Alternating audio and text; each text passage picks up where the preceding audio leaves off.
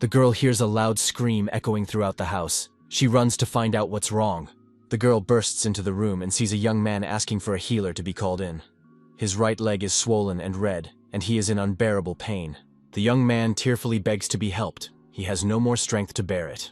A few hours before, a guy limped into town. He was shot in the arm and leg. It was Ras Tucker, an adventurer from the continent of Azul.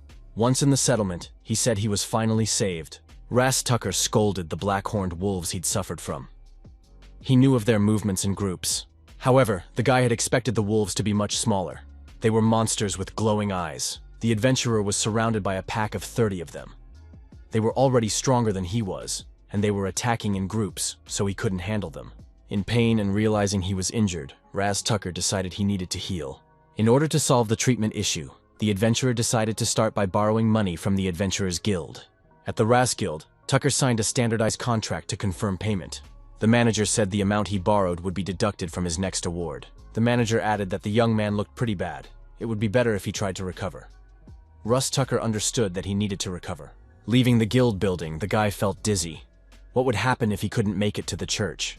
Tucker was accosted by a stranger and asked if he needed a healer. The stranger said the adventurer didn't have far to go. Tucker wondered who the man was. The stranger said he could cure the patient for a small fee. This man claimed to be a healer. He could be paid after healing. Ras Tucker said his interlocutor is very suspicious. He should at least show his healer's mark for starters. Due to the fact that healers earn huge sums of money, many fake healers have come forward. This is how the healer's mark came into existence. This is a special skill that is given by the Adventurers Guild. Some people who are unaware of this try to show the actual badge. Tucker repeated the demand that his interlocutor show him his badge. The stranger said he explained to the guild that he couldn't heal, so he wasn't given a badge. Tucker wondered, this guy doesn't know how to heal but is a healer. That's kinda crazy. Not accepting the offer, Tucker went on his way. A stranger followed Tucker. He said the wounds were claw wounds. It must have been a strong creature, judging by the way the guy was torn up. The wounds look fresh, so it must have happened somewhere nearby. The wound on his right arm was inflicted by a black-horned wolf. The stranger continued.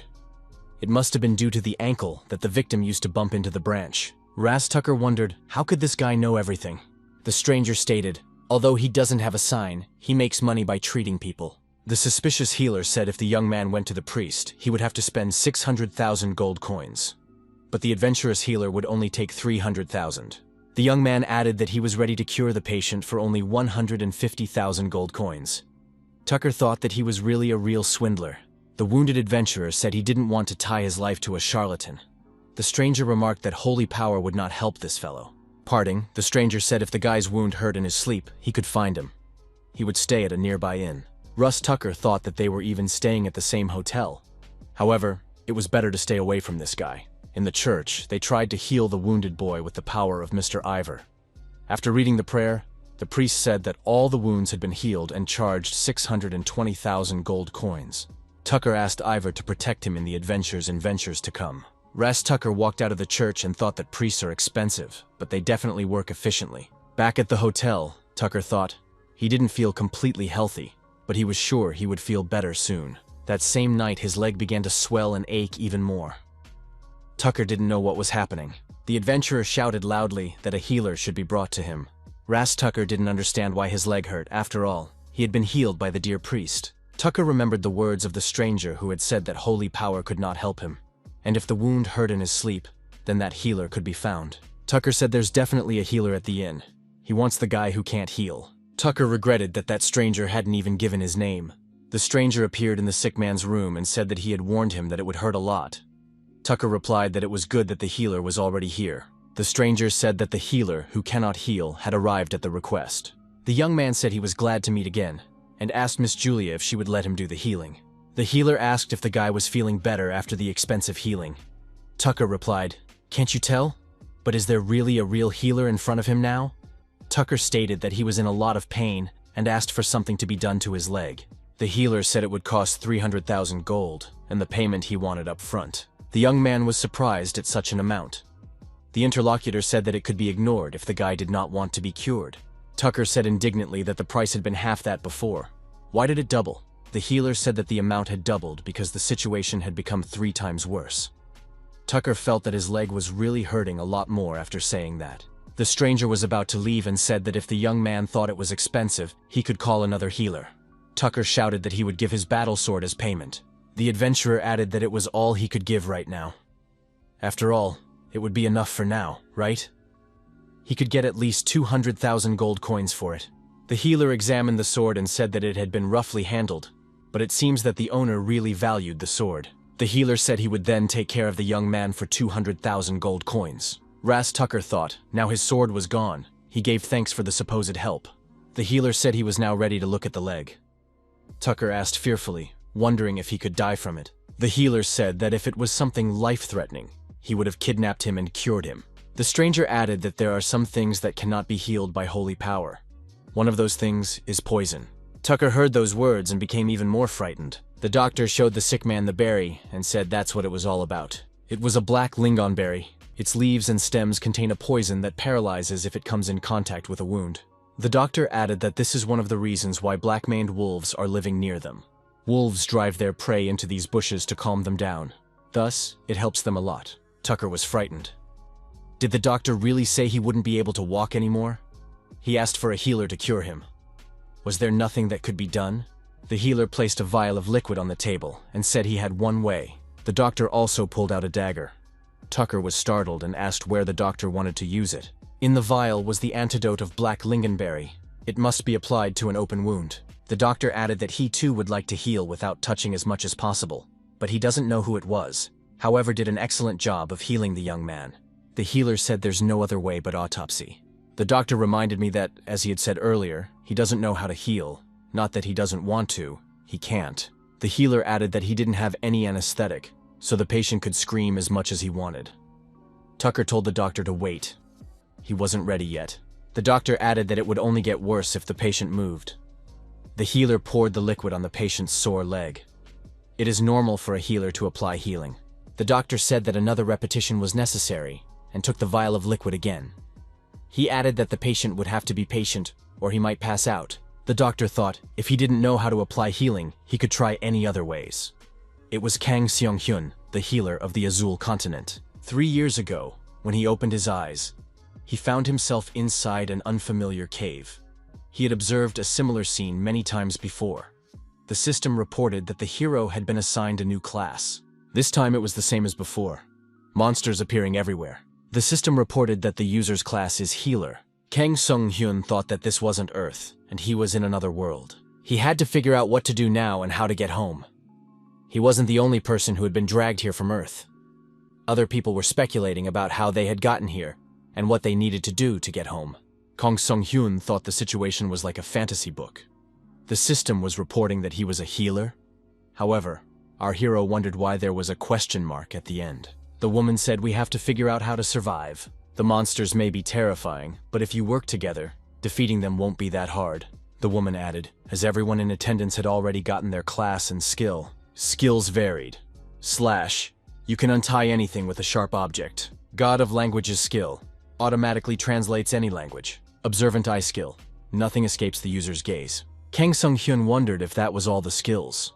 But after all, his class is definitely healer. However, there was no healing skill in the system. The healer told Tucker that he was finished. The wound will heal quickly, but for 2 or 3 days you shouldn't move. Tucker tearfully thought, so he's alive. The adventurer vigorously thanked the savior and said if it wasn't for this man, he would have definitely died.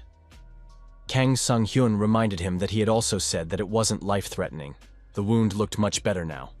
Our hero thought that he was able to heal without the healing skill. Tucker said he was ashamed of himself for swearing at the healer the day before and calling him a charlatan. Kang Seong-hyun said it's okay. He hears that a lot, so he's used to it. Who would believe a healer who doesn't have the skill to heal? Kang Seong-hyun thought that watching people who uttered such a thing begging to be saved was the reason he was working. The adventurer Ras Tucker thought himself unspeakably lucky to have met this man on his journey. Bitspol Restaurant. Kang Seong-hyun went down to the restaurant from the 2nd floor. He ordered 1 hotel set for Ms. Julia. The girl repeated, 1 hotel set for Mr. Kang Seong-hyun, it will be done. It was Julia, an employee of the Bitspol Hotel. Kang Seong-hyun took a seat at a vacant table and thought he should fill out a journal while he waited for his food. After arriving in this world, our hero had developed a new habit.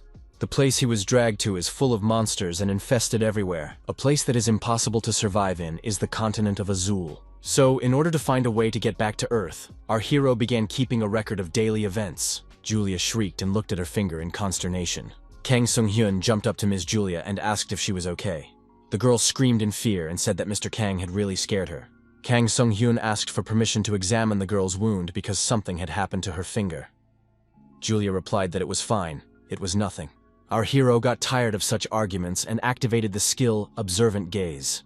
Now nothing can hide from his gaze. The system has displayed the damage and physical condition of the target.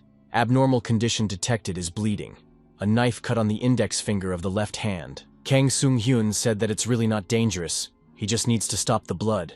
If the girl hurts her hands, she won't be able to cook food. Julia was surprised and, apologizing for the hassle, said Mr. Khan could examine her finger. Kang Sung-hyun applied the skill, controlling bleeding. After a few minutes, the doctor said he was finished. Julia thanked Mr. Khan. The system offered as a reward for our hero to spin the roulette wheel to gain additional skills. The result of using roulette was to increase characteristics and get gold coins. Kang Sung-hyun was surprised. Gold shouldn't be caught in this roulette. At the next use of roulette, our hero received a new skill. Distribution. This skill turns the absorbed potion into energy and distributes it, increasing the effectiveness of potions by 30% during use. This is quite useful. After our hero finished with the food, he decided to test this skill. In Kang Sung-hyun's hand was a healing potion. The absorb skill was activated and the healing potion was absorbed. After that, the skill distribution was used. Physical strength of the target in the area of skill application is restored. Kang Sung-hyun decided that this was a skill he could also use on patients. It was much better than just pouring a potion.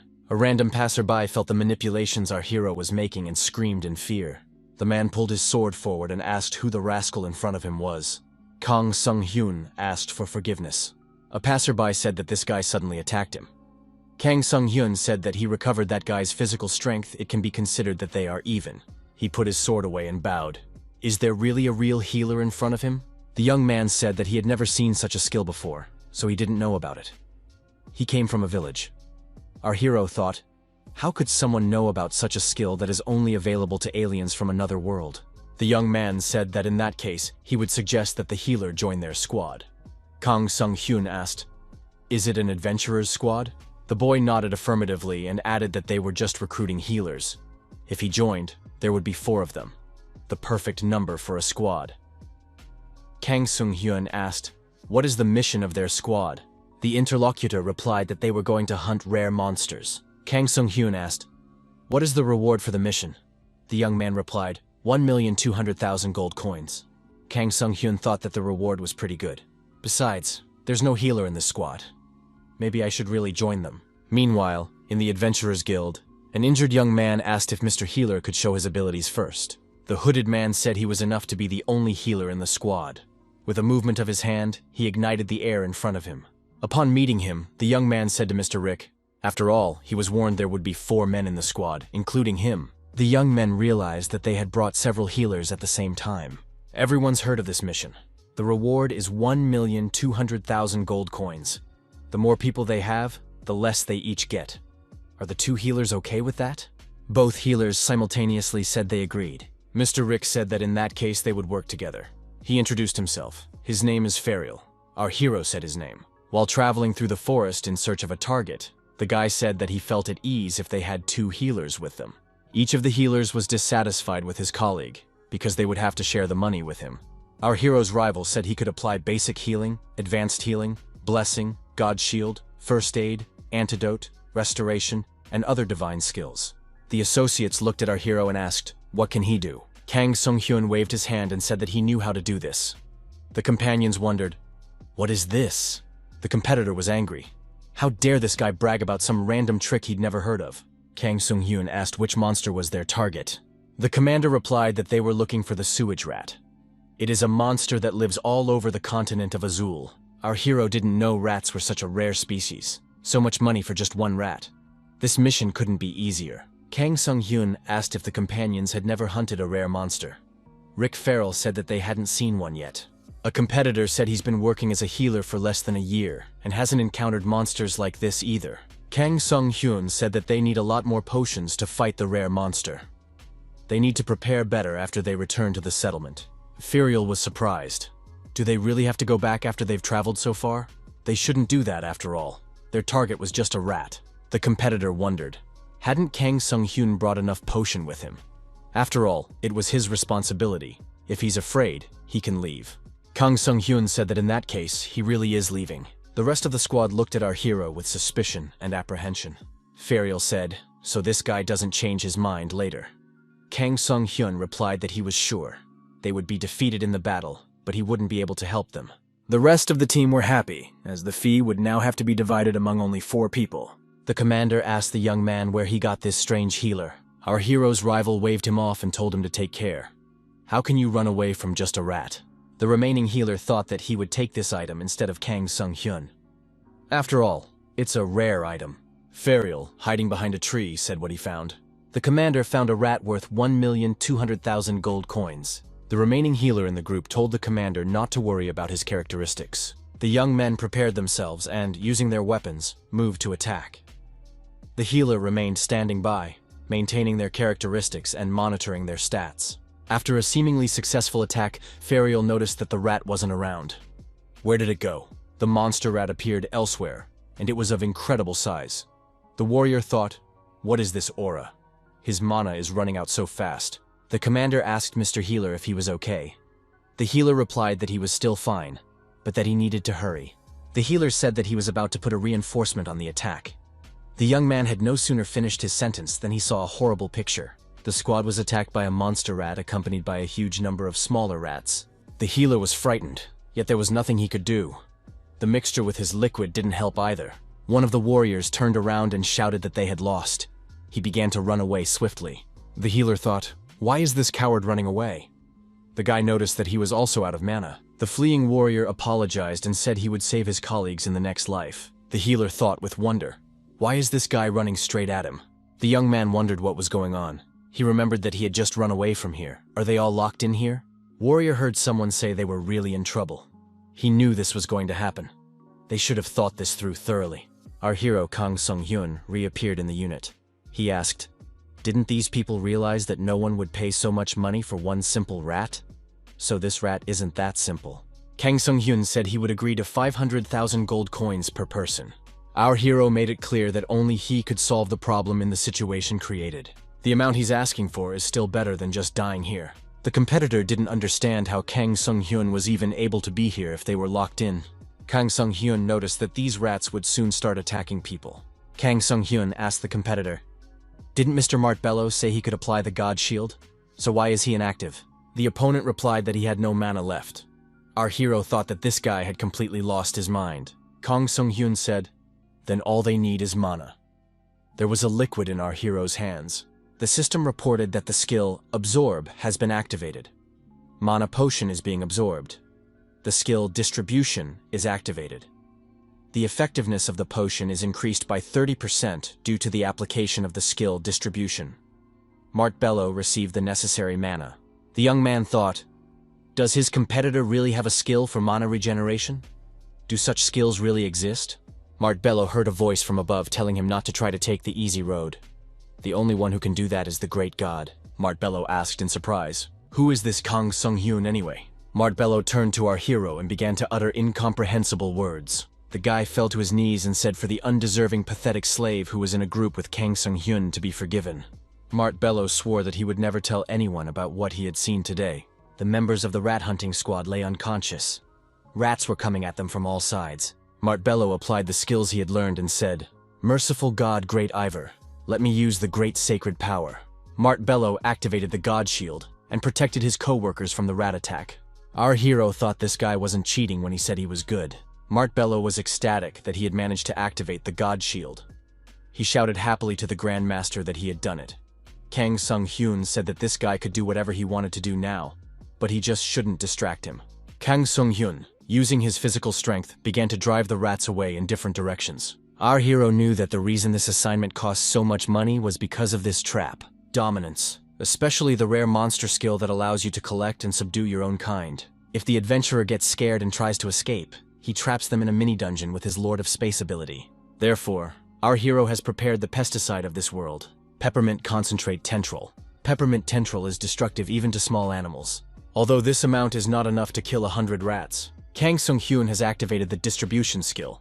With this skill, things would be different. Now the monster's defenses have definitely been weakened. We can act. Our hero stabbed and performed an autopsy. The huge monster shrieked, and a large volume of dark energy spurted out after opening up. The rat was still alive and had activated its dominance skill. Mart Bello continued to recite the spell and remembered not to distract his colleague. He had been given orders not to distract him. The rats were all over our hero's body. Kang Sung-hyun held a jar of liquid in his hand. Mart Bello saw this scary picture and shouted that he would use healing. Kang Sung-hyun shouted back that the guy shouldn't do anything. Our hero distributed the regeneration potion. The system reported that health was being restored by the effect of the regeneration potion. Kang Sung-hyun thought that his stats were fine for now. Now it was necessary to finish off the monster before the potion's effect wore off. The system reported that an abnormal condition had been detected. Bleeding caused by the monster's bite. The effect of the regeneration potion has been cancelled. Our hero was surprised. Did the monster really cause him to bleed right now? Rare monsters are quite smart. Kang Sung-hyun used the skill Bleeding Control. The huge monster used its skill in response. The system reported that the hero was weakened by the effects of the domination skill. Damage and mana loss will be doubled. Kang Sung-hyun thought that this was too much. If the opponent's mana reserve was emptied by half, who would even be able to use skills properly? The monster chose our hero as its target and moved towards him, gaining speed. However, he didn't know the most important thing. Kang Sung-hyun didn't use mana. When encountering the monster, Kang Sung-hyun used the dissection skill. The huge rat was deactivated and destroyed. There was another release of dark energy outward. After examining himself from head to toe, our hero thought his arms and legs were in place. His ankle looked tolerable. Kang Sung-hyun thought that it was really dangerous, and he wasn't sure if he could survive. The system reported that the hero had gotten the achievement. Kang Sung-hyun thought that the battle with the monster was worth it. Kang Sung-hyun thought things might not go according to plan. But luckily his colleague cancelled his healing midway through the process. The reward for the achievement was a roulette wheel. Our hero thought, can this really happen? A new skill, throwing, was learned as a result of using the tape measure. Kang Sung-hyun realized that he had obtained a skill for attacking, but he was expecting something better. Our hero also saw additional effects. The additional effect improved the result of the action by 25%. It was amazing. A colleague ran up to our hero and called him a great gentleman. Kang Sung-hyun said that Mr. Mart Bello had done a good job. Mart Bello said it was only because of the Lord's mercy that they survived. He will keep this secret until the day he dies. Kang Sung-hyun replied that he didn't want to discuss the topic any further and offered to wake up his colleagues. The skill Resurrection was used to awaken. The adventurers began to come to their senses and sighed heavily. They did not understand what had really happened and where they stood in their adventure. Kang Sung-hyun asked Mr. Ferial how he slept. Ferial saw the monster and asked if Kang Sung-hyun had destroyed it. Kang Sung-hyun replied, "Does Ferial think that the monster could have died of old age?" Ferial wondered, did Kang Sung-hyun really conquer this monster by himself? Kang Sung-hyun reminded him that he was entitled to 300,000 gold coins for each of them, and he thanked them in advance. Ferial replied that he remembered everything and they would pay him. Our hero said he had something else and stuck his knife into the monster's body. Kang Sung-hyun thought that was exactly what he had gone for. A glowing orb lay at our hero's feet. The system said that the rare item had been received. Kang Sung-hyun said that he would take it too. Ferial gave the 3 red amounts and said that they were all grateful to the healer for saving them. Kang Sung-hyun replied that as a token of his gratitude and for their adventure together, he would like to buy them a drink. One of the adventurers said that they were leaving for their home village tomorrow, so they needed to be with a fresh head in the morning. Ferial explained that the 3 of them came to the guild from the same village. Ferial added that they almost got a joint funeral trying to make some money, so they won't be adventurous anymore. Kang Sung-hyun said that adventurers can make a large amount of money quickly, but they are accompanied by an equally high risk. Ferial said that they would say goodbye now, and Kang Sung-hyun could buy them a drink the next time they had the chance. Our hero said goodbye to his co-workers and said they would meet again someday. Kang Sung-hyun suggested to Mart Bello that they pretend they don't know each other from now on. Mart Bello says he will do whatever the Grandmaster tells him to do. That means he wants to hide his identity. Mart Bello went into fanatic mode. Mart Bello parted, thinking that he was still not good enough. He needed more training to see the true ascension of the great god. Kang Sung-hyun thought, Did he really just turn an ordinary guy into a lunatic? Our hero decided that he now needed to evaluate this item. Kang Sung-hyun came to a shop labeled Artifact Appraisal. The host welcomed the visitor to the Adventurer Guild's Artifact Appraisal store. Items obtained during monster hunting are sealed in crystals. They can only be used after they have been unsealed. Kang Sung-hyun told the shopkeeper that he had come to appraise the item. The shopkeeper took this marvelous ball in his hands. Judging by his host's reaction, our hero thought this item was better than originally expected. The shopkeeper turned on the lights and said he was beginning his examination and evaluation. After completing the process, the interlocutor said that this is a rank C artifact. It is a small life amulet. The appraiser added that this amulet was worth about 80,000 gold coins. But if a visitor decided to sell it in this store, he could get 120,000 gold coins for it. Kang Sung-hyun took out a bottle of liquid and poured it on the balloon. The shopkeeper was surprised. "What is the visitor doing?" Kang Sung-hyun said that this vial contains Latasia potion. It's famous in the north. It's a substance that reacts strongly when it comes into contact with blood. Kang Sung-hyun showed the knife and said that he used it to kill that rare monster. The shopkeeper asked in surprise why he had to tell him that. Kang Sung-hyun said that this knife looks clean because there was a withdrawal, but it still has blood on it that they can't see. Our hero also dripped liquid on the blade of this knife. Kang Sung-hyun added, "So it's the thing that came out of the monster's body. It should react even stronger than this knife."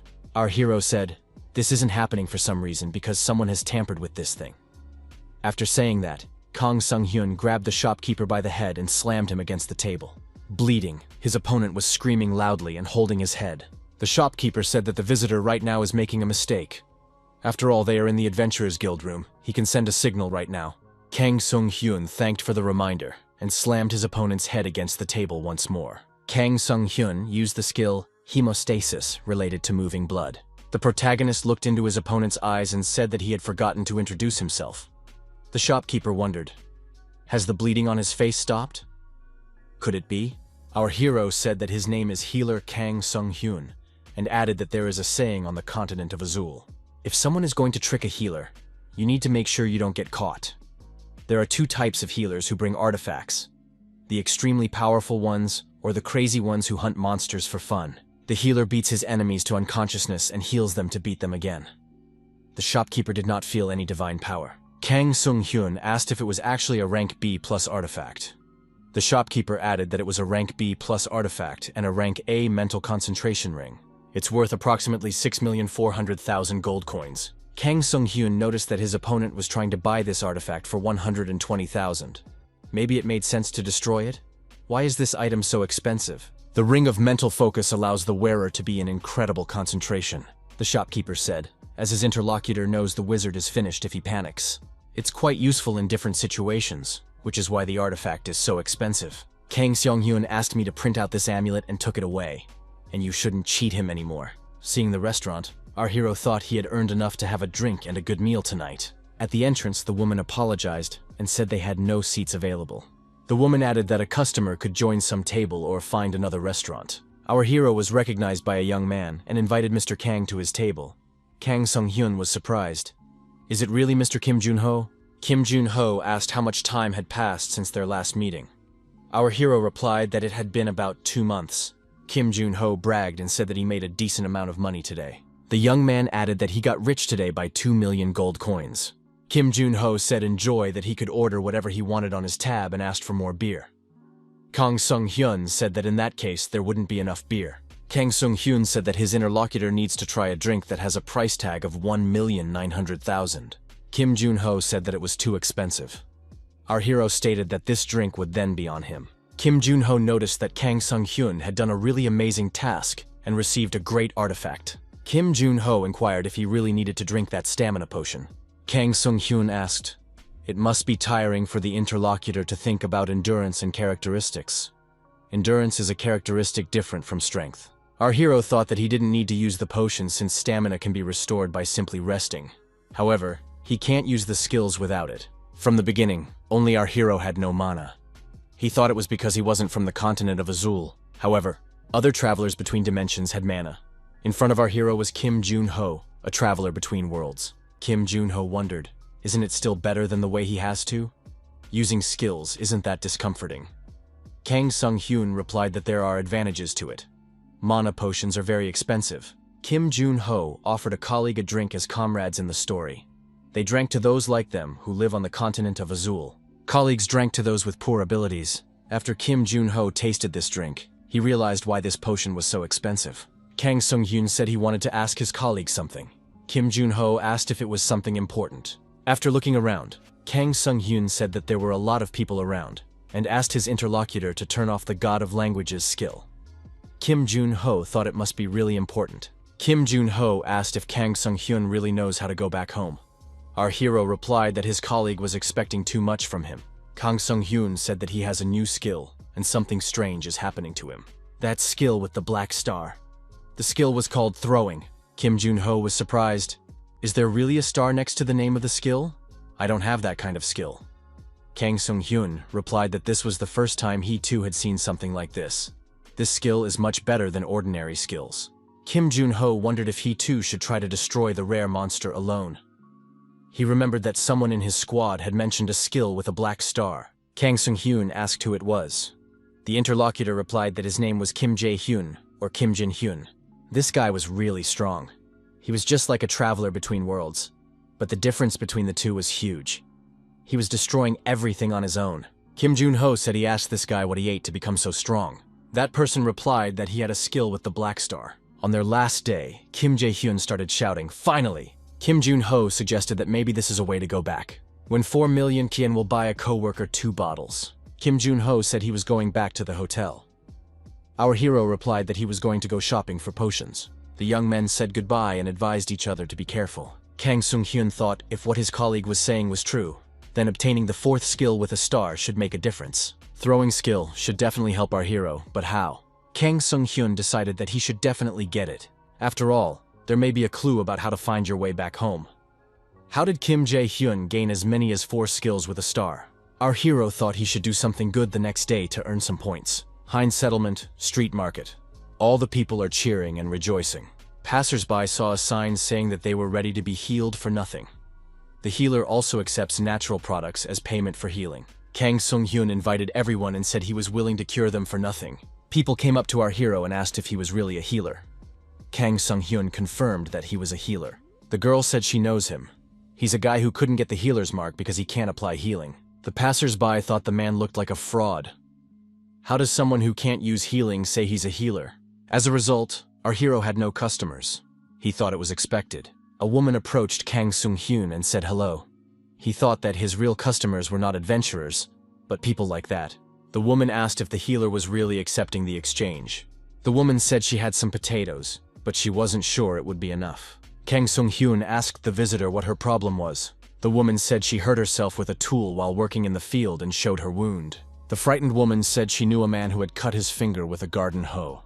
He subsequently became very ill and died. Kang Sung-hyun thought it was tetanus. It's a terrible disease because people here don't have a vaccine. Our protagonist took the woman's hand and said he wanted to see her wound. The protagonist used the skill Observational Gaze. The system reported an abnormal condition. Abrasion. Hoeing injury, 2 days since the incident. Possible infection due to use of old bandages. Kang Sung-hyun thought that fortunately it wasn't tetanus. Our hero handed the woman a jar of medicine and said it would cure her. The woman cautiously said that the potion looked strange. Kang Sung-hyun replied that it was a balm. Kang Sung-hyun added that women just need to apply it after breakfast and dinner and use clean bandages. The guy realized the visitor didn't have clean bandages and told her to wait a bit. Kang Sung-hyun thought he could make the bandages himself if the woman didn't have them. He gathered 10 bundles of herbs and used the skill Cloth Creation. Kang Sung-hyun decided to create bandages as well. It must be difficult for ordinary people to buy bandages because they are very expensive. After the bandage was ready, the visitor thanked the healer. She said, "Thank you very much." Saying goodbye to the woman, the protagonist thought that this was a good start to his doctoring. Checking the system, Kang Sung-hyun saw that the points had been received. There were new visitors who brought merchandise in exchange for a survey. Visitors brought food and goods and asked to have their wounds examined. The young man got a lot of points as a result of his doctoring and thought it was really worth it.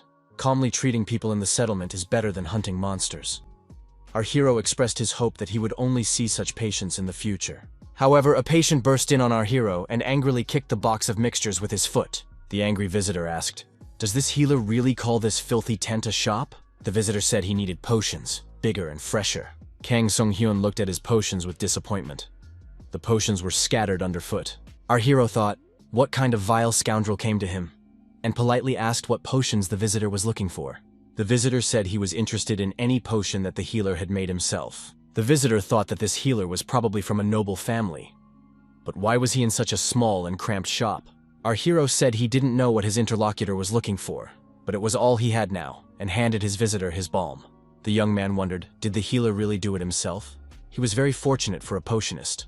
The visitor introduced himself. His name was Richard Yarev. He was one of the 3 sons of the Yarev family. Our hero knew that this was quite an influential family in the area. Kang Sung-hyun asked what brought Mr. Yarev to this shop. Richard Yarev said that the head of the family, Has Yarev, wanted to hire this man for a job. Kang Sung-hyun wondered, did someone from such a proud family really come to him? Richard Yarev said that Kang Sung-hyun could do such troublesome things on his own. The knight added that it was an order. Our hero received a bag of ingredients from a visitor and asked what it was. Richard wondered, did this man not know what it was? The knight said it was an ingredient. It's needed to make a cure for Tekiza. Tekiz is an infested area in the west. Tekiz was actually a very beautiful area. Now, however, for some unknown reason, the area has suddenly become heavily contaminated. The land is rotting and oozing poison. The ruler who owns the land fights the monsters with his army to stop the contamination from spreading. Kang Sung-hyun asked, did their ruler come into contact with the infestation during the process? Richard Yarev said that one of the estate's employees told them that he got the potion here. At the moment, the cure for the poison is being brought from an extremely remote location, but it is quite difficult. Our hero understood why the precious young master had come here in person. A balm works better than a liquid potion for treating contact with an infestation. And right now, the only person who can make it is our hero. Kang Sung-hyun asked, does that mean his interlocutor wants him to make the potion? Richard replied that they were speaking the same language after all. Richard Yarev added, if the healer impressed his father, he would provide a fine shop instead of this shack. It means that the healer will receive a blessing that someone like him cannot pay for in a lifetime. Our hero replied that it was a great honor. Richard said if his interlocutor understood everything, he could start preparing the potion. Our hero said without a second thought that he refused such an offer. Richard Yarev couldn't believe his ears. Kang Sung-hyun repeated that he was refusing. Richard Yarev said that this offer is not something any potionist can refuse. It is a privilege given to the healer by his father. Kang Sung-hyun returned the bag of ingredients and said that these people found the wrong person. First of all, he's not a potion maker. Figured he could get a lot if he took the job, but then he'd have to keep working for these people. However, he needs to earn points. Kang Sung-hyun thought that it was necessary to be more polite when one had to ask for a favor. New visitors came to our hero's shop and said that they need Dr. Khan's help. A young man brought the girl on his back and said that his sister had been injured. The girl had a bloody bandage on her arm. Our hero identified the abnormal condition as bleeding and wound to the bone. The finger was cut with a sharp sickle. Possible death if left untreated. Kang Sung-hyun determined that the cut went through blood vessels, nerves, and ligaments. His finger is barely hanging on. Kang Sung-hyun laid the girl on the couch and said that the wound should be washed first. The wound had a lot of foreign matter from the sickle. The frightened youngster asked if the doctor could help her. Richard Yarev said he was amused to see this scene. Is this guy really a doctor? A potionist can cure disease or poison but can't do anything about a wound. Richard Yarev said that this kind of thing can only be cured by a healer like him. He has a healing light. Kang Sung-hyun and the victim's brother looked at Richard's palm that had a fireball on it in surprise. Kang Sung-hyun said that in that case, Mr. Yarev could reattach the girl's finger. Richard wondered why he would do that. Does this commoner really have enough money to pay him? Yarev added that if the potionist apologized to him for his insolence and obeyed their orders, he would show mercy to this commoner. Kang Sung-hyun thought, would Richard really heal an ordinary person? A nobleman wouldn't do that unless he was crazy. Kang Sung-hyun thought that this Yarev family really needed his potion. Kang Sung-hyun said that Richard shouldn't do it. He can handle it on his own. Mr. Yarev inquired as to how the potionist was going to do it.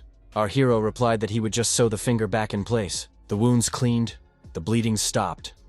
It's a good thing he prepared the healing solution in advance. Richard laughed. Does this potionist really think a human is a puppet? Kang Sung-hyun thought to let this Yarev go somewhere far away. The injured girl's brother was worried if everything was going to be all right. Richard Yarev said he's betting his good luck necklace on this guy not working out. Kang Sung-hyun replied that in that case, if he could handle it, He would take the necklace, and Richard Yarev would treat the common people for free for 3 days and provide them with sustenance. Richard said that if this man failed, he would brew the potion they needed and would never claim to be a healer again. Our hero agreed. Kang Sung-hyun promised that he would sew the finger back on, but it would be extremely difficult if he used regular thread. The protagonist activated the thread creation skill. The mana potion and the thread creation skill allowed him to create a thread suitable for surgery. Next, our hero applied the skill Observational Gaze. Yarev thought, how dare a common potionist waste his time like that? He would make this man regret it when it was over. Everyone present was watching the healer's actions with bated breath. The brother of the victim was the most worried. There are some rules that our hero realized as a healer. One should not wait to get a good skill. You have to use the skills and knowledge you already have. Without any distraction, Kang Sung-hyun carefully sewed the girl's finger back into place. It was a delicate and painstaking operation. Our hero thought that a fingertip transplant was an extremely complicated operation.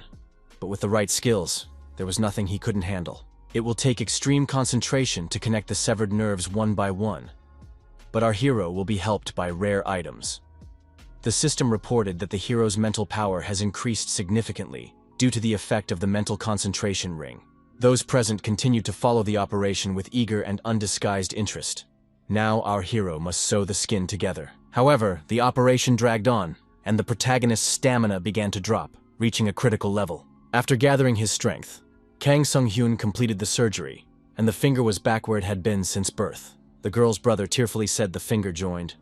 Richard Yarev was darker than a cloud. Our hero thought that if the operation had been prolonged, he might have fainted. Kang Sung-hyun said that he needed to recover his stamina first, and consumed the necessary drink. Kang Sung-hyun applied the skill Complete Recovery. This skill increased the patient's recovery speed. After a while, Kang Sung-hyun took the girl's hand and said that everything was ready. Richard Yarev shouted for that potionist not to joke around like that. There was no way a finger could move after something like that. Kang Sung-hyun said that Mr. Yarev could check it out for himself. Richard approached the girl and told the potionist to step aside. Richard activated the resurrection skill to make the girl come to her senses. Kang Sung-hyun asked the girl if she could hear him well. The girl woke up and opened her eyes. The healer asked the patient to clench and unclench her palm. The girl performed the arm manipulations the doctor requested.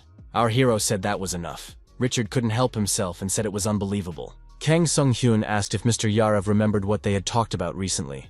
Kang Sung-hyun said that his interlocutor should not say that he would not keep the promise made on behalf of the great family of Yarev. Richard tossed the necklace he had promised to give back if he lost. Our hero said that if Mr. Yarev was going to give something away, he had better do it politely. Richard and his companion, swearing, left the room. Our hero has acquired an item called a luck necklace. It increases luck when worn. The young man thanked the doctor for healing his sister and asked if Richard Yarev would keep his promise. Our hero replied that the young man's father would be strict in this regard. It was necessary to spread the word about it. Everyone should be saying that if people go to the town square, they can get free treatment and food. At the Bitsbol Hotel, Julia asked our hero if he knew about the rumor that had spread. Our hero, with his empty bottles in front of him, looked very tired. He asked what the rumors were about. Julia said that a young gentleman from the Yarev family opened a free health clinic in the town square. The food there is also free, so a lot of people gathered in that place. Our hero said that was wonderful news. Julia replied that she was worried that Mr. Khan's number of patients might decrease significantly. Kang Seon-hyun said he can do it. It is enough for him that many people will be able to receive free treatment. Julia thought she was looking at a good-hearted man. The mere thought of how Richard was doing now filled our hero with happiness. Kang Sung-hyun told the girl that he had some potatoes with him.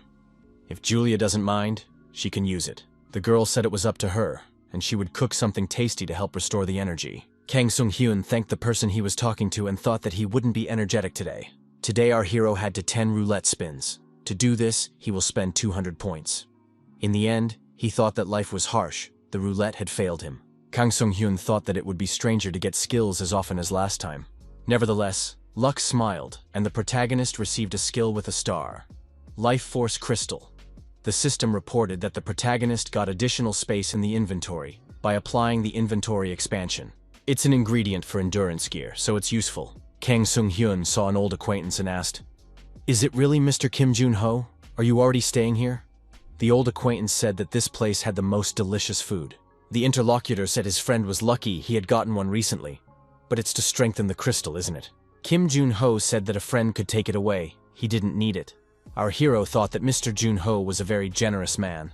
Kang Sung-hyun said, "After all, can Jun-ho make a lot of money if he sells this? However, if a friend insists, then I'll take it." Jun-ho saw the ring on his interlocutor's finger and asked, "Didn't you sell it yet, and are you going to use it?"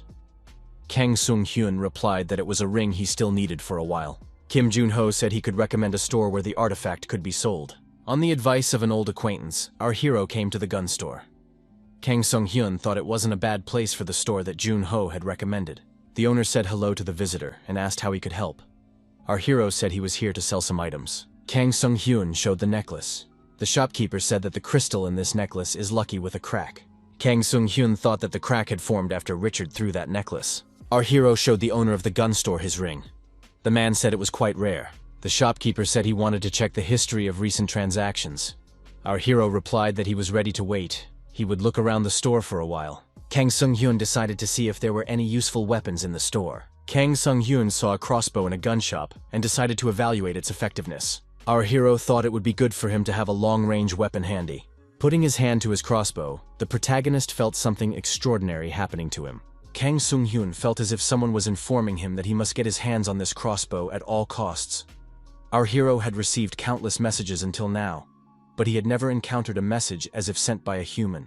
The shopkeeper asked our hero, "Is something wrong?" The young man apologized and said he was just thinking. Kang Sung-hyun asked his interlocutor, "Is this crossbow some kind of special weapon?" The man said it was Freeka's crossbow. It's a precious weapon found among the relics. This weapon goes with the freaky bag, 2-in-1. If you put an object inside the bag, something extraordinary happens. This item will immediately turn into an arrow. The man added that you could even shoot it 5 times in a row. Our hero thought, "It must be expensive?" Kang Sung-hyun asked the owner about the cost. The seller said its value was about 15 million gold coins. Kang Sung-hyun thought he couldn't buy it. The interlocutor said, "If the buyer wants to purchase the crossbow right now, I can concede 1 million. The owner of the armory said that according to the history of transactions, this ring was previously purchased for 6,600,000 gold coins.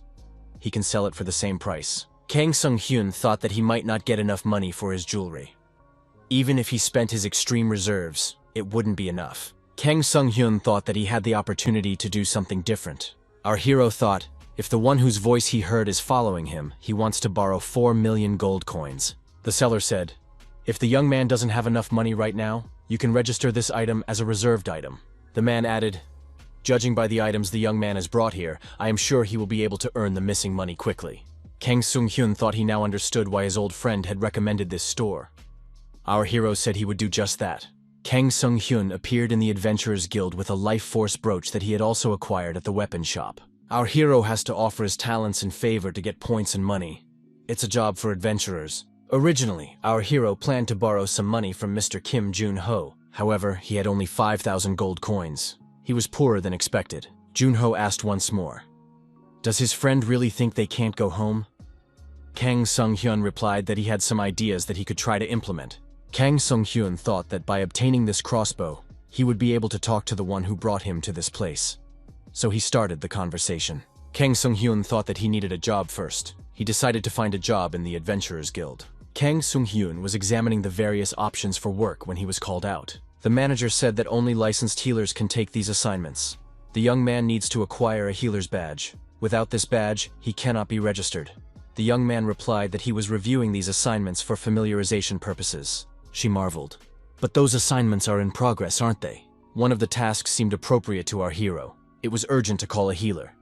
Bleeding from the patient's leg does not stop. The address was given below. Our hero returned to the hotel. Julia asked, "Did Dr. Kang leave something behind?" Kang Sung-hyun replied that he was looking for someone.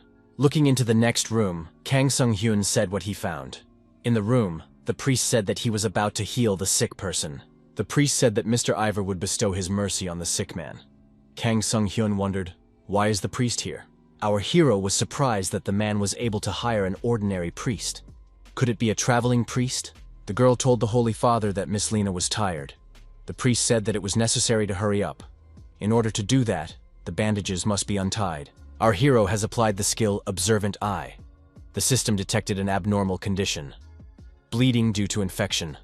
A wound caused by a cut with something sharp. There are traces of thin teeth on the wound. The priest began saying a prayer and saying that he was releasing. Our hero interrupted him and took his hand. The priest inquired, "Who is this young man?" The guy said he was the healer, Kang Sung-hyun, and apologized for interfering. He stated that healing the priest would be useless. The priest wondered if this man even knew what kind of healer he was. Kang Sung-hyun said that the priest misunderstood him. He wasn't talking about his abilities. The girl turned to our hero and said if he was really a healer, he could understand her partner's situation. If the young man is only here to say strange things, he should stop interfering and get out of here. Kang Sung-hyun repeated his words. This kind of healing wouldn't work here. The girl told this guy to get out of here and not to distract them. The door was closed behind our hero. Everyone in this room is very stubborn, he thought. Don't let them say in the future that he didn't warn them. The girl said to the Holy Father to continue. The priest continued to recite prayers and invoke the holy light for help. However, the healing was not working. The girl fearfully asked the priest what was going on. Why won't the bleeding stop? The patient was getting worse. The girl thought that it was happening exactly the same as with the previous healer. She thought that the priest of Ever's church would be different. Would no one be able to heal Lena? Lena lifted her head and breathed heavily. Her partner asked what was wrong. Lena said that the healer who had been here before knew that trying to heal her with this method would be futile. If the healer is that person, it might be possible to cure her. The partner said that guy was very suspicious. How can you tell a healer not to heal? Lena took her friend's hand and told her that she might not last on potions alone. The friend thought that Lena's hands were getting cold. The girl agreed and said she would bring that guy back here again. The innkeeper went downstairs and asked Julia how to find the guy who had left the living room. He had black hair and eyes, and he was quite tall. Our hero was nearby and asked, "Is the treatment going well?" The holy energy looks so impressive when one observes its application even from afar. The girl said the young man was right. Priest Huis's healing didn't help either. After all, does the young man know what the problem is? Our hero replied that he probably did. Kang Sung-hyun wondered if the girl really wanted him to heal her friend after everything that had happened. The girl said that she had misunderstood his words. Earlier, he had spoken as if there was no hope left. She thought that the treatment hadn't worked so far because the healers weren't capable enough. The girl bowed to our hero and asked that he save her co-worker. The girl thought asking the guy after she had said so much to him. Even she felt like she had no conscience. Kang Sung-hyun said he agreed to examine the patient, and the interviewer should hurry up. The girl was surprised. So far, this guy had acted as if he wasn't going to help. Our hero told his interlocutor that it was worthwhile to get to the bottom of the cause before blindly turning to healing. The interlocutor was the traveling priest Huey's Finn, the young man repeated, for he had warned that the healing would not work. The priest was surprised. Did the boy really mean to say that the girl was poisoned? Huis added that not only does he heal, but he has also studied about 100 types of poisons to master the skill of detoxification. He prides himself on his ability to handle poisons. Priest Hughes gave assurances that this patient wasn't poisoned. Our hero thought that this guy was bragging about his skills without hesitation. However, Kang Seong-hyun didn't say it was because of poison. Our hero asked the girl what her name was. The patient replied that her name was Lena. The protagonist tells the girl that he is beginning to examine her wound. How did she get this injury? Lena replied that she was attacked by rock moles a week ago while walking to the Hind settlement. They are not very strong monsters. At first it was just a minor wound. A co-worker said it was strange. After all, she was also attacked. Kang Sung-hyun asked if the girls had gone to the settlement right after the rock mole attack. Lena said no. Right after that, a group of goblins in the jungle and a group of crocodiles in the meek swamps chased after them. The girls said they barely made it to the settlement. After that, Lena's condition suddenly deteriorated. Kang Sung-hyun asked if the wound hurt the girl. Lena replied that it didn't hurt at all. The priest wondered why the girl was talking about such an important fact only now. Lena said she hadn't noticed that her leg didn't hurt because of the dizziness. The priest said that he suspected something strange, but it turned out to be black magic. It is a technique related to black mana as opposed to holy power. Huis Finn said the healing won't work if the girl is cursed. Kang Sung-hyun said for everyone to calm down. It wasn't black magic. If it was a curse, healing would do even more damage. As it was useless. Kang Sung-hyun took out a vial of liquid and said that this was the answer. Our hero applied the skills of distribution and absorption in succession. The priest wondered, what is this guy doing? Why is the potion transforming into mist? Everyone present made sure that the bleeding stopped. Kang Sung-hyun said, 10th whole mint concentration. There's nothing better for catching insects than a potion of your own making. Kang Sung-hyun told the girls to take a closer look. They might not be able to see it well because of the blood, but there is a tiny bite mark present. The girls mentioned earlier that they had passed through Mika Swamp. Due to its features, this swamp is a natural habitat for a variety of insect monsters. Ms. Lena's wound was neglected as they crossed the swamp. Lena said her wound wasn't treated right away, but the same was true for Lizzie. Kang Sung-hyun asked where the girls were injured from the rock mole attack. Lizzie said that she had wounds on the back of her palm and on her face, but Lena only had wounds on her leg. Lizzie said Lena was the only one whose wounds came in contact with the water. Kang Sung-hyun said it was right. The source of the infestation was inside the swamp, so only Lena's wound came into contact with the insect-infested water. The priest said that there was a foreign object present inside the leg, so obviously the bleeding would not stop. He was finally beginning to understand what was happening. Lizzie asked, "So it's over?" Kang Sung-hyun replied that no, it was only a temporary measure. The fact that the wound doesn't hurt at all means that this insect has the anesthesia skill. That's a pretty high-level skill for a species like this. Our hero took out a knife and said that among such insects there was not one so weak that would die simply from a single dose of medicine. Kang Sung-hyun made a cut on his leg, and a monster popped out from there. The monster got out of its body and began to move around the room. The priest, frightened, asked what it was. The girls screamed with fear.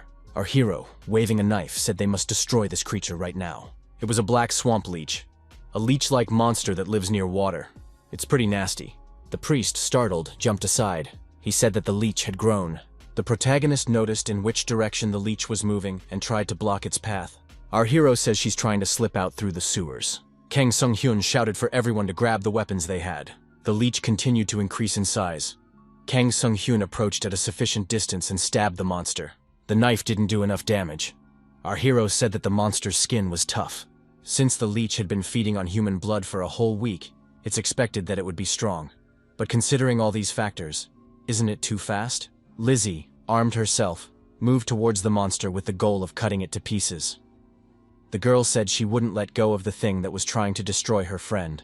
However, the monster did not try to retreat, and appearing in front of the girl, prepared to attack her. Kang Sung-hyun didn't hesitate and ran up and stabbed straight into the mouth of that monster. If this monster uses the sucked blood as a source of strength, then, while continuing to attack it, you should make holes in its body so that it loses blood and dries up. The monster was already much smaller than before. The monster managed to slip out through the window and continued to run away. Our hero thought that if the leech got out through the city canal, it would never be found again. Kang Sung-hyun rushed through the window in pursuit. If they missed the monster now, all was lost. In his hands, our hero was holding a bottle with the appropriate liquid. Kang Sung-hyun applied the skills of distribution and absorption. The effect of the Tentrol mint potion was enhanced. The system reported an abnormal condition. The blood inside the target's body is almost out. The only thing left to do is to deliver the fatal blow. Kang Sung-hyun swung and tried his best to stab the knife into the monster's body. However, the unexpected happened. The blade of the knife broke. The priest was not confused, and applying an incantation, said, "Let the chains of light appear." The monster was captured by the chains. The priest said that it took him a long time to use this spell, and he wouldn't be able to restrain the monster for long. "We must hurry." Kang Sung-hyun thought that the spell had been cast in a very timely manner. Our hero thought the priest bought him some time, but he can't use the cut skill without a weapon. A broken blade is no good. Kang Sung-hyun looked back and caught the hunting knife flying in his direction. Lizzie told Mr. Kang Sung-hyun to take advantage of it. The chains disappeared, and the monster was free again. The protagonist, however, with his hunting knife in his hand, was already in the immediate vicinity. As a result of coordinated work and correct actions, the monster was mangled into small pieces. It was over. Our hero said that they only caught the monster because of the Holy Father. If necessary, he can take the monster for himself. Huis said he didn't want to touch something so dirty. Lena looked at her leg and couldn't believe her eyes. The wound looked different now. Lizzie said the healer sewed her friend's skin with thread and did it with the speed of a sewing machine. Kang Sung-hyun said that when he sews, he uses magic thread, increasing the resistance. That way, the leg won't hurt for a while. Lena said she was so scared she thought she was going to die, thanks to the healer. Kang Sung-hyun said he was just doing his civic duty. Our hero told Father Huis that he could go and report that he had failed the mission. Kang Sung-hyun added that it has to be done in order for him to receive the award. At the Adventurers Guild, the priest said he failed the mission. He had failed in his goal. The administrator was surprised. for Father Huis is one of the highest-ranking priests in the Church of Ivor. He could take a position even higher in the church if he wanted to. In the Adventurers Guild, that person, the quest destroyer, Kang Sung-hyun, had appeared once again. Lizzie asked the administrator, "So, like they said, she can cancel the request?" The administrator thought that would risk loss of reputation and budget cuts.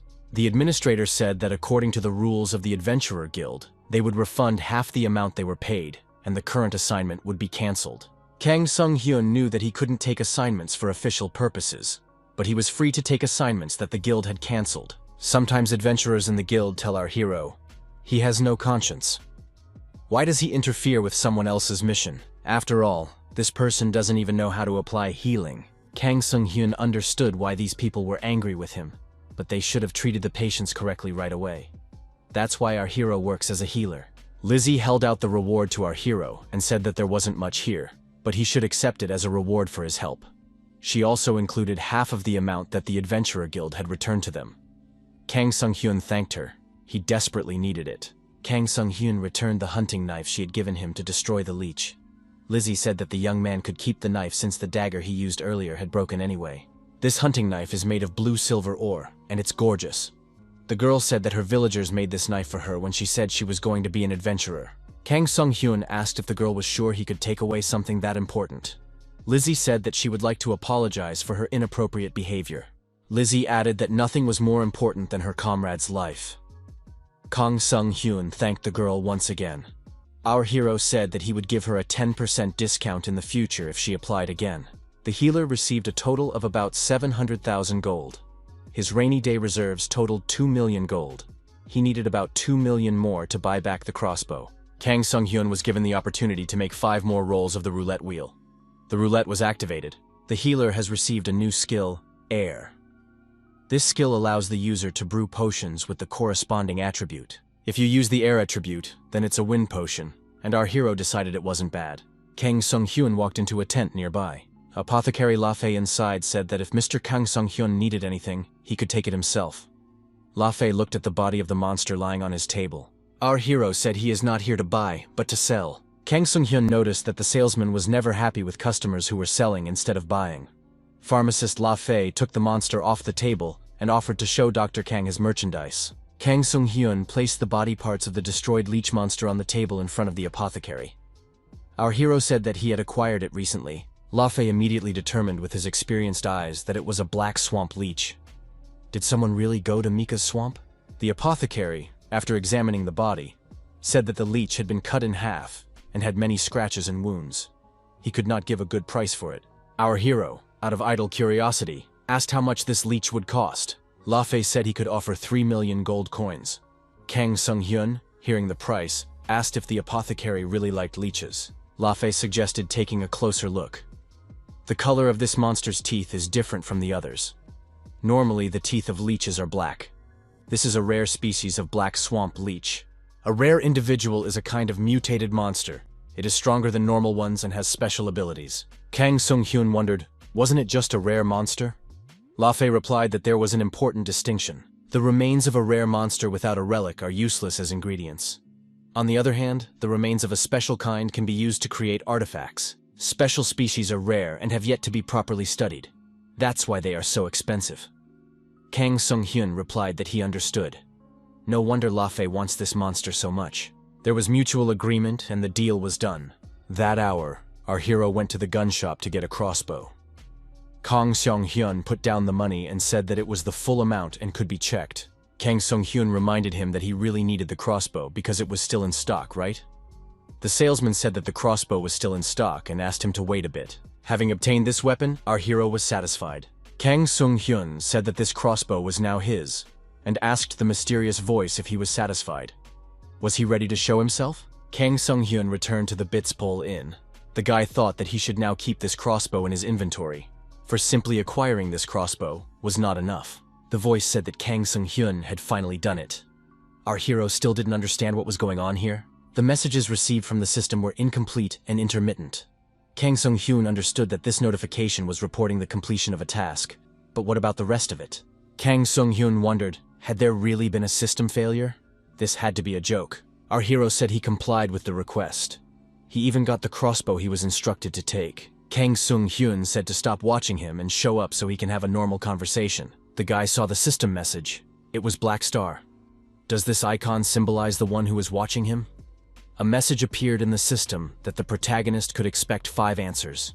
When our hero was transported to the continent of Azul, everyone else who got in with him either survived or died in the caves. There was a lot of disagreement among the survivors when discussing whether they should stay here or find a way back to Earth.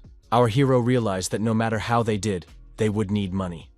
It was necessary to find a well-paid job that matched their skills. After they separate and adapt to this world, those who wish to return to Earth will seek a way to do so. And after 3 years, it's finally possible to find out how to get back. You have to ask the right 5 questions. Kang Sung-hyun noticed that the messages were getting shorter. This thing has certain restrictions, so you have to think it over carefully. Kang Sung-hyun asked, "Is she the entity that brought them to the Azul continent?" The answer was yes. Our hero was left with 4 questions. Kang Sung-hyun asked who he was and what he did. The answer was yes. Kang Sung-hyun realized that he could only get yes or no answers. The next question was, is there a way for them to return to Earth? The answer was yes. There were 3 questions left. Kang Sung-hyun asked, had anyone managed to return to Earth? The answer was no. 2 questions remained. Kang Sung-hyun thought that meant even Kim Jae-hyun wasn't capable of coming back. The only way to get more information out of yes or no questions was to take the necessary notes. Our hero doubted that they had been moved here for no reason. Kang Sung-hyun said that this unknown person must have a goal. Although it looks like he couldn't achieve it, Kang Sung-hyun took notes and showed the questions. What exactly does he want from the Earthlings? What is closer? Collecting points, items, or utilizing skills, gaining more power? There are exactly 4 possible answers you can get from the status window. If the answer is number 1, the answer is yes. If it is number 2, the answer is no. If the answer is not on the list, you should not answer for 5 minutes. The answer was yes. 1 question remained. Yes for glasses, no for objects. The answer was yes. There were no more questions. Kang Sung-hyun decided that he had basically understood everything. That rascal had brought them here so he could use them as slaves to extract points. If you look at it objectively, and he's the only one who's been able to learn so much, then he's the closest to achieving his goal. What this unknown person does is not our hero's concern. But Kang Seon-hyun must know who he is. Then he can find a way to return to Earth. Kang Sung-hyun asked, is he the god of Azul continent? The guy ran out of questions, but he would have answered this one if he were John Doe. Kang Sung-hyun said if the person he was talking to wanted help, he should show his sincerity. After saying that, our hero noticed that his glasses started to disappear. Kang Sung-hyun got angry and thought that he would destroy this rascal no matter who he was. The guy received a task. It is necessary to gain 5,000 points. The reward will be a skill with a black star. This kind of assignment system has never been done before. Kang Sung-hyun thought that their communication would be difficult for the time being. The protagonist said that he will do what is asked of him this time, but he expects decent rewards. Kang Sung-hyun thought that there were many names he would like to call his opponent now. Roulette demon, slave trader, villainous entity. The guy decided that if his opponent controls the status window, he will refer to him as admin in the future. While eating, Kang Sung-hyun thought that the smell of this grilled rabbit sandwich was disgusting. However, yesterday's harvest was quite plentiful.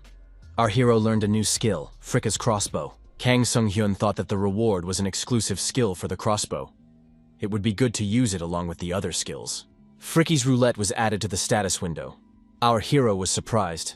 Is there really a roulette exclusive for the crossbow? The result of the roulette was the acquisition of a new skill, Fatal Pocket Freaky. Even though it only applied to the crossbow, it gave it a characterization boost and a skill. Our hero also got extra points for every soul point he gets. He would like every roulette spin to be the same. Our hero is joined by his old friend. The protagonist tells Mr. Kim Jun-ho to come over to him for a second.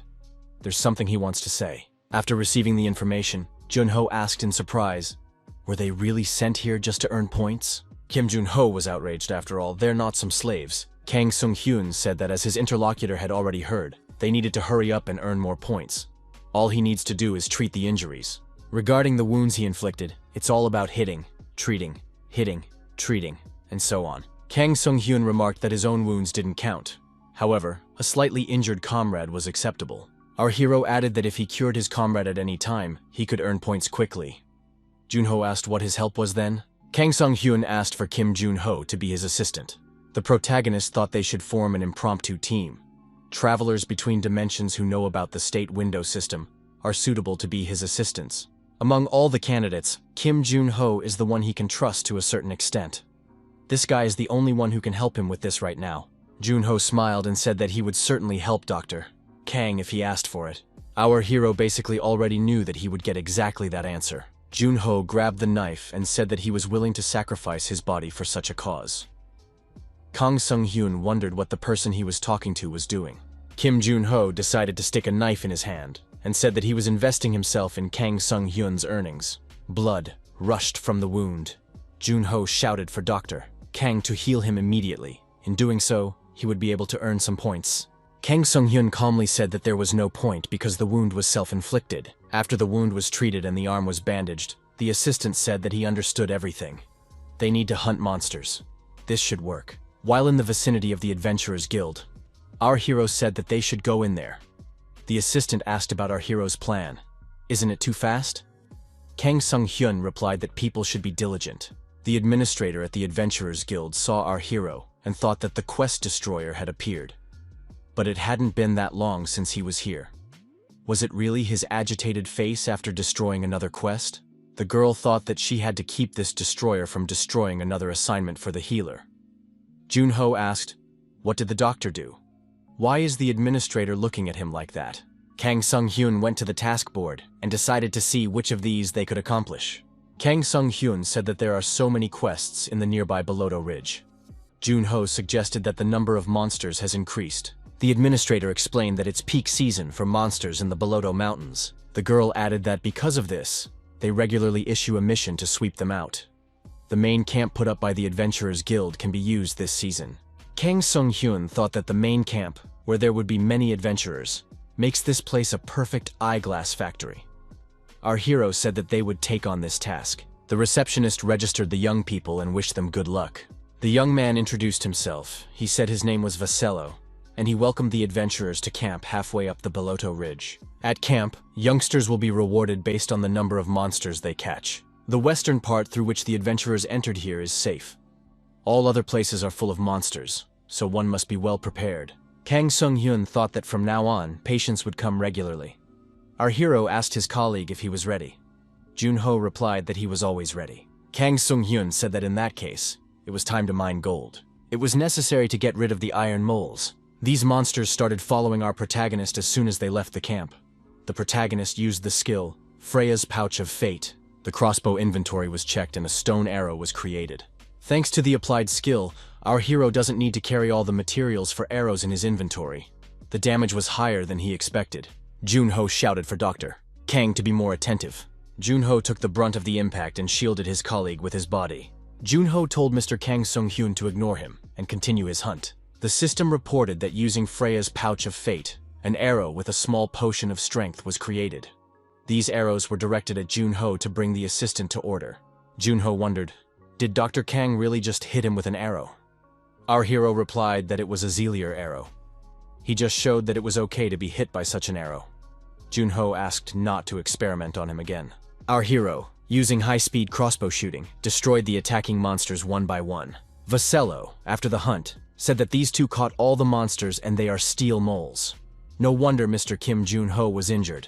Vasello said, they'll close the account of these hunters right now. Our hero said we could take our time. The other adventurers were surprised that these two hunters were so efficient at destroying monsters. They are at least not ordinary adventurers. Observers said that these two apparently don't have a lot of money and can't afford a healer if this guy is wearing bandages. Jun-ho said that the adventurers don't even know what a great healer Dr. Kang is. We should show them our skills. Kang Sung-hyun said that the time will come, and everyone will have the opportunity to see for themselves. Our heroes heard someone walking around the camp looking for a healer. The number of injured people had increased significantly as night fell, and many were looking to get help from a healer. Jun-ho said that Dr. Kang should be scoring points right now. Kang Sung-hyun replied that he was in control of the situation. Our heroes heard the local healer wondering, why did so many patients show up? The healer said he had his own patients who needed him specifically. A local healer heard someone ask him for permission to look at a patient. The local doctor thought he had been approached by those who might not have money for a healer. The doctor thanked and said that he wasn't so incompetent that he needed the help of others. Kang Sung-hyun remarked, I guess that's why the patient is in this condition? Our hero thought they had at least given the patient decent care. The attack seems to have been directed at the arm and shoulder. The protagonist activated the observational gaze skill. The patient was diagnosed with decaying purulent paralysis and wild animal bite marks all over his body. Kang Sung-hyun, after checking the pulse of the patient, said that it appears that he was bitten by wild animals. It is also noticeable that his arm is in a state of paralysis, judging from the stupor. Jun-ho said that the paralysis most likely means that the patient was bitten by the Boloto hound. The local healer said that paralyzing poison doesn't make people squirm in pain like that. Kang Sung-hyun remarked that the paralyzing poison of Boloto hound was truly unique if a few conditions were met. Our hero noticed that the patient's flesh was all rotted. This is the effect of the poison of decomposition. Kang Sung-hyun said that they should do the following.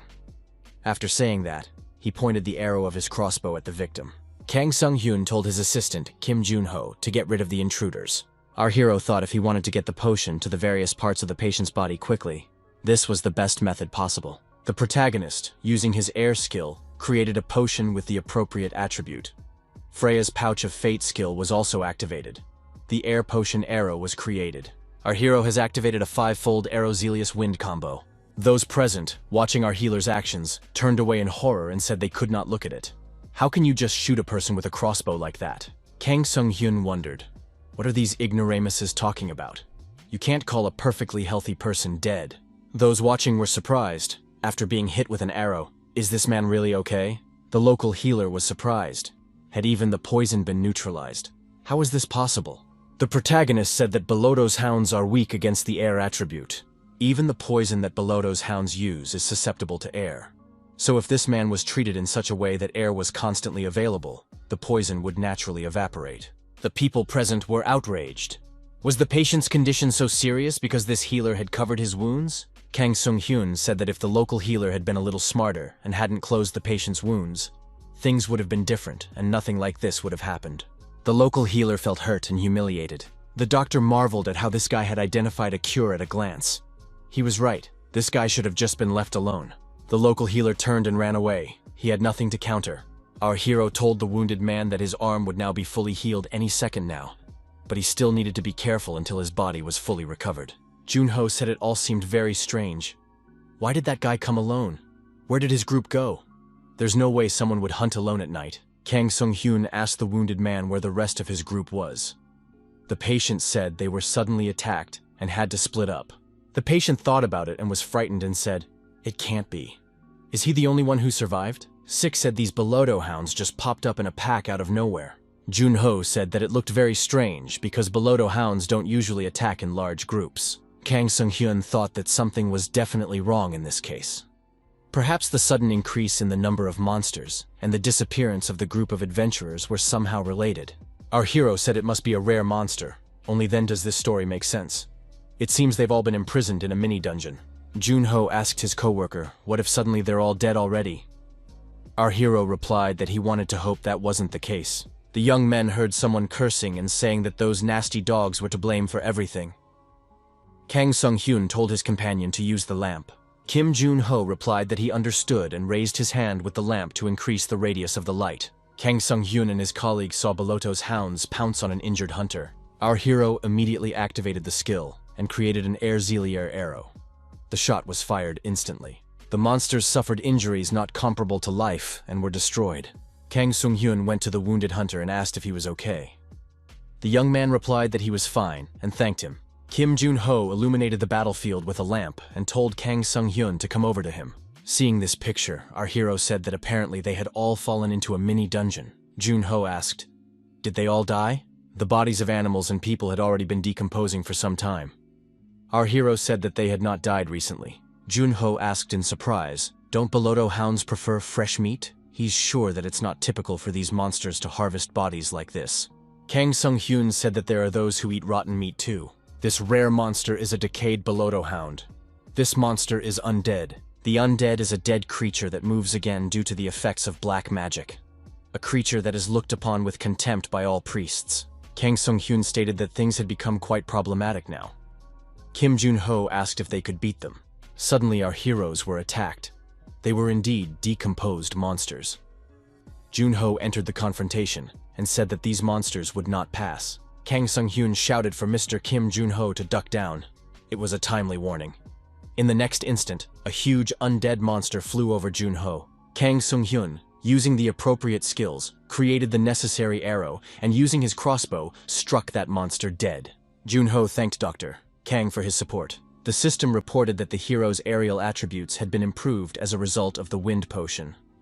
Jun-ho asked his colleague to warn him the next time he used his vaccine. One of Bolodo's hounds clung to Jun-ho's neck. The young man noticed that there were too many of these dogs. However, this attack was successfully repelled, and Jun-ho continued to destroy the monsters. He said that the enhanced wind potions were amazing. Kang Sung-hyun, watching one of the monsters, thought, "What was this hound up to?" It hadn't moved since it gave the signal to attack. It seemed like this monster was waiting for its pack to die. Kang Sung-hyun wondered what this hound's behavior meant. Kang Sung-hyun said that this monster was a necromancer. Jun-ho was surprised. Could a hound really use necromancy? Jun-ho said it's really bad. If things continue like this, there will be no end to this monster. Kang Sung-hyun said that the necromancy skill would be dispelled once they destroyed the rare monster. However, the difficulty was that it was impossible to approach this rare monster because of the other hounds that kept getting tangled up. Jun-ho asked his co-worker, "Can they really win if they just get closer to the monster?" Kim Jun-ho stated emphatically that it was time to prove himself. Our hero thought that although his colleague looks like a pathetic wizard from the outside, Kim Jun-ho's real class is the mass aggro skill. Kim Jun-ho is a real high-achieving tank. He said for everyone to pay attention to him. Kim Jun-ho stated that the speed of the monsters attracted is increasing. This means that he will most likely die. Kim Jun-ho developed great speed and said that he believed in Dr. Kang Sung-hyun. The monsters rushed after Jun-ho. Our hero said that now dealing with the rare monster wouldn't be a problem. According to Lafay, the source of the rare monster's power lies in its relic. Lafay said if one were to encounter a particularly troublesome rare monster, one should find its relic and destroy it. Kang Sung-hyun activated the skill Observational Gaze. Our hero has decided that he has found a relic. The relic is on the monster's neck. The throwing skill was activated, and the protagonist made a crossbow shot, knowing that this was his chance. Using the necessary skills in the right sequence, Kang Sung-hyun attacked the monster and proceeded to eliminate the relic. The monster said that the man in front of him was a fool. How dare he touch his relic? The beast pounced on our hero and clawed at his arm. The monster opened its mouth and said it would swallow the man alive. Kang Sung-hyun disagreed with what the monster was suggesting, and took out his crossbow and fired a shot, saying that he was actually ambidextrous. With the words that this mongrel would be destroyed, the protagonist fired a control shot, destroying the relic. Our hero thought he had actually succeeded in dealing with it. The beast had been destroyed. The protagonist thought, where did his palm go? The hunter who appeared said he had found the palm of their savior's hand and held it out to his master. Kang Sung-hyun asked the young man, "Is he a healer?" The boy nodded his head affirmatively and said his name was Keitel. He offered healing services. Our hero said he could look after himself and suggested that Keitel look in a different direction. Amidst the destroyed bodies of humans and monsters, someone was asking for help. Our hero said that these victims definitely needed healing more than he did. From underneath the bodies of the destroyed monsters, Jun-ho peeked out. He asked his colleague to help him get out of there. Jun-ho, after getting out, said he thought he was going to be crushed by the pileup. It seems like they both somehow managed to get through it. Kang Sung-hyun suggested we go back to the camp. There were a lot of people to heal. Jun-ho asked how his colleague felt about the cleanup at this place. Kang Sung-hyun said that he was going to summon the Order of Jarev for this purpose, the main camp of the Adventurers Guild. Our hero realized that first he needed to repair his torn wrist. You also need to sew the two parts of the flesh together using stitches. Kang Sung-hyun thought that if he did everything quickly, he could manage with his other hand. After the surgery was performed and the necessary skills were applied, there was a full recovery. Jun-ho noticed that his colleague was really. Kim Jun-ho asked why Kang Sung-hyun didn't allow Keitel to heal him. Kang Sung-hyun replied that he didn't like to rely on other healers. Our hero was told that the priests had arrived. Kang Sung-hyun announced that he was moving out. Jun-ho said he didn't mind because he wanted to get some sleep himself. One of the priests introduced himself and said he was Cardinal Ashlow of Ivor Church, Hind Township Parish. Our hero thought that this man's whole body indicated that he was a priest. The protagonist introduced himself. The priests, after learning our hero's name, said they were afraid of this guy. Cardinal Ashlow told his subordinates to keep quiet and keep their behavior down. Cardinal Ashlow apologized. They heard about Kang Sung-hyun from Priest Huvis. It turns out that they are facing a healer who fooled a priest of the highest rank. Kang Sung-hyun asked how Priest Huvis was doing. Colonel Ashlo asked where the undead monsters came from. The priest saw the battlefield and, frightened, asked what was this nightmare. It was scary to believe it happened on the Boloto Ridge. Priest Colonel Ashlo said that the first team should clear the area of Black Mana. The second team should search the area, and the third team should move the bodies to the camp. The fourth team must collect and burn the infected bodies. The sacred flame was activated, and the priests began their basic work. Vasio said this is the first time he's seen the burning of the undead. It's impressive. Kang Sung-hyun said that the undead can rise from the dead if they are not burned. Colonel Ashlo asked if Kang Sung-hyun could take a look at the rare undead monster. It was truly horrible. The smell is incredibly nasty, but it must be talking about Black Mana. The priest inquired if Kang Sung-hyun could leave the creature to their church. Colonel Ashlo said that he would like to take this body to the church in order to discover the root cause of the undead. Kang Sung-hyun said that he had no intention of just taking it away. The holy water created by Ivar's church is called the Holy Water of the Dawn. The Holy Water of Dawn is holy water created by placing pure water on the altar at dawn. This water has been prayed over for a year. Something like this requires a lot of effort and piety. Even when bottled, it exudes divine power. One bottle can purify thousands of undead. The priest said that if the hunter gave the corpse to them, they would pay for it with holy water. It's not something money can buy. Kang Sung-hyun thought that if he also destroyed the artifact, he might be at a loss. Kang Sung-hyun said that if they wanted the corpse so badly, he would give it to them without delay. Colonel Ashlo reported that he is saying this on behalf of the Hind Settlement Parish of Ivra Church. They thanked the hunter for his hard work in finding the corrupted creatures and defeating them in a personal battle. All the priests sincerely thanked our hero. Kang Sung-hyun stated that he was just doing what he had to do. He was doing his civic duty as always. The priests thought that this man could heal even the undead if he was given money. Kang Sung-hyun added that he was the kind of healer who couldn't tolerate that unholy undead. Our hero was woken up. Vasio said that Sir Kang Sung-hyun should wake up immediately. The branch leader of the Adventurers Guild showed up here for Mr. Kang Sung-hyun. The branch leader of the Adventurers Guild said that he had heard Kang Sung-hyun's story. He defeated a rare undead monster. That's something to be proud of. Kang Sung-hyun said that he was honored that the guild leader came to visit in person. Kang Sung-hyun knew that while incompetent, Raiwan Hersher was just a greedy man born with a silver spoon in his mouth, an upstart flaunting his family's power. There's no way his gaze fell on our hero, who is notorious in the Adventurers Guild. Obviously, he has some sort of plan. Rowan Hersher snapped his fingers and said he was grateful for his service in protecting the peace of the Hind settlement. The branch head said that he had prepared a small gift. It was the extract of the golden endurance mushroom. Vasio said that when it comes to stamina mushrooms, they are used as ingredients to create stamina potions. Golden stamina mushrooms are the rarest of them all, because it's a rare item that increases your maximum stamina. The system reported that the hero's maximum stamina had increased by 3%. Kang Sung-hyun thanked the dear and respected branch manager for such a valuable gift. Kang Sung-hyun threw the vial of extract on the floor, and it shattered. Our hero said that there was no way that Raiwan Hersher would visit him just to give him this gift. Kang Sung-hyun added that he's pretty exhausted right now, so he doesn't want to waste a lot of time. The interlocutor needs the holy water of dawn, doesn't he? The branch manager said that he likes that Kang Sung-hyun grasps things quickly. It's not an item that can be easily bought just because there is money. Therefore, he wants to offer a deal with something that the traveler between dimensions, Kang Sung-hyun, won't be able to buy. Raiwan Hersher said that Mr. Kang Sung-hyun really came from another world. Kang Sung-hyun wondered how this person knew about travelers. How much did he even know? The head of the guild branch said that it was a nuisance that interdimensional travelers with special abilities were not treated properly just because their origins were unknown. Not only are they unable to reach high positions even if they prove their abilities, there are healers that have not been officially confirmed.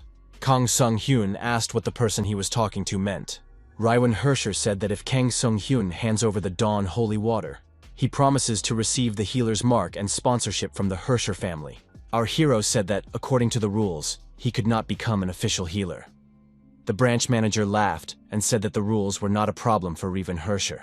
Kang Sung-hyun will have his experience as a healer recognized by a prominent noble family. If he accepts the offer, he will even be able to apply for the position of royal healer. In other words, after rising from the bottom, his life will blossom. Raiwan Hersher thought that if he could get his hands on the holy water of dawn, he could move to a place richer than the tiny provincial city of Hind. Our hero pretended to think, and said that in that case he would decline the offer. Kang Sung-hyun asked in surprise. Did he need to resort to bribes to gain recognition? He already had enough achievements as a healer. Rowan Hersher asked, what about sponsorship? There are not many opportunities for someone to get sponsorship from the Hersher family. Kang Sung-hyun said that according to his information, Mr. Branch Manager's influence in the family is not that significant. The benefits are unclear, so he will decline. Rowan Hersher shook his head.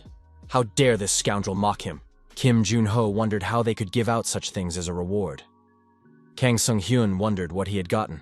In Jun-ho's hand was a bloodthirsty ruby stone that increased his attack power. Kang Sung-hyun thought that the guild branch head was also profiting well from the other group's rewards.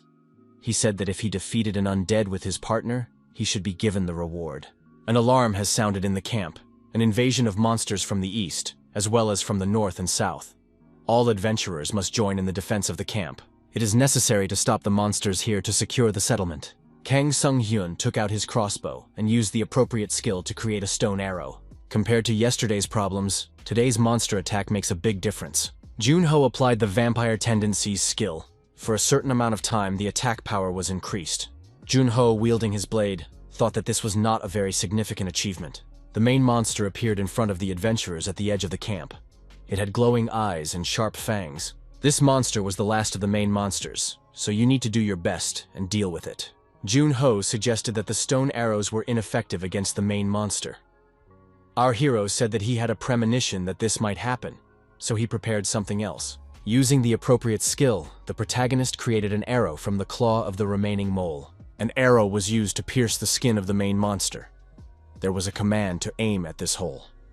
Our hero used the skill, throwing, and the main monster was destroyed. Everyone shouted that they had won and defended the settlement. The administration said that the adventurers did a good job, and the last attack was awesome.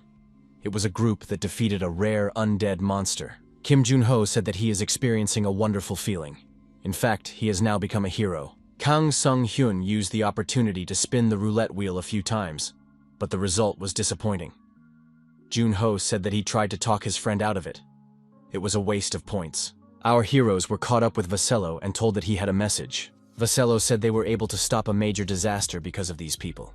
They really did a very good job. Vasello added that they have decided not to dismantle the camp for now until the priests finish their investigation. Vasello handed the young men a tavern voucher and said it was a special reward from their camp. Using the received voucher, our heroes found themselves in a tavern. Kim Jun-ho said that he got the urge to drink to the victory. Kang Sung-hyun remarked that he didn't think they could get something like this. A young man approached the young people and asked if Dr. Healer Kang Sung-hyun was in front of him. Our hero thought, is that really Mr. Ras? Ras said that he could not have thought he would see the doctor here. Kim Jun-ho wondered, does his friend really know this person? Kang Sung-hyun replied that Ras was someone he had cured a few days ago. Ras handed our hero a sack and said it was payment for the treatment he could not provide earlier. Kang Sung-hyun handed the sword he was holding to his interlocutor. Mr. Ras was very happy. Ras hugged his sword and said he missed his favorite partner very much. The young men told each other about how they had spent these few days. Ras asked if he had some free time. Mr. Ras showed the paper. It was a request to assemble a squad. It turned out that a portal to a dungeon had recently appeared near the Hines settlement. They said they were going to enter the portal in 3 days. So his younger cousin asked to join the squad. Ras added that he couldn't go since he had a debt to repay. Jun-ho said that you shouldn't borrow money from the guild even if you die of starvation. Kang Sung-hyun asked his colleague, how should they go about it? After all, the rewards of the dungeon are quite attractive. Kim Jun-ho said that he agreed to go. Ras thanked his companions. He was relieved that he could rely on these people. It was amusing to our hero to watch these people begging to be saved. 3 days passed. Kim Jun-ho asked if Dr. Kang Sung-hyun had prepared well. Our hero confirmed the preparedness and said that his wrist was also fully healed. Kang Sung-hyun stated that he was also willing to receive 100,000 gold pieces. Jun-ho wondered, what are we talking about? Our hero said that he got the skill, Return Freya's Arrows. This skill returns one of the used arrows back to the inventory. The received arrow cannot be returned until the sun rises again. Kang Sung-hyun stated that he met Mr. Keitel the day before, and he blessed him. He seems to be a follower of Nakamate. The protagonist said his luck had increased, so he thought maybe it would work out. The meeting took place on Knockhart Hill. A girl approached our heroes and said that she was a swordswoman, cousin of Rasa. Her name was Tina Putine. The young men also introduced themselves. healer Kang Sung-hyun and tank Kim Jun-ho. Also nearby were the fighter Rakramurthy, the mage Shweer, and the priestess Sahita. Magician Schweier asked why the tank was wearing such clothes. Jun-ho said that his clothes were valuable in their own way. Rascal Isle said these people are here to help, so it's worth minding your manners. The expedition came through the portal and found themselves in a dungeon. It was an ancient dungeon. Mage Shweer activated the light and everyone followed her. Looking around, our hero determined that everything here had been destroyed. Usually, the destruction of stone is caused by water and wind. If the dungeon is deep inside the ruins, it shouldn't be windy, and moisture can't be felt here. In such a case, we can assume the presence of black mana. Yunyo inquired. Mr. Rakramurthy said he is a warrior. He can also apply healing. So he is a physical therapist? Mr. Rakramurthy said he is a monk. The girl thought that people using divine power didn't show much reaction. Suddenly, huge insect monsters appeared in front of the hunters. They were scarabs. Scarabs attacked the travelers and a fierce battle ensued. The monsters, using their aerodynamic abilities, circled above the hunters and tried to attack them from all sides. The monk said it was quite nasty. Rascal Isle said they couldn't fight everyone at the same time. They had to break through and get out of here. Kang Sung-hyun asked Ms. Shweer if she knew how to use wind magic. The girl replied that she did, but wondered why she would do it. The protagonist crushed a vial of liquid in his hand and applied the distribution skill. After that, the effect of Mint Dentrol potion was activated. Kang Sung-hyun tossed the potion up and told Ms. Shweer to dispel it. After applying magic, a gust of wind appeared and blew the potion all over the nearby dungeon area. The scarabs were deactivated and destroyed. Rascal Isle wondered how Kang Sung-hyun had done it. Our hero replied that it was a professional secret. Ms. Shweer wanted to know what kind of magic was that? Rakramurthy wondered. Did these two really mop up all the monsters without any help? Rascal Isle said well done everyone, and suggested everyone grab a bottle before continuing on their way. Kang Sung-hyun determined with a professional eye that the bottles contained a large mana potion. Kang Sung-hyun said that mana potions must be quite expensive. Is it normal to share them like this? Ale replied that he knows an apothecary, so he can buy these potions much cheaper than the market value. Kang Sung-hyun said that he understood, and in that case, he would gladly take the bottle. Our hero couldn't believe that there was someone so kind.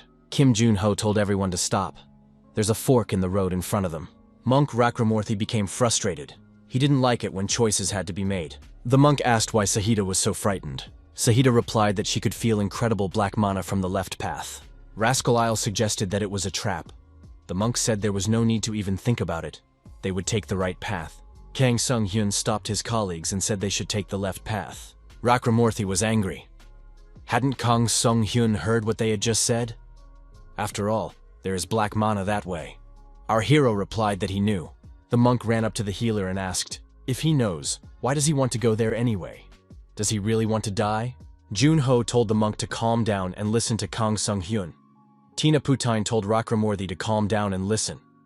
The monk replied that there was nothing to even listen to. How can they listen to someone who can't even sense black mana? That's why they shouldn't have taken people invited by the rookie. Sahita and Shiur said they too do not want to go that way. Rakramurthy said this guy can go to that nauseating place by himself. Kang Sung-hyun decided that if no one was interested in his arguments, he wouldn't say anything. Rakramurthy, Shiur, and Sahita went their own way, in the direction from which the black mana was not felt. Kang Sung-hyun asked Tina Putine, wouldn't she follow her group? Tina Putine replied that she thinks Kang Sung-hyun must have a reason. If that person is someone her brother recommended to her, Kang Sung-hyun expressed his gratitude for the trust. Rascal Ale said that he too would think it was worth trusting Mr. Healer. The young men noticed that there was nothing going on here, not even any monsters. Monk Rakramurthy wondered, what happened to that guy? A bright glow appeared in front of the young men. Shiur could understand Tina, but why did Ale also follow those people? The young men heard a strange sound out of nowhere. They found themselves in the center of some kind of glow. Shiur shouted that it was a trap and needed to run away. From below, some kind of thorns were rapidly growing out of the ground. Sahita was injured. The thorns pierced her leg. Sahita, bleeding, crawled aside. The thorns were sticking up, peeking out of the ground all over the glowing pattern. Shiur activated the healing light to heal the injured Sahita. Sahita said her leg was hurting and the pain was getting worse. The monk said that Sahita had received the curse with spears, but only priests are capable of breaking the curse. Kang Sung-hyun recalled that the path that some of the group left was the wrong path. Monk Rakramurthy wondered how Kang Sung-hyun had gotten here. Our hero replied that he knew something was going to happen, so he had prepared himself. Tina Putine said it was a sealed magic circle, but the seal has been broken. The monk thought that the sealed dark spell reacted to the divine power. Is it really a trap for the priests? But how could that guy, Kang Sung-hyun, figure it out? Rakramurthy asked how Kang Sung-hyun was able to anticipate this situation. Kang Sung-hyun replied that it didn't matter right now. Rakramurthy said that Kang Sung-hyun should know how to heal Priestess Sahita if he came here knowing about it beforehand. He should do it now. Kang Sung-hyun wondered, why should he?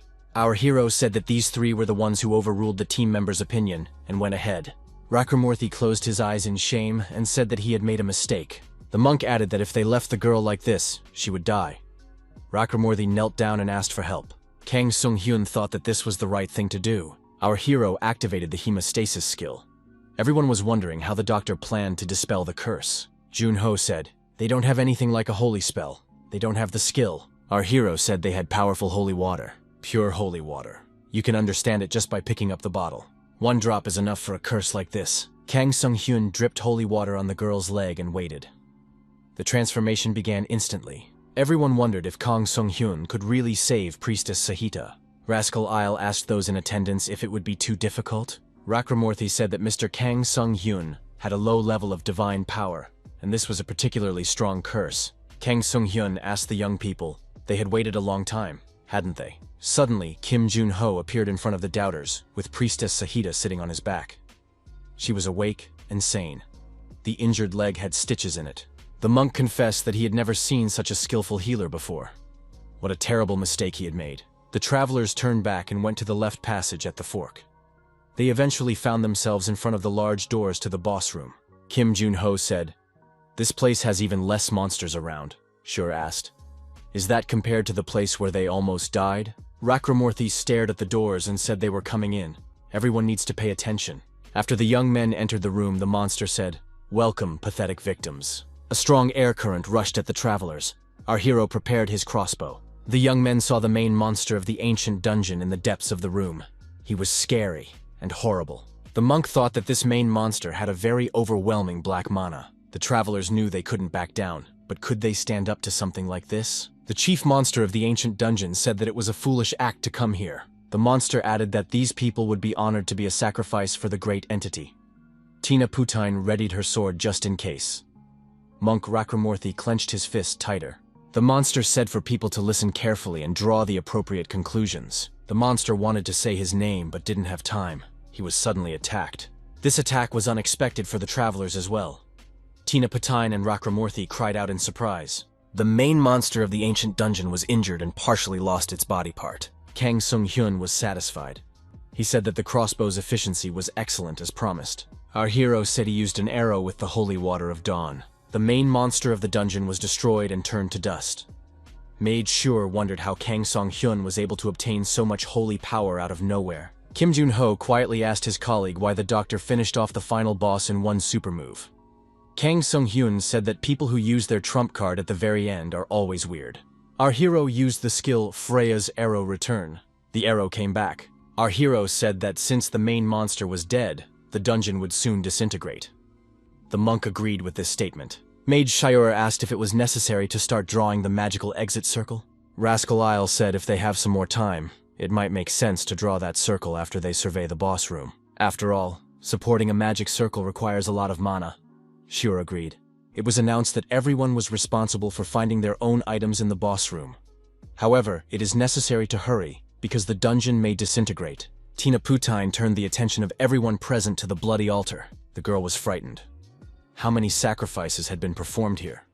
Junho said they couldn't take things like the altar. Instead, they had to grab something expensive. Kang Sung-hyun scrutinized the altar and said that there might be something underneath it. Looking where he needed to go, our hero found a box. It was an amazing find. Kang Sung-hyun is not a timid person and looked into this box. There was a horde of zombies in the box. I wish he hadn't looked in there. Monk Rakramurthy shouted for everyone to get ready and clenched his fist again. Rakramurthy delivered a crushing blow with his holy fist to destroy the zombies appearing from the box. Junho said that the physical therapist fights pretty well. The priestess said that zombies should be suppressed by force. Even if it's undead, you should aim for the head. There was a series of consecutive explosions. Our hero applied the skill, Freya's Pouch of Destiny. In doing so, the stone arrow was created. It seemed strange, after all. The undead shouldn't be able to move when the boss is defeated. What's really going on? After a series of explosions while using the arrows, it was all over. But why did they suddenly appear? Turning his attention to the remains of the main monster, our hero realized that there was no core there. Kang Sung-hyun saw that Kim Jun-ho was losing his balance and couldn't stand on his feet. Looking around, our hero saw his companions lying on the floor. Kang Sung-hyun put Kim Jun-ho next to him. All of them were just sleeping. Our hero realized that what he destroyed then was just a clone, so the monster wasn't dead. Using the necessary skill, our hero created an endurance arrow. The protagonist logically assumed that the real boss was now among them. Kang Sung-hyun started using endurance arrows while trying to hit the target correctly. Kang Sung-hyun apologized for shooting his colleagues out of the blue. However, they should be calm because these are healing arrows. Mr. Isle woke up and rose to his feet, a blade in his hand. Mr. Isle said he thought it was an attack, and it turns out to be restoring arrows, because that's not usual. Mr. Isle said he was a knave. Being nimble was his nature. He only defended himself instinctively. It was just a coincidence, Kang Sung-hyun said. It's strange that everyone but Mr. Isle fell asleep. He's the only one who's still perfectly fine. Mr. Ale said that Kang Sung-hyun is perfectly fine too. Kang Sung-hyun said he thought about it too. He was the only one who hadn't drank from that bottle. He hadn't tasted that mana potion. Kang Sung-hyun pulled out a hunting knife and attacked Mr. Ale. Our hero said that usually knaves don't use implements endowed with dark mana. Kang Sung-hyun added that this was only possible if the knave was the real main monster of the dungeon. Mr. Isle was surprised at his opponent's insight. The interlocutor told our hero that this time a pretty smart person came here. In front of the protagonist in the guise of Mr. Isle was the boss monster Isle Kroa, the apostle of the forgotten god. Kang Sung-hyun thought that he had previously thought he was just a rogue, but it really turned out to be a monster boss. Isle Kroa said he can't make any more excuses. Monster said that no one could figure out who he was until now, but this guy turned out to be pretty good. Isle Kroa said he was going to offer the interlocutor as a living offering no matter what, just as he had done so far. The monster stabbed his arm with a dagger, holding it in his other hand. Kang Sung-hyun thought of how many people this rascal could destroy in this way. Our hero, seeing his opponent approaching, prepared to repel the attack. Kang Sung-hyun, using the necessary skill, created a stone arrow and prepared to fire the crossbow. Isle Kroa tried to dodge the arrows, however, there were so many of them. Dodging the arrows, Isle Kroa came dangerously close to his opponent and said that he was a clueless knave until he was made special. Isle Kroa wondered how happy he would be when a sacrifice like his allies he had destroyed that day was made. Kang Sung-hyun thought that the person in front of him was now a complete madman. Isle Kroa told his opponent to stop and accept his doom. Only now our hero realized that this madman was drawing magic circles with blood. While in the center of the circle, the protagonist saw bloody demonic hands stretching over him. Isle Kroa told his opponent to become a sacrifice. Kang Sung-hyun said, "Judging from the way his opponent uses the blade, he's really a real rascal." Isle Kroa was surprised. Did the black hands disappear? But that's impossible. Isle Kroa said that he had the power of God, which he had bestowed upon him. Our hero replied that he realized that he was facing a real madman. The protagonist said he had one question. It was about that thing that was hidden in the box under the altar. Kang Sung-hyun showed the glowing ball and asked, "Does this belong to the rascal?" Isle Kroa saw the object and said that it was Lord Kirkaristil's orb. Kang Sung-hyun recognized that it was indeed a sacred relic of God. The system reported that this item increases magic defense and magic resistance. Kang Sung-hyun said that there was no way that the power that the knave had gotten from God would work on his sacred relic. The protagonist expressed confidence that there was a strong seal on this sphere. Even if this seal is the seal of a dark wizard, it's just black magic. Kang Sung-hyun said that it had definitely disappeared from the divine power of the holy water. Isle Kroa said that this guy must be crazy. Does he know what that is? The rascal said that the god he serves may be forgotten now, but will soon be reborn. Isle Kroa said he would do so, and thrusting his sword forward, lunged at our hero. The knave shouted for this thief to give him back the orb. Our hero called the opponent a mad cultist. Could he really still apply his knave skills? Kang Sung-hyun, if it was still that important, the knave could catch the sphere, and he tossed it high up. Isle Kroa looked up and once more uttered, "Lord Kirkaristil's sphere." The protagonist knew that his opponent would do exactly that. Our hero used the thread creation skill. Isle Kroa jumped up in order to grab the sphere, but it was tied to the thread, and it was impossible to get it. The protagonist grabbed the sphere again, used the skill, and activated the creation of the stone arrow. A forest of black spikes emerged between the opponents. Kang Sung-hyun thought that it was not only an attack skill, but also a defense skill. It looked like the opponent was going to heal first. He didn't wait for his opponent to recover his strength and used the slash skill. He also activated the creation of a black spike arrow. Our hero came close to his opponent and fired this arrow.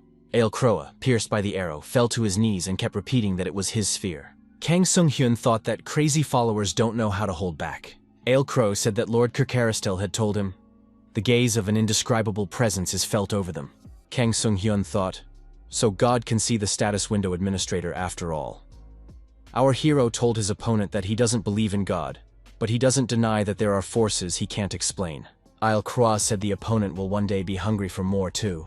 Our hero took a few more test shots and said he's not a crazy follower like this kook. Kang Sung-hyun thought that he had no choice but to cooperate for now, but he had no plans to bow down to the administrator. The protagonist decided it was time for his co-workers to wake up. The monk, priestess, mage, and others woke up, opened their eyes, and pulled themselves up. Kim Jun-ho asked a co-worker what really happened. Tina Putine saw the motionless knave and was startled. "What happened here?" Kang Sung-hyun said that there was no reason to be so surprised considering he was the real head boss. Our hero added that everyone present is alive only because of him. Everyone refused to believe that Ale was a traitor. However, the mage said that there wasn't even a shadow of a doubt about the dark mana she sensed from Ale. Jun-ho asked how Dr. Kang guessed that Ale was the bad guy. Our hero replied that people who look too good shouldn't be trusted. These people smile too much, show kindness for no apparent reason, and use polite language. It is better to stay away from such people. Kang Sung-hyun asked Miss Schwer to continue forming the exit magic circle. "We need to make it as big as possible." Schwer thought that Kang Sung-hyun had holy power comparable to that possessed by high-ranking priests and determination. Why is he hiding his holy power? The girl was almost certain that the Inquisitor of the Order was in front of her, so she should show her best side. Our hero said he wanted to talk to the priestess. Human deaths are not something to be surprised about on the continent of Azul. However, leaving these bodies like this was a bit questionable. Jun-ho wondered, aren't these guys summoned monsters? Usually summoned en masse by the dungeon, they are identical in appearance, but these bodies have unique traits, though their heads are currently destroyed. They were most likely adventurers sacrificed by Ale. The priestess said that she actually wanted to say the same thing too. As a priestess of the Order of Ivra, she can't just turn a blind eye. Kang Sung-hyun thought that this girl was too shy to speak up. The guy added that they should do something to help. The priestess said she would like everyone to pray for the deceased. This wish was granted, and a prayer was recited amidst a bright magical glow. The priestess told the great Ivor that she prayed that they would rest in peace. The girl asked to save their souls with her mercy. Jun-ho added, for heaven and another life. Kang Sung-hyun thought that he had already dealt with that lying scoundrel, so these deceased should find peace and rest. The system reported that the achievement had been completed. Rest of the deceased. Fulfilled by participating in a ritual prayer of purification. Next was to move the bodies to the magic circle. Our hero said it would be nice if they had a mana barrier that could wrap everyone together. Tina Putine said she could handle it. Our hero thought it was amazing to create such a thin mana barrier. The magician stated that she was done here as well. Kang Sung-hyun shouted for Miss Schwer to run aside. Ale Kroa appeared behind her back. The villain approached the girl and plunged his dagger into her chest. Schwer shrieked and fell to the floor, bleeding. Kim Jun-ho thought that this thing was still alive. Kang Sung-hyun thought that there shouldn't have been anyone left here who could use necromancy. However, there is still one villain left. The entity that empowered Ayla is the forgotten god Kirkaristel. Kang Sung-hyun told his colleagues to get busy moving the bodies and Ms. Shuri. Our hero suggested to the priestess that the two of them take out the trash. The protagonist's crossbow reappeared in his hand. The monster in Ale's body shouted something loudly and lunged at our hero. Swinging his sword, the villain struck the protagonist, but the guy managed to defend himself by setting up a crossbow. The villain's knife stabbed into the body of the crossbow and stuck. Kang Sung-hyun held the crossbow and the opponent in that position. Kang Sung-hyun told Priestess Sahita to activate the undead exorcism. The girl immediately began the necessary process. Our hero knocked the knife out of his opponent's hands and plunged his crossbow into the villain's throat. He shouted for the priestess to continue the exorcism process. Sahita was covered in sweat from exhaustion, but did not stop and continued to perform the necessary manipulations. The villain was taking damage. Anticipating his loss, Ale stabbed his hands into his chest, blood rushing in all directions. Ale Croa pulled a glowing orb from his chest and said, "Great Karkarastel." The villain crushed this balloon and said it was the last sacrifice he was giving. Kang Sung-hyun realized the implications of this event, for the villain had the core of the main monster in his hand. Everything around him shook and the walls began to crumble. Our hero shouted that now the dungeon would be destroyed. It is necessary to run away from here right now. Ale Croa said everything here is for the great Lord Kirkarastal. Avoiding falling rocks and wall debris, our heroes began to gather in the magic circle. The protagonist asked Mr. Kakramari about Shweer's condition. The monk replied that they were finished with the healing. Shweer said her magic power is not coming out. Our hero realized what it is. The girl is traumatized and has lost her magical power. Kang Sung-hyun realized what that rascal meant when he talked about sacrifice. Kakramari said that Shweer is the only one who can control the magic circle. The girl tearfully said that it was over. They didn't even have a teleportation scroll. Shweer said they needed a little more time. Kang Sung-hyun asked, "The magic circle is complete, right?"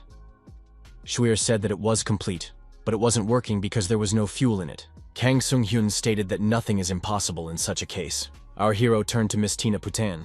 The girl wondered how she could help. Kang Sung-hyun knew that the girl knew enough about magic to recognize the type of magic circle at a glance. Tina said that it was a sealed magic circle with a seal in a loose state. Our hero also knew that Tina has advanced skill in creating magical barriers. In that case, she is closer to being a mage rather than a swordswoman. Tina said with consternation that she couldn't do that. Kang Sung-hyun told the girl that now was not the time to procrastinate. She has to answer. Can she help now? Tina Putin replied that although she may make a mistake, she will. The girl thought that what Shweer had drawn was a triple magic circle, requiring 2 or more people's magical power to be channeled. If it had been Shweer, she would have used a cloning spell, but that was impossible right now. The walls around them continued to crumble. Our hero applied the skills of distribution and absorption. He distributed a large mana potion. Only he could do that. Everything around them was collapsing, and the dungeon was undergoing destruction. The group of hunters tried their best. The relocation process was set in motion. Our heroes came to their senses and found themselves in a safe place. However, what is this place? Shweer shouted that it was a success. They had succeeded. Kang Sung-hyun asked the girl where they ended up. The girl said it was the western part of the Azul continent she was connected to. It was the Vermilion Tower. Junho said if this is Vermilion Tower, then they are in Kamara. Kamar is a city by the lake. It is the safest city in the western part of the continent, due to the presence of the magical Tower of Vermilion. Rich nobles and wizards are gathered here. It is easy to get rare research materials and books in this city. Our hero thought he was in this magical tower for the first time. Footsteps of approaching people were heard. Who has come here at this hour? The doors to the room opened, and unknown people appeared on the threshold. They were surprised to see Shweer in front of them. The girl told the professor that it was indeed Shweer. Shweer was attacked and told that she was a rascal. How dare she arrogantly show her face here? Shweer asked the professor to calm down. The professor, continuing to beat the girl, said that he was absolutely calm. The professor asked, had they really just escaped from the ancient ruined dungeon? It was Tansel Riolas, the head of Block A of the Vermilion Magic Tower. The professor said that he had heard that these men had done something significant. Our hero replied that he had done what he had to do. The people who came in said it was a good job, and they would take care of the rest. These people will be given guest rooms so they can stay here overnight. Our hero, tossing and turning in bed, thought he would not be able to sleep. Kang Sung-hyun got dressed, left the room, and decided to take a little walk. A young man saw Tina Putain on the balcony and asked what she was doing here so late. The girl said that it had been a long time since she had been to the tower, and she felt a kind of nostalgia. Kang Sung-hyun asked if she was from the tower. The girl apologized for what had happened. It was an emergency, and she couldn't make up her mind. Kang Sung-hyun said that Tina doesn't need to apologize. It's because of her that they all survived. The girl said that she was once one of the residents of the Golden Tower. She showed a talent for magic at an early age, so she was forced to go to the tower. Tina admitted that she liked swinging the sword better. She'd always missed dueling with Russ. However, it turned out that her talent wasn't particularly outstanding. Kang Sung-hyun asked, was that why she left the tower?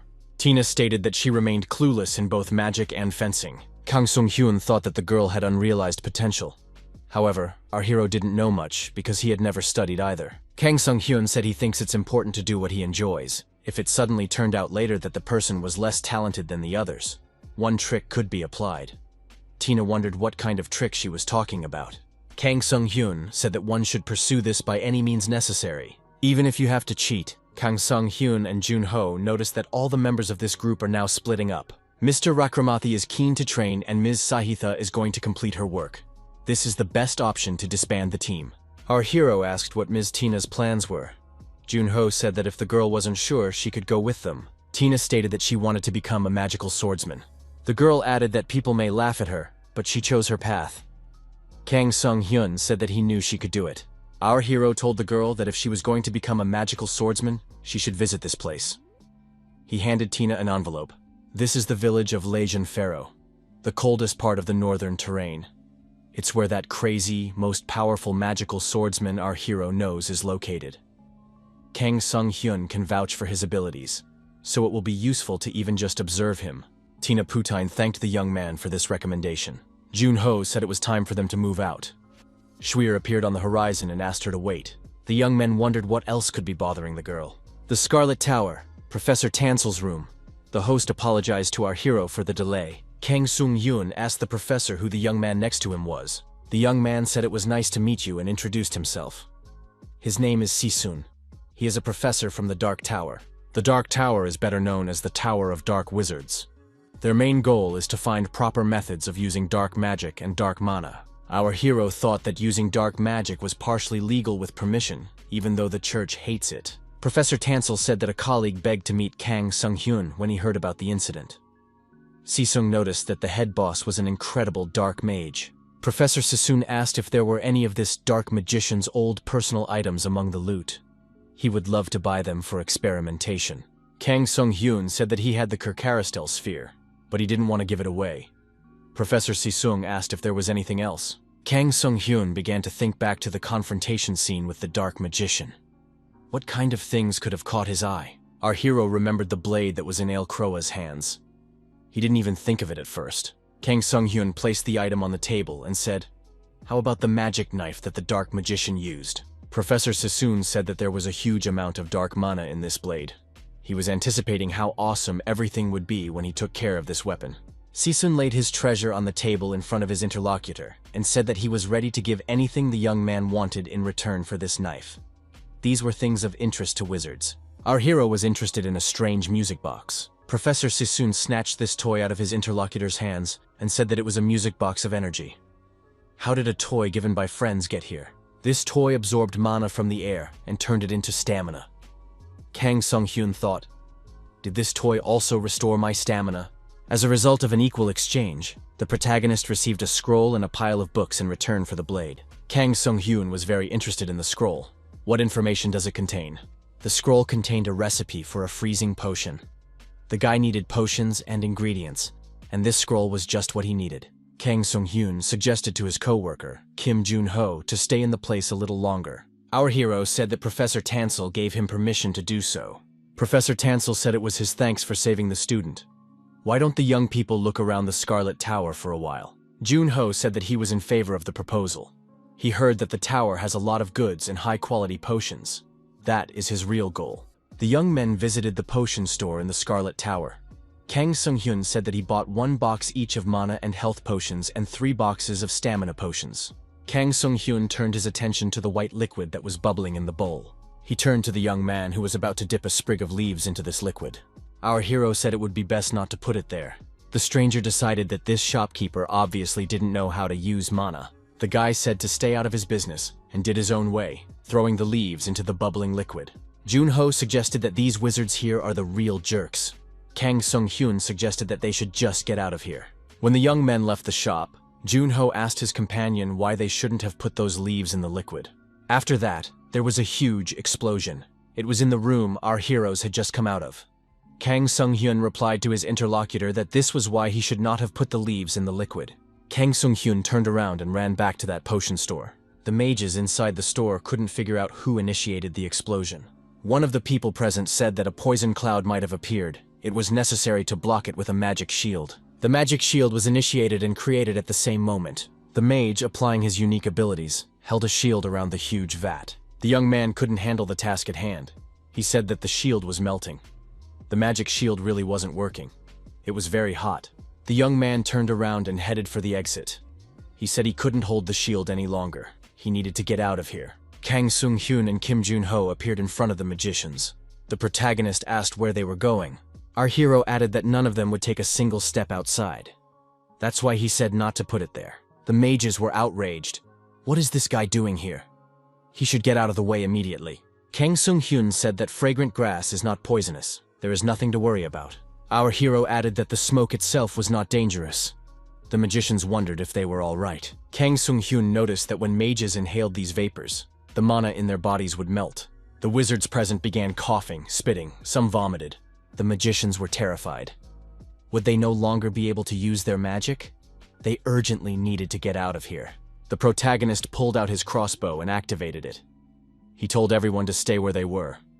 Had they forgotten where they were? Kang Sung-hyun asked if the mages thought they could handle what would happen after the door opened. The Mage Tower is an institute built for wizards to study magic and accumulate power.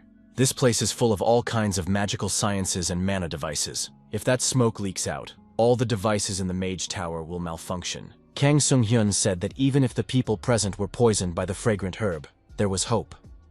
If they take the medicine in time, they will recover quickly. Our hero said he knows how to prepare this medicine because he is a healer. Kang Sung-hyun said that eliminating the smoke is more urgent and important than healing them. Not that they died without mana, but a wizard unable to use mana is no different than a wizard who died. Kang Sung-hyun thought that in the end, he didn't care about it. The magicians have fallen on their knees before our hero and asked him to make a cure. They are willing to do anything. They are even willing to breathe in all the smoke to eliminate it, if that's what it takes. Kang Sung-hyun thought that was why he liked being a healer. Jun-ho asked Dr. Kang if these guys really need to inhale all the smoke to eliminate it. Kang Sung-hyun replied that it would be fun, but it would take too long. Luckily, this place is a potion store. The ingredients he was about to name must be delivered. The magicians prepared to carry out this task. Silica powder and dried sandvine root was delivered. Kang Sung-hyun realized that this smoke had to be dealt with inside the store. But since you can't grab the smoke with your hands, it's hard to eliminate it. So, you just have to convert that smoke into a form that's easier to clean up. Jun-ho changed his complexion and started coughing. Kang Sung-hyun thought that even his colleague was beginning to show symptoms. We should hurry. Our hero placed the prepared solution into the appropriate bottle. After that, he applied the skills of absorption and distribution. Kang Sung-hyun couldn't afford to make his old friend become useless. After applying the skills, white small orbs appeared in the air. Jun-ho asked his colleague what it was. Our hero replied that it is a dissolving potion that turns smoke or gas into a gel-like form. Kang Sung-hyun told the people present not to wait and start packing everything up immediately. The magicians decided that it was necessary to collect everything and sweep it into the garbage cans. Do it quickly so Mr. Healer wouldn't get angry. Our hero eventually cleared the smoke and cured the people. The antidote for the fragrant weed was applied. Looking at the potion shop after the incident, our hero said that it was a mess. It is necessary to apologize to the shopkeeper and start cleaning up. The perpetrator of the incident said he was sure he dipped coastal grass, not fragrant grass, into the liquid. Kang Sung-hyun said that fragrant grass refers to coastal herbs that have changed due to the excessive presence of mana. It's usually an herb that helps to mix medical ingredients, but when it becomes fragrant, it melts mana. The girl said it was very strange. Why are they growing something so dangerous in the Mage Tower? Most of the ingredients come from the greenhouse in the Mage Tower. Kang Sung-hyun thought, could the normal cultivation environment have changed?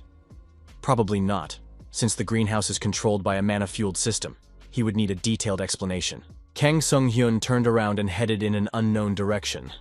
Jun-ho, barely keeping up with his colleague, asked where Dr. Kang was rushing off to again. Kang Sung-hyun replied that he needed to find Professor Tansel urgently.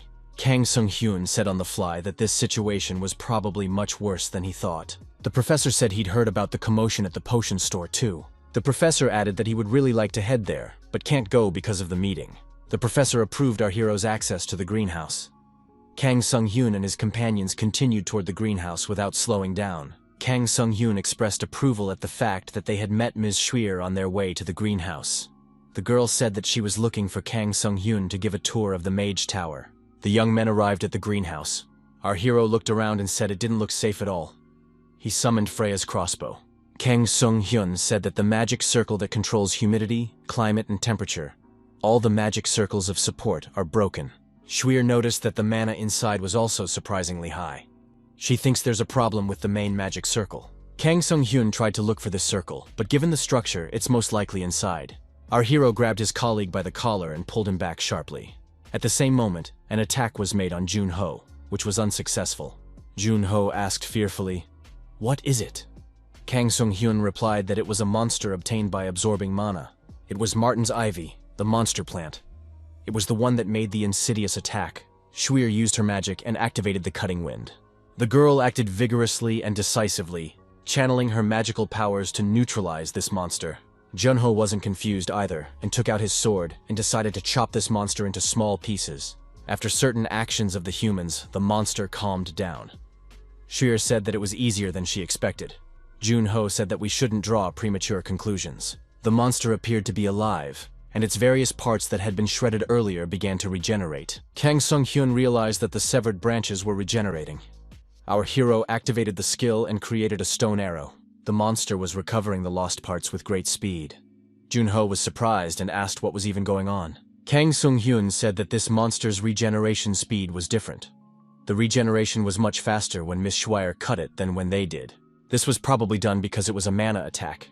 Here are herbs that grew quickly due to the excessive amount of mana. Kang Sung-hyun added that this monster seemed to have the ability to absorb mana. To destroy this monster, the Option Firebird was activated. There was a powerful explosion. The monster continued to regenerate. Schwer said that trying to burn the plant wasn't working either. Maybe it makes sense to retreat? The greenhouse is currently overflowing with mana. Our hero wondered why they would retreat. Kang Sung-hyun added that they have someone who can eliminate mana right here. Using Freya's Pouch of Destiny, our hero created arrows with fragrant herb concentrate. These arrows were aimed straight into the monster's mouth, into the heart of that flower. The monster began to emit an acrid, toxic mist. Jun-ho started coughing and choking. He said they couldn't apply the skills. Kang Sung-hyun said that everything would be fine and put away Freya's crossbow. The emission of toxic mist stopped. The healer said they should just destroy this thing with normal attacks until it died.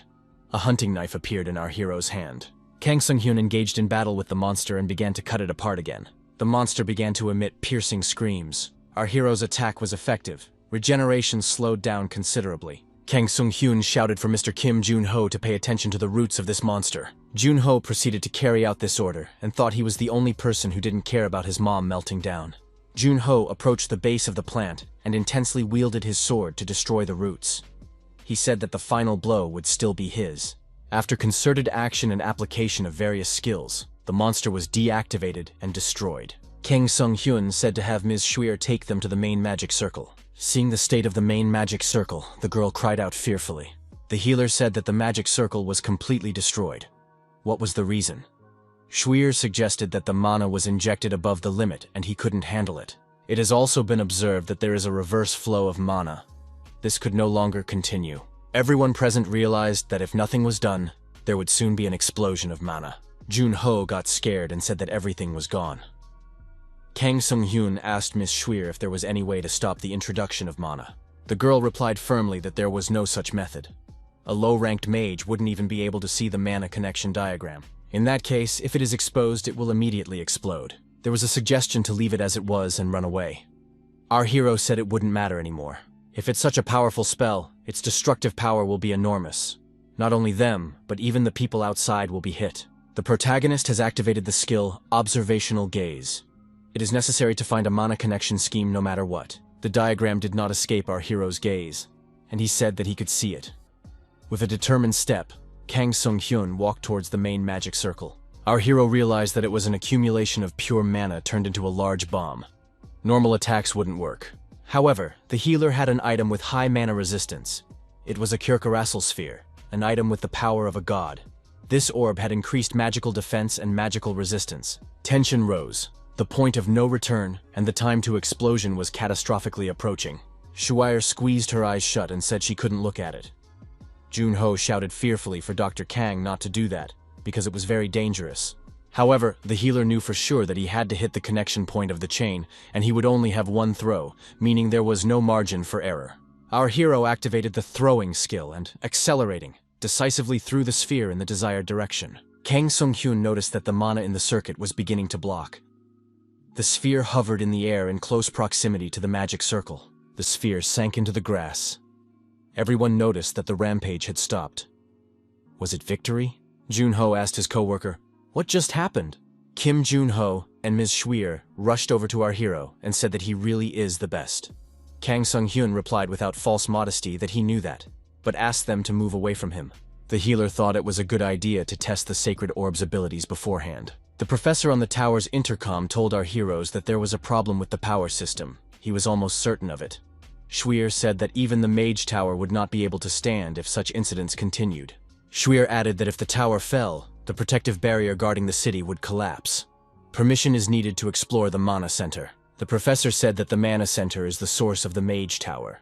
It's beyond his power. Kim Jun-ho thought that even the professor couldn't get there. It would be all the more difficult for them. Our hero asked who was the administrator of the Mana Center.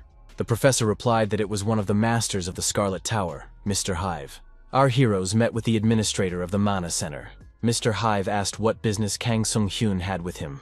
The healer told his interlocutor about what had happened today in the Mage Tower. The master of the Scarlet Tower inquired, "Did these people now wish to head to the Mana Center?" Kang Sung-hyun thought that he hadn't planned to go there.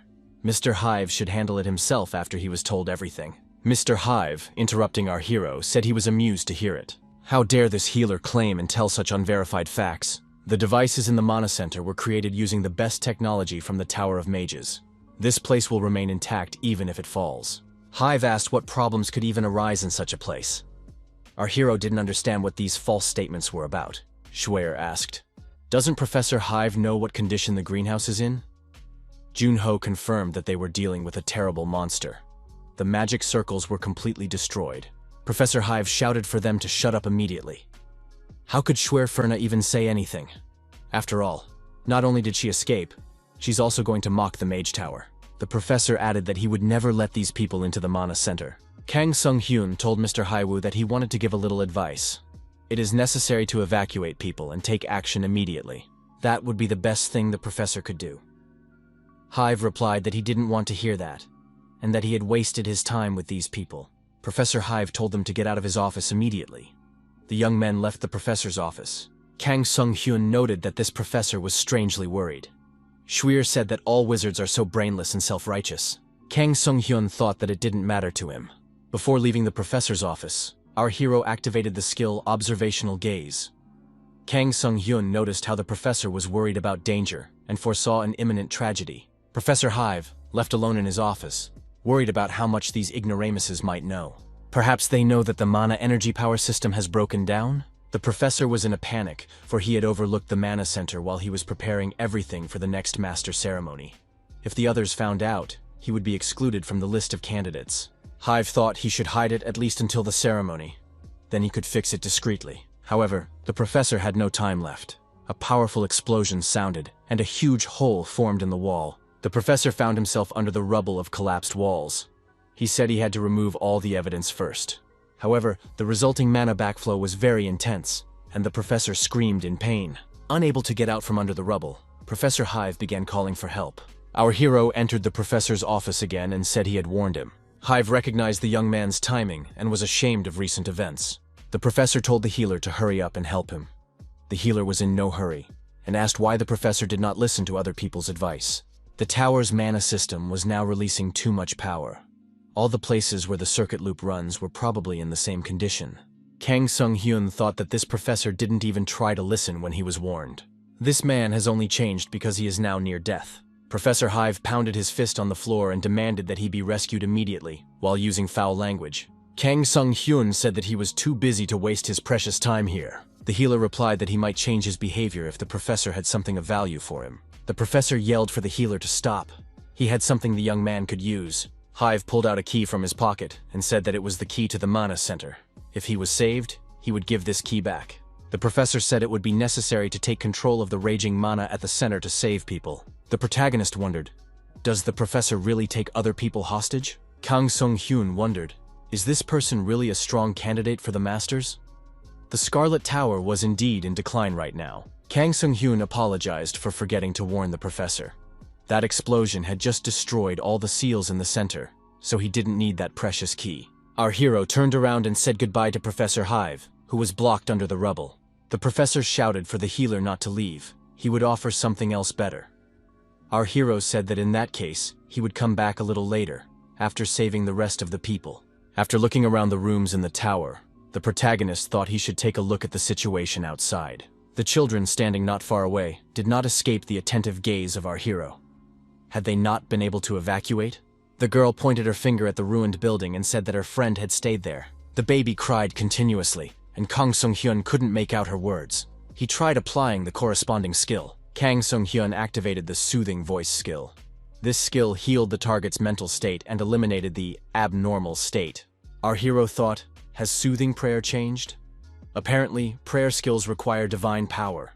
He doesn't need such skills. Using the soothing voice skill, the protagonist told the children to calm down and tell him everything again. The children said the three of them were doing homework when the ceiling and walls suddenly exploded. Lee Jae made a barrier for them to get out, but the bookcases were falling down as they ran, and the friends stayed inside. Kang Sung-hyun saw Lee Jae and hoped that he wasn't too late. The girl was lying on the floor, pinned down by a bookcase.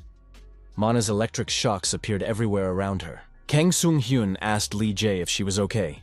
The girl opened her eyes and asked who was in front of her. Our hero said that he was here to save her. Lee Jae replied that this man is not wearing a uniform, so he is just a passerby. Lee Jae said she was done and asked her to take her friends to safety. Kang Sung-hyun wondered why the girl was acting so mature. Is this really her second life? The system warned of the child's abnormal condition. She's bleeding and mana flowing backwards. The girl also had a broken ankle. Kang Sung-hyun wondered, was this child in such a state trying to save her friends? Kang Sung-hyun thought that Lee Jae looked more like a determined person than someone who was close to death. Lee Jae said that a passerby shouldn't do it. If he touched it, his mana might fly away too. The healer lifted the cabinet lying on the girl and released her. The skill, hemostasis, was applied. Our hero said he can't do anything about the pain, but he is able to stop the bleeding. Lee Jae wondered how this passerby could ignore the backflow and apply skills. Our hero replied that he was a defective healer and couldn't let such a talented person die here. The protagonist placed the girl on his back and began an accelerated retreat to a safe zone. Lee Jae, observing the situation, said that they should be careful. The explosions are getting stronger. Kang Sung-hyun said it was dangerous and the girl should duck down. Kang Sung-hyun realized that they were now on the 12th floor. They should at least get to the 9th floor. Kang Sung-hyun stopped in front of the ruined staircase. This was something he hadn't expected. The healer asked, "Is there really no other way but this?" Our hero looked to the side and saw a hole in the wall. He said that he had a question for Lee Jae. The healer asked, "The girl isn't afraid of heights, is she?" Lee Jae asked Mr. Healer, "Is this really the only way left?" Kang Sung-hyun said for Lee Jae not to worry. "You just have to close your eyes." Our hero added that he would definitely save the girl. Kang Sung-hyun looked out of the hole in the wall and prepared to jump. Lee Jae said that she trusted and was ready. Kang Sung-hyun said, "Let's go," and waved his hand. Overcoming the resistance of the air current, the young people were rapidly carried downward. Lee Jae, clasping her eyes, clung tightly to the healer. Our hero thought that a normal child would have already passed out while screaming. A child like this shouldn't die.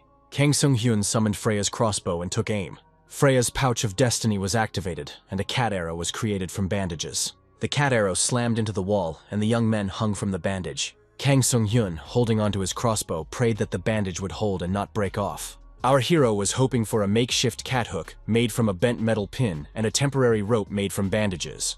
This structure was able to support the weight of the young men. The wizards watching from below didn't understand what was going on here. Everything should be in order. It was the Scarlet Tower of Mages. Members of the public thanked our hero for saving the children. Kang Sung-hyun said that there was no need for gratitude. He only gave Lee Jae's leg first aid, so a healer should be invited. The girl asked Mr. Healer, "Now he will manage to the Mana Center?" Our hero replied that he had to go there and save people. The girl handed the protagonist a scroll and told him to take it with him. She doesn't know if it will help in any way, since it was for homework. Our hero unrolled the scroll and said, "That's what it is. Lee Jae is good." Lee Jae told her friends that healer saved her and cured her leg. Lee Jae told her friends not to cry, because she's fine. If they start crying when she's fine, she'll cry too. Lee Jae told her rescuer that she was actually very scared. Our hero thought that no matter how mature the girl behaved, she was still a child. Kang Sung-hyun decided that he needed to advance to the Mana Center again. In the Mana Center, almost everyone present was unconscious. The elements were raging. Holding his crossbow at the ready, our hero wondered what had happened here. Was it the mana feeding system? Had the mana chain case sucked on them? Ms. Schwer and Jun-ho had been caught. Professor Tansel was in an exhausted state trying to make his way to the center. The professor said that their mana was absorbed in an instant. The professor added that it wasn't something they could at least deal with in any way. Kang Sung-hyun should run away from here immediately. Healer Kang Sung-hyun replied that he was fine. Our hero prepared his crossbow for firing. The protagonist said it wouldn't work on him. The creation of a stone arrow was activated. The stone arrows flew straight towards the crystal, the center of mana. However, the mana protector was triggered and the arrows did not reach the target. What to do now? The professor was discouraged. Was this thing also using skills now? Kang Sung-hyun said that his assumptions were confirmed. It had completely turned into a monster. In that case, we should use an arrow with fragrant herb concentrate. Fortunately, it worked. Our hero thought that if he could melt the defender, he could think of something. Looking closely, the healer realized that it had absorbed the molten stream. There was a mana shot and a crushing explosion. It was quite unexpected for our hero. The protagonist suffered a wound to his right forearm. The professor inquired if Healer Kang was okay. Healer Kang became angry and took out a glowing orb from the dungeon. Our hero thought, if it wasn't for this orb, his body would have been torn into small pieces. If this thing continued to absorb mana like this, it would never end. It was clear that it was using the recycled mana to restore its body. The professor said that arrows with fragrant herb concentrate wouldn't work in this case. Kang Sung-hyun thought that, fortunately, this was still part of his plan. He was prepared for this kind of resistance. A mana multi-shot occurred. However, the protagonist effectively dodged this attack.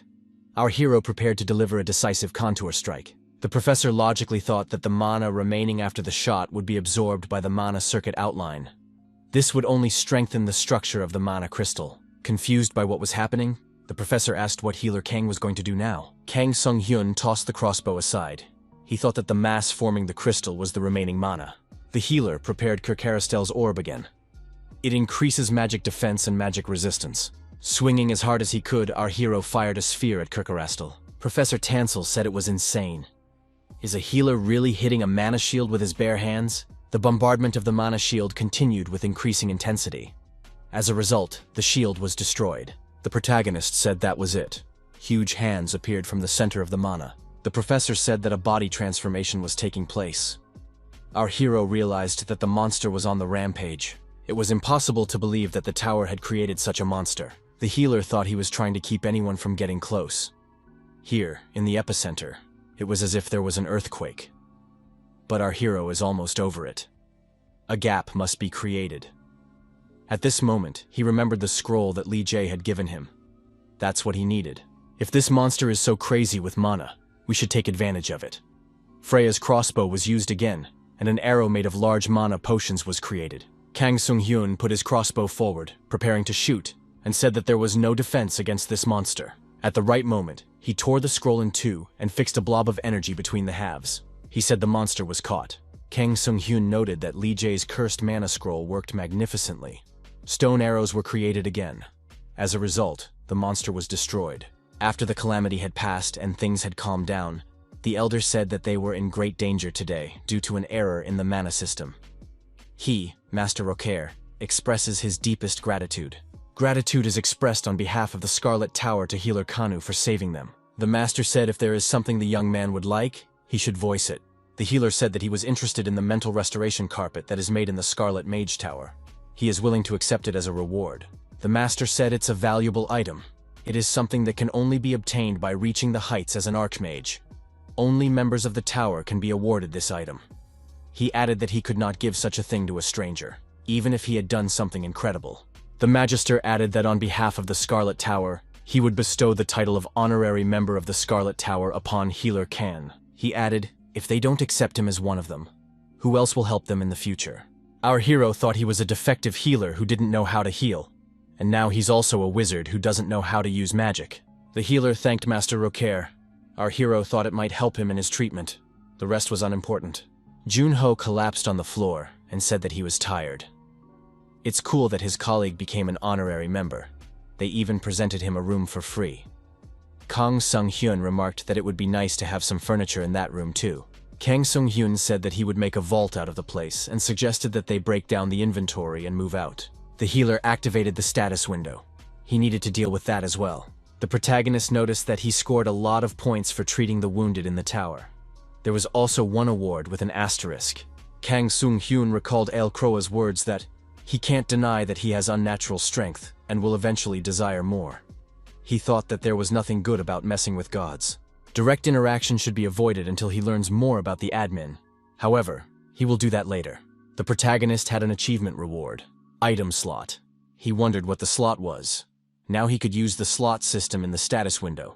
It was possible to put an item in a slot and get its effect without equipping it. Kang Sung-hyun wondered, wouldn't there be an achievement for obtaining a tower membership? Junho wondered if Dr. Kang had been given a robe. Why not put it on? Our hero remarked that he would stop looking like a healer if he wore the robe. The healer looks best in white clothing. Kang Sung-hyun has activated the Scarlet Crest skill. The crest and robe confirm his membership. The achievement has been obtained. Our hero is now the wizard of the Scarlet Tower. Satisfied with himself, the protagonist said it was something that needed to be done. The young man asked, didn't he say he came here while watching TV at home? Junho confirmed, I just poured boiling water on the noodles and immediately found myself in a cave. Kang Sung-hyun said that unlike him, Junho brought something with him, even if it's some useless thing. Junho said it's a pillow, and it's a useful thing. Junho added that this pillow was with him when he slept on the cold and dirty floor. Kang Sung-hyun says he doesn't need such a pillow. It smells like an old man. Our hero decided to put a picture of his loved ones on the nightstand next to him. Our heroes bid farewell to the mages and wished each other good luck. The young men arrived at Kamar. This town was definitely bigger than the Hind settlement. There are rich people living in this town. It was decided to find a crew. The staff apologized and said they could not harness the crew at this time. Kang Sung-hyun asked if there was something wrong with the stables. The staff member replied that they were fine. Our hero noticed restless young men who needed to create a bridge faster to get to the town of Karen urgently. They demanded to leave in a carriage. The guards replied that because of the problems in the barrier tower, leaving was forbidden. It was now dangerous to leave Kamar. The people still demanded that a bridge be built. Waving his rod, the young man said that he could wait no longer. It had to be done right now. With a wave of his wand, the man activated the ice path. However, this was a strategic mistake. Using the ice path on land, monsters began to appear, and now it was necessary to prepare for battle. Someone shouted that they were Pitsata mermaids, very dangerous and bloodthirsty monsters. The guards shouted that these monsters were trying to get into the city and must be stopped.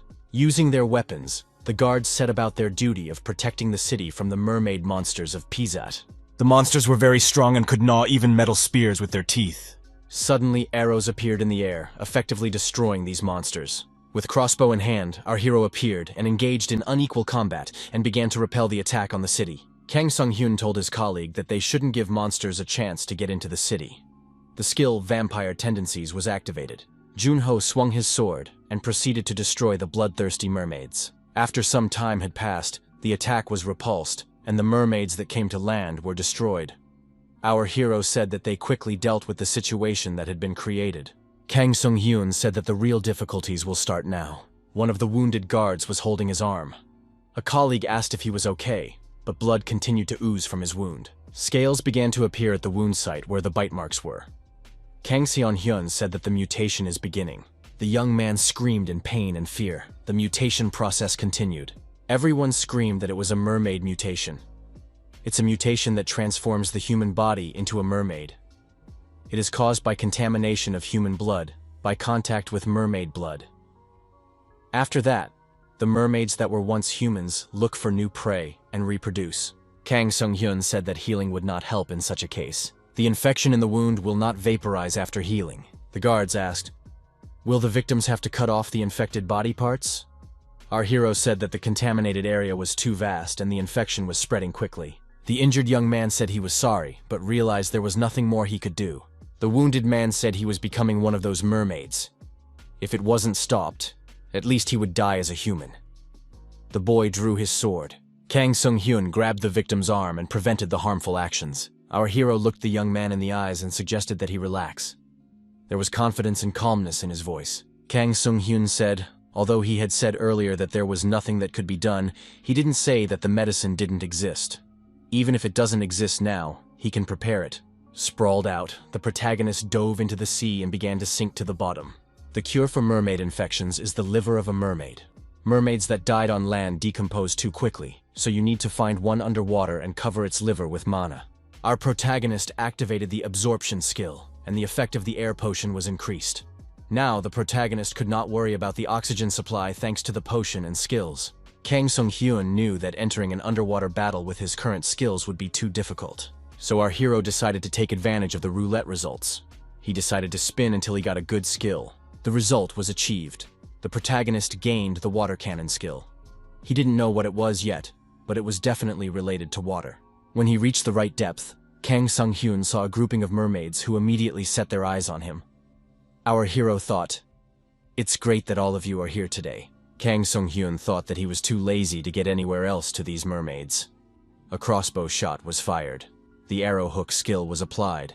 One of the mermaids was injured and ended up on the hook. Pulling the mermaid up to him, our hero thought it was a great catch. However, other monsters began to approach the protagonist from different directions. There was a need for defense.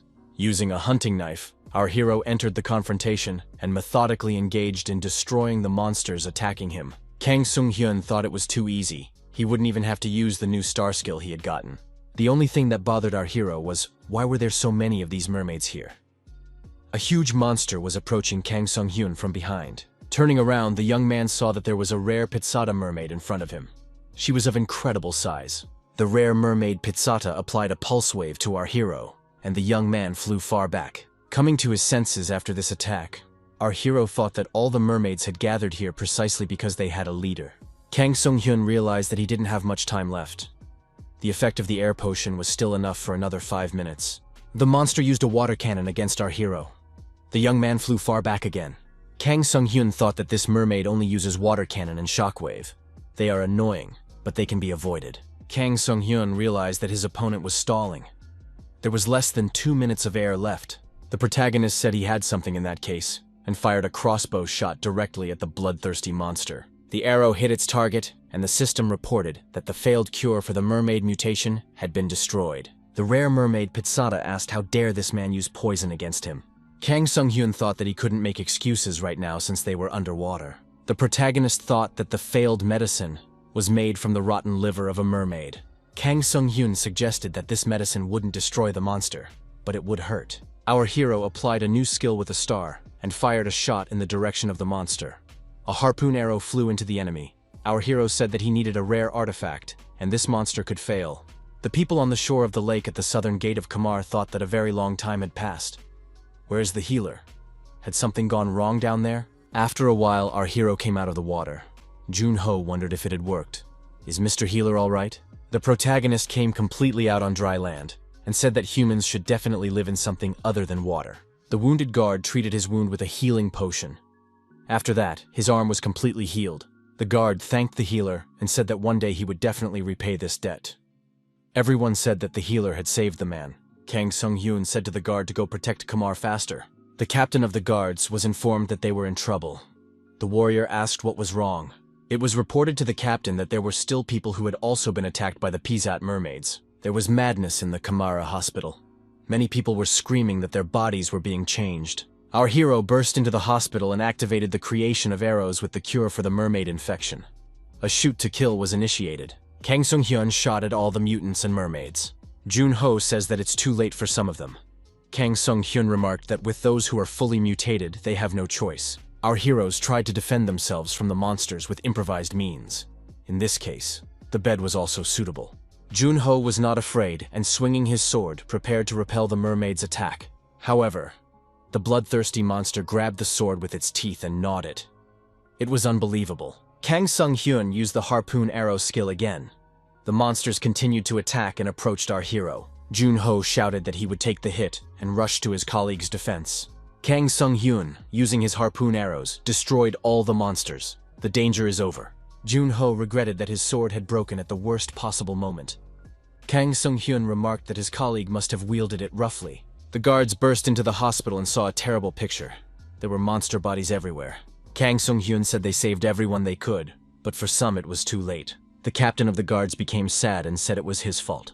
The captain thanked our hero, for this healer had stopped the disaster. Kang Sung-hyun expressed his confidence that he would receive a worthy award. Our hero was approached by restless people who wanted to move to another town before the mermaid invasion. They demanded medicine. The captain of the guards said they were citizens of Kamara.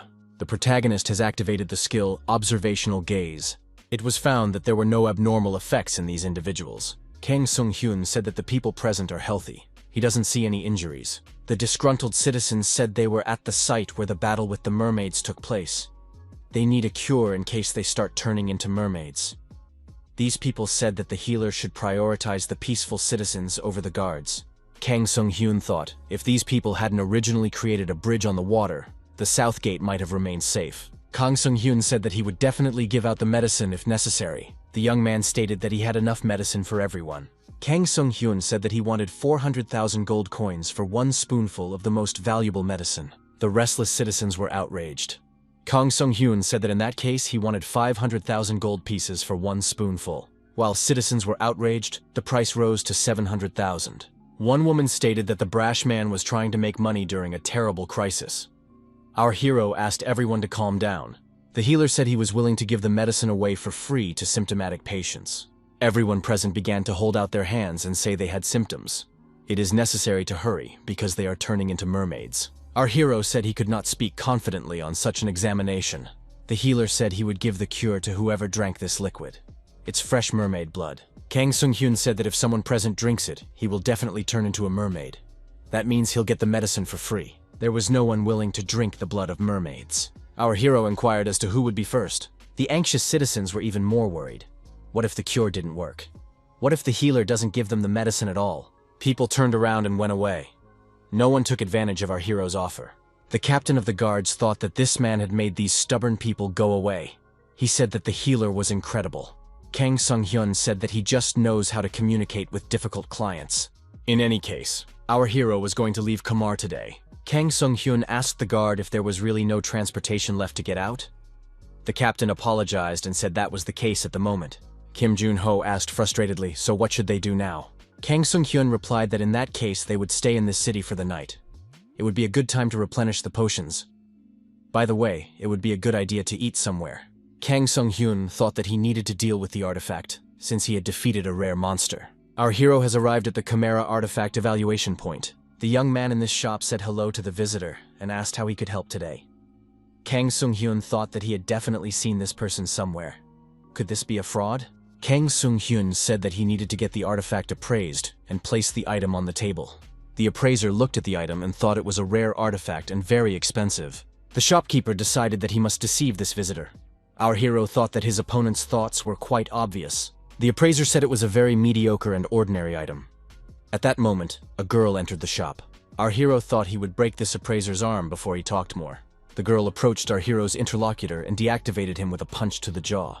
She asked, "Is this scoundrel deceiving people again?" The girl grabbed the guy by the neck and apologized to the visitors. She said she was ashamed of it. The guy had tried to deceive them. The girl pushed the trickster aside and said she wanted to take a look at the artifact. An artifact glowed in the girl's hands. It was the mermaid cuffs of Pizzata. It improves vision underwater and increases movement speed. The girl congratulated the visitors and said it was a great item. You can get a bonus effect if you wear them together. Jun-ho asked the interviewer what a cuff is. Kang Sung-hyun replied that they are like earrings, except you don't have to make ear piercings. The girl said that their store was willing to buy it for a good price.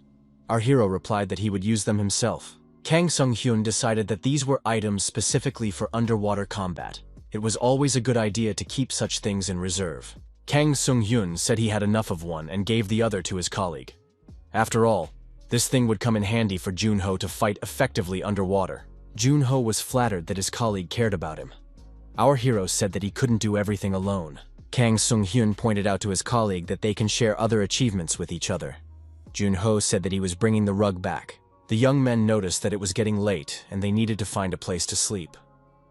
Jun-ho wondered, couldn't they just go back to the tower? In that case, they would use the swanky room that had been given to them.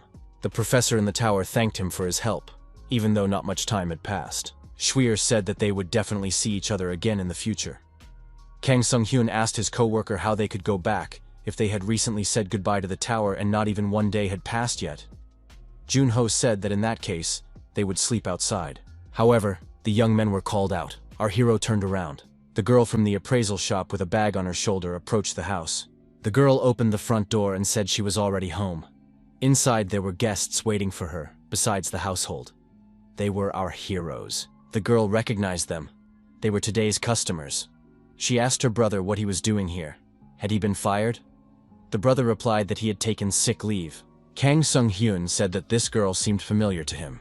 He didn't know she was Cyril's sister. The woman said that this guy is her brother's savior. He will stay here until the gate is opened. Our hero thought that the Catelier family seemed ordinary, but in fact, they are the oldest and most revered family of the guardians of Kamar. The young man said that the guests had saved many guards, and he could not let them sleep outside. They were Cyril Catelier and his sister Ciel Catelier. The girl wondered, was this really the famous healer from that incident? She gave her name and said they could stay here as long as they wanted. Her brother would sleep on the couch in the living room. Junho smiled and said that the two are indeed brother and sister. Kang Sung-hyun couldn't sleep. He wondered what time it was. Our hero went to the window and noticed that something was wrong. The protagonist's concern was caused by the fog that was over the city. This fog seemed to be gathering in one place rather than billowing everywhere. There was an observation tower not far from where the fog was located. Our hero decided to take a look from there. It was impossible to leave the room. Suddenly, there was a knight who crept up from behind and put his sword on our hero's shoulder. The knight asked who the young man was. Our hero was surprised. This man threatens him with a sword and wants to know who he is? Without turning his head, the protagonist activated Freya's crossbow. Suddenly, the door to the hallway opened and Cyril appeared on the threshold. He told his uncle that it was Healer Khan. The knight wondered, was this really the same one who had asked Cyril? The knight said he was extremely ashamed of his behavior. He had almost hurt their benefactor. Kang Sung-hyun replied that there was no need to worry. At the moment, he was the one who was the stranger in this house. The knight was the retired guard, Hekaro Catalier. Hikaro said that he usually starts the day with a short observation of the lake, but the others said it was in vain, for they are protected by a magical barrier. Hekaro said that he still wanted to protect his hometown in any way he could. Our hero suggested that's why the observation tower was there. Our hero said he did not think Mr. Hikaro's watch was in vain. Now he saw it too. The protagonist used the skill Harpoon Arrow. Monster fish were approaching the coast. It was now clear that the fog was only for diversion. It looked like the monsters were going to invade Kamar. The guards shouted that they are under attack and monsters are trying to enter the city. It is necessary to take up arms and fight. Everyone who could hold a weapon grabbed swords and came to the coast to deal with the monster fish. The battle was fierce. Junho said as everyone came out to battle. Our hero added, as expected from a family of hereditary guards. Ciel Cataleur gave our heroes weapons and told them to arm themselves and do battle with the monsters. The young men could not stay away. In Kim Junho's hands, the Kamara Golden Glory artifact appeared. Kang Sung-hyun said that in that case, they couldn't just stand there and watch. In our hero's hands, the Silver Glory of Kamara artifact appeared. Junho shouted that the fish should stay in the water, and putting his shovel forward, moved to attack. After a series of successful attacks, Junho said that this weapon was amazing. The physical damage bonus was 250%. The guards said there are too many of these monsters and they keep climbing out of the water. Kang Sung-hyun thought that these monsters usually couldn't come out of the water on their own. Was there really a breathing spell used on the ground? The reason the fish must have ended up on land must be the sorcerer mermaids. Using Kamar's Silver Glory, our hero gained a moonlight enhancement. By applying this enhancement, the protagonist doubled the power of the sudden strike. The additional moonlight enhancement could be returned 10 seconds after the cast. Kang Sung-hyun thought that if he dealt with the sorcerers, the rest of the monsters would go away. Hikaro said that the monsters were already weakened, and it was necessary to increase the attack and throw the monsters back into the water. Suddenly, a new monster emerged from the water, a giant pizzata crab. Junho, after estimating the size of this crab, told his colleagues that there is a lot of delicious meat inside. Our hero agreed. He had heard that this meat was very tasty. The guard was surprised. Is it really that important right now?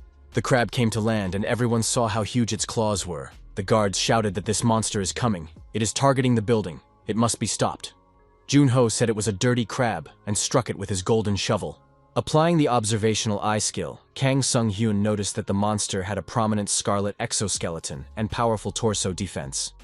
He told his colleague that the monster was using the defense skill. Our hero added that it was necessary to find the weak point of this monster. Cyril was knocked to the ground by the monster and said he couldn't move. His sister screamed for her brother to get out of there immediately. The girl grabbed the crab by the paw and said she would not let the monster invade Kamar. The crab tossed the girl aside and raised his paw, preparing to deliver a staggering blow. At the same moment, the owners of the valuable artifacts, Kang Sung-hyun and Junho, pounced on the monster and chopped its attacking paw into pieces. The young men said what they had found. It was announced to all the guards to aim for the limbs. Those were the monster's weak spots. Ciel Catalier jumped to her feet, thrusting her sword forward and lunged at the monster. she said again, not allowing the monster to go any further. They are the guards of Kamar. Using the data, the crab had all of its limbs severed and was deactivated. The guardians saved their city. When dawn came, everyone saw that the monsters had been destroyed and were lying on the shore. Cyril and his colleagues shouted loudly that they had won. Hikaru thanked the young people for their invaluable support. Together they were able to protect the city and his family. Kang Sung-hyun said he did his civic duty as always and did what he had to do. Junho said that they were asleep when the attack started, so they still feel sleep-deprived. Kang Sung-hyun added that they don't have much stamina left. The young men were advised to rest. At the end of the day, a party with delicacy crab meat awaited them. When our hero opened his eyes, Cyril was in front of him.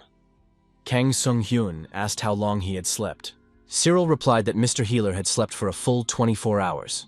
Our hero woke up 25 hours after the battle on the lake. The first thing he thought of was, what had he heard about the crab party? Cyril replied that they didn't start the feast until the guests were awake. The crab meat turned out to be very tasty and literally melted in the mouth. The party was a great success. Junho said that it was a very good shovel. It did its job splendidly. Catalia replied that it was not an ordinary shovel. These shovels are awarded annually to the most outstanding warriors of Kamar. They are items of rare rank. Seal said that Junho could keep this shovel. They have 11 of them in their family. Kang Sung-hyun wondered, why is this crab only sparkling in some places? He decided to look into the matter. Using special vision, our hero isolated fragments of a prominent scarlet exoskeleton. A secondary item was discovered. Kang Sung-hyun retrieved the item. He had a rare trophy in his hands. Our hero was rewarded with a new skill, trophy collecting hands. Kang Sung-hyun thought that he had gotten the achievement, so no one would mind if he took it away, Hikaru said as he brought news to Healer Kang. The captain appeared nearby and said he was glad to meet Mr. Healer again. The captain reported that Lord Chimera had invited the young men to his house as a token of his gratitude for what had happened. The young men rode up to Lord Chimera's castle. Lord Chimera ran up to our heroes and shouted, "Are they really the ones who saved the city?" Hikaru said it was an honor to be invited by the Lord of the city himself. Lord Chimera is supposed to be the most brilliant mage of the Scarlet Tower. However, despite his astounding talent, he is not arrogant like those wizards and works hard. Lord Chimera said that the monsters had almost destroyed the castle, and cried loudly. Hikaru asked Lord Gawain de Altagars to calm down and stop crying, because the guests were watching. Our heroes thought that this lord was a super crybaby and a coward. The lord said he had always thought the city relied too heavily on the Mage Tower barrier. It was necessary to prepare in case there was a problem with the barrier. However, everyone said it didn't make sense. The current security force was too small and not enough to protect the entire city. The lord said he was considering the idea of creating the first knightly lineage of Kamara. Gawain de Altagars added that he will pass on the responsibility of creating the knighthood to the Catalera family. Hikaru said his family is honored. Junho said that the status of the Catalier family was rising very much. Hikaru thought that his family's longtime wish would come true in his generation. Kang Sung-hyun said that the title of knight should be the reward for saving Kamara. So the adventurers who helped in the rescue of Kamar will also be rewarded accordingly. The lord said that it was very humble of the young man. After all, they are the two heroes who also saved the city. The lord showed the treasures and said that there were items of the highest quality here, worth millions. Young people can take whatever they want. Plus, the lord can guarantee them future employment with the Altagars family and further support. Kang Sung-hyun thanked and said he didn't need it. Our hero thought he needed to get something he couldn't handle on his own. Something really expensive. He said he and his colleague live in Hund Settlement. It is a small settlement, yet its importance cannot be denied. Due to the terrain, travelers have to pass through this settlement, and since there are many monsters nearby, adventurers also frequent there. Therefore, the guys from the Adventurers Guild quickly built a branch there. The members of Ivar's church are also expanding their influence. The fact that such an important settlement only houses an Adventurers Guild and a church seems wrong. Kang Sung-hyun asked the lord to build a branch of the Magicians Association in Hin Settlement. The Magicians Association is an establishment exclusively for magicians, where magical items are bought and sold, appropriate tasks are given out, and lodging is rented. If the Hind Settlement were to have a mage association, it wouldn't be as easy for the adventurer guilds and the Church of Ivar to walk around freely as it is now. Kang Sung-hyun added that if the lord agreed to it, he would provide support for the Scarlet Mage Tower. The lord agreed and said, "So be it." Junho reported that his colleague received the building as a reward. Kang Sung-hyun added that he would appreciate it if the lord would cover their travel expenses and pay for items for the time they returned to Hin Settlement. expenses for food and a potion kit, and you need to provide a boat and a guide to cross the lake. Now, Lake Pitsada is literally a monster's lair, so you need to cast a spell on the boat to make it survive the journey. You also need to cast a spell against seasickness. The Lord objected. Weren't the awards supposed to end at the Mages Association? Kang Sung-hyun said that the Magician Association was for him, everything else was for his colleague. After all, Kim Jun-ho is not a magician. Jun-ho remarked that the establishment of a branch of the Magicians Association didn't concern him in any way. Lord Chimera was surprised at the immodesty of these young men and fainted. Kang Sung-hyun asked the young man in front of him, was he the guide who would ferry them over? Then it's a pleasure to meet him. The young man replied that he was honored. The Lord and members of the Cathalier family wished our heroes a successful voyage. The boat with our heroes and other passengers set out to cross the lake. Our hero said that there was a great view of the Scarlet Mage Tower from this spot. Kang Sung-hyun didn't understand why the next terrifying event happened. An hour before the event, while studying the map, our heroes said that they would rent transportation to the Trikoti settlement on the other side of the lake. They would need to go through the Red Forest to reach the settlement. Kang Sung-hyun remarked that this forest was known for strangers getting lost in it quickly. Our hero asked the guide, did he come from Trikoti? It was Barlik, indeed a resident of Trikoti. Barlik said that his daughter Rudy had fallen ill, so they had gone to Kamar to cure her.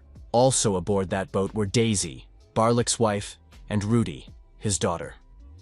Barlik added that they were unable to return early because all the crossings were closed. They still have children waiting for them at home. Lord Kamara found a guide through the Red Forest at the perfect time. He was a generous fellow. Junho said he was not nauseous at all. The seasickness charms worked well. The young men decided to rest until they reached the shore. Kang Sung-hyun decided to activate the membership list to be able to directly control Scarlet Tower's spells. The membership list improved his characteristics depending on the number of organizations he was a member of. The achievement was obtained, and our hero secured the title of Scarlet Tower Wizard. It was the second award after the Scarlet Tower. Our hero and his colleague were accepted into the ranks of the Knights of Catalera. Kang Sung-hyun recognized that they were not part of this family, but they fought together in the same battle. Somehow, our hero got the title of Knight. The sixth rule in the survival manual stated that you should use everything you can. Kang Sung-hyun turned his attention to the fact that he had gotten a new quest. The reward for this quest was a star. 10,000 points were needed. Now the system required much more. It didn't matter if it was a skill with a star or not.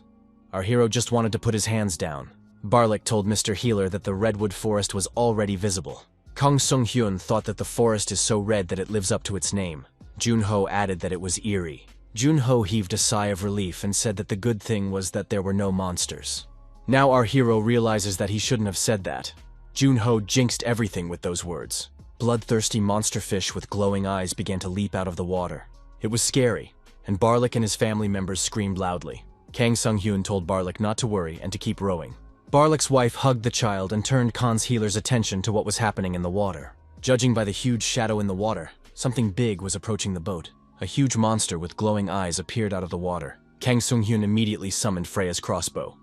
He said it was a kamafan fish. But what was she doing here? Our hero fired a shot and arrows flew towards the monster. The monster dived to the bottom. Is that fish really running away? Our hero said that this fish was not running away. It was going to flip the boat over. Kamathan hit the boat with force, and it flew upwards. All the passengers of the boat flew in different directions. Junho shouted as they descended, flying straight into the jaws of that monster. Without letting go of the crossbow, our hero thought that this Kamathan fish had really thought of everything. Our hero created arrows from ice potions and activated a series of shots. The shots were successful, and the target was achieved. Kim Jun-ho shouted that the kamafan fish was frozen. Kang Sung-hyun shouted for Mr. Kim to break the ice. Jun-ho prepared his shovel and began to carry out the order. A lightning strike was applied. The frozen mouth of a fish was sticking out of the water. Our heroes swam on the ice floes. Rudy said she was fine, just a little frozen. Barlik wondered how these travelers don't get tired. While looking at the frozen monster, our hero said that something was bothering him. Junho asked what it was. Kamathan fish usually live in deep water because they avoid sunlight. They never show themselves so close to the surface of the water. The protagonist added that this fish appeared here, even though the sun had not yet set. Our hero applied the observant eye. It has been reported that the Kamafan fish is partially frozen. The head is crushed and the fish has been dead for 3 days. Upon receiving this information, The protagonist pulled out his hunting knife at the same moment. Long, ribbon-like creatures emerged from the fish, spreading out in different directions. Junho was surprised and asked what was going on. Our hero said that it is a plant monster parasite. This parasite controls the Kamafan fish. It is a wavy Calliopeus that has mutated due to exposure to excessive amounts of mana. The system reported that the monster's functions cease when the host dies. Kang Sung-hyun knew that something like this had to happen. The final boss remained.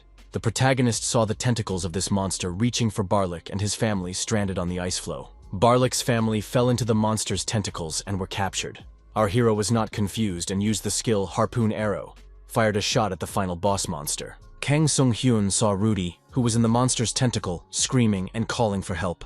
Junho rushed to the child's aid and hugged the girl with his arms. Junho, along with Rudy, fell into the cold water. Everyone was waiting for them to come to the surface. Our hero realized that something had to be done. The parents were terribly frightened. Some more time passed, but Junho and Rudy did not show themselves from under the water. The protagonist activated the soothing voice skill and attempted to calm the woman. Kang Sung-hyun told the young people that he would definitely save their daughter. Our hero didn't think Mr. Kim would go down with the child. If left alone, he might die saving the girl. Junho, without letting go of the child and the shovel from his hands, sank to the bottom with the monster. Junho goes underwater with the child and thinks this monster is very strong. Even when it loses its tentacles, it continues to hold its victims tightly. This monster keeps regenerating over and over again. Junho thought that if he was alone, he would be able to get out without much difficulty. However, in this case it was impossible because he was with child. Rudy said she was running out of air and needed to get to the surface right away. Junho looked up and saw that some glowing spots had appeared. What could it be? Kang Sung-hyun activated the creation of air arrows and sent them down to rescue Junho and the girl. They each received an arrow and the air problem was solved. Junho saw Kang Sung-hyun approaching him with a dagger in his hand. Help was at hand. With a steady hand motion, our hero severed the monster's tentacle that was restraining the captives. Junho and Rudy were on the loose, and the boy thanked his savior with a look. Kang Sung-hyun asked Junho, "How does he keep getting into these things?" Our hero cut off the limbs of the monster's tentacles so that it could not resist and attack people.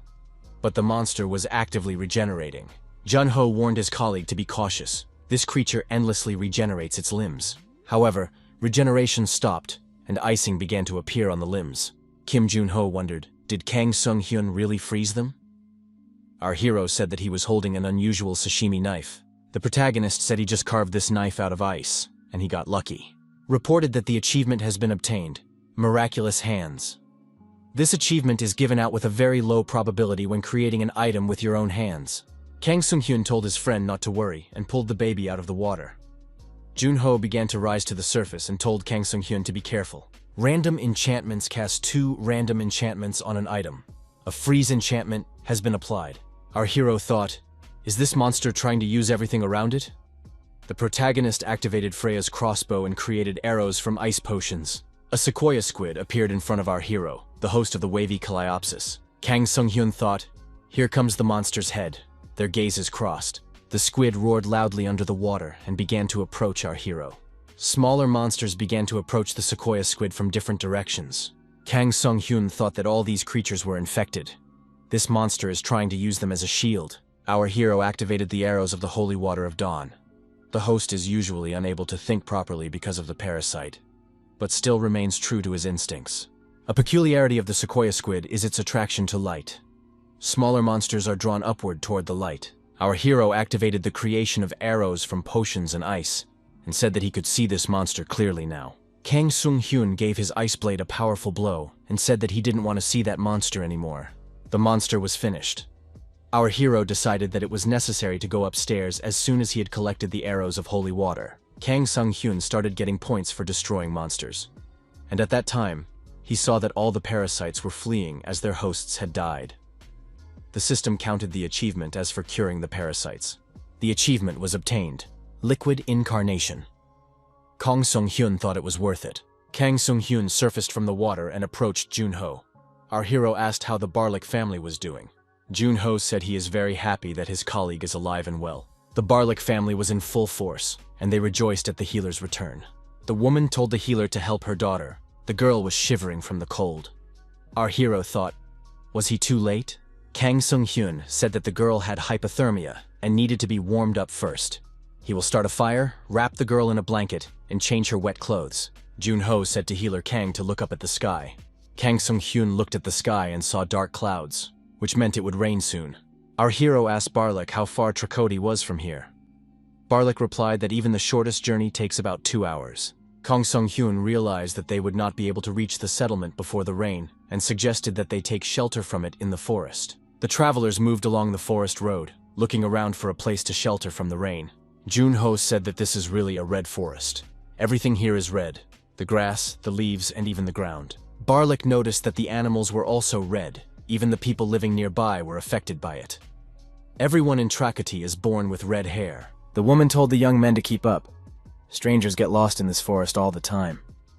Jun-ho wondered if it was because of the confusing paths. The woman said they tried putting up signs and direct routes to the settlement, but nothing worked. The wizard said that strange forces were present in the red forest. Kang Sung-hyun said for everyone to stop and no one to move. Our hero activated the summoning of the silver azure dagger from his inventory. Kang Sung-hyun thrust his dagger forward and told the unknown person to stop hiding and come out. People with red hair came out of the red bushes and said, "Have they been spotted?" Mr. Barlik was frightened and said it was the Red Road Gang. They are bandits who steal items and bags of travelers in this forest. The gang members are all red-haired, and they exclusively rob people with a different hair color. The bandit, thrusting his dagger forward, said that he knew there was a healer among these people. All he needs is a healer. Kang Sung-hyun said that if the robbers want to take the healer, it means one of them is hurt. The villain said for that person to shut up and do as he is ordered. Kang Sung-hyun thought that they had very little time and these people wouldn't help them. They needed to get rid of the bandits quickly and find a safe place. And that's when it hit him. The protagonist apologized and politely addressed the Red Road bandits. He said that one of them was sick at the moment. Our hero added that they would like to use their shelter for one night. The bandits clearly did not expect this. How dare this man say such a thing? Our hero pointed his finger at the sky and said it would rain soon. The bandits said they had no inn. Kang Sung-hyun made a lucrative offer. If they were allowed to stay the night, they wouldn't report the bandits to the Adventurers Guild. The bandits were angry at such words and decided to attack this insolent man. How dare he threaten them? The girl, swinging her daggers, told him to try and hand them over if he could survive. Kang Sung-hyun successfully dodged the attack, and the attacker flew past. Attacking effectively our hero didn't work. The red-haired bandits thought, why is he so fast? He's definitely using some kind of skill. The attacker tore open the scroll and activated the spell. He said there was no escape for this guy from his chains now. Kang Sung-hyun thought that these chains were restricting his mana. Is this a way of restraining his movements? The villain put his dagger forward and said that his opponent was nothing without his skills. Kang Sung-hyun calmly broke the chains and said that the bandits were mistaken because he doesn't use mana. As he approached his opponent, Kang Sung-hyun struck him with a fist strike to the jaw. Our hero said that no scoundrel had yet escaped from this fist. After the fist fight was over, the bandits apologized. They said that they would bring the men safely to their hideout.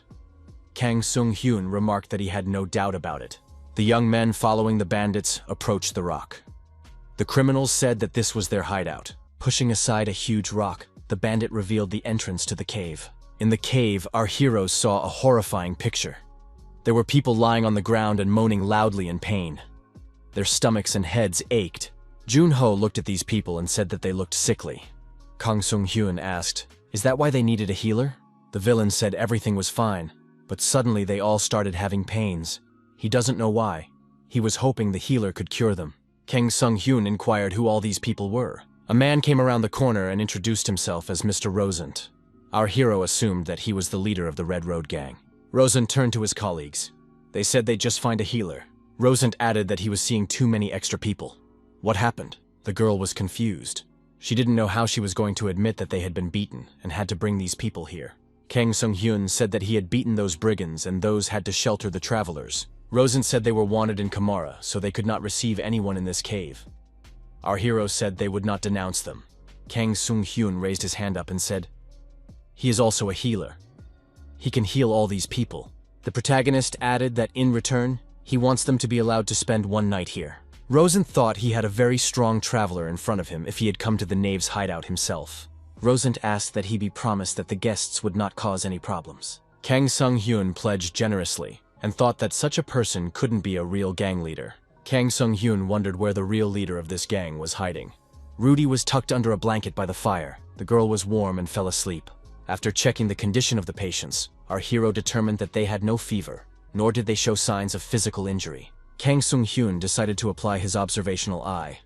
An abnormal state, panic, clouded mind, and phantom pain were revealed. The phantom pain was caused by excessive mental deterioration due to severe headaches. Junho asked his colleague what he had discovered. Kang Sung-hyun explained that it was phantom pain caused by mental damage. Phantom pain means pain from a lost limb as if it were still there. Novazul is the word for painful sensations, even when there is nothing wrong with the body. Phantom pains do not damage your stamina, but they do damage your mind. Over time, the pain increases in intensity and causes more damage to the mind.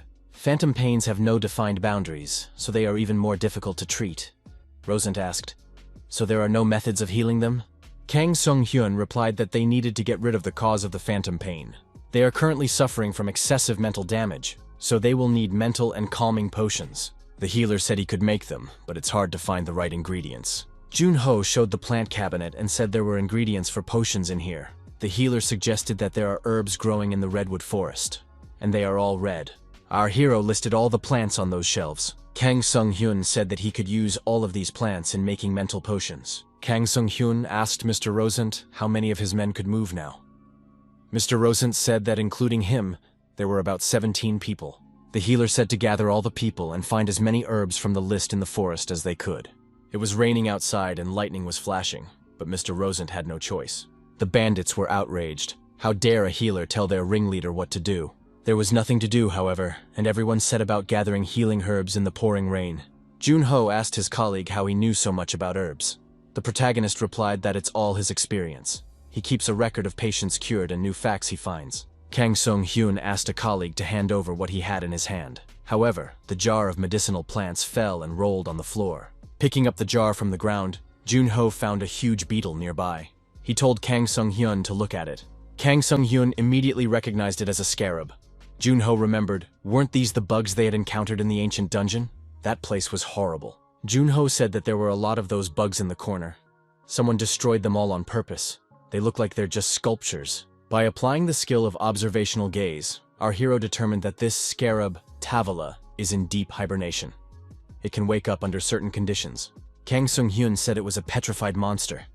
Junho got scared and immediately threw the bug away. Kang Sung-hyun said that if someone collects these scarabs, they wouldn't leave them lying on the floor like that.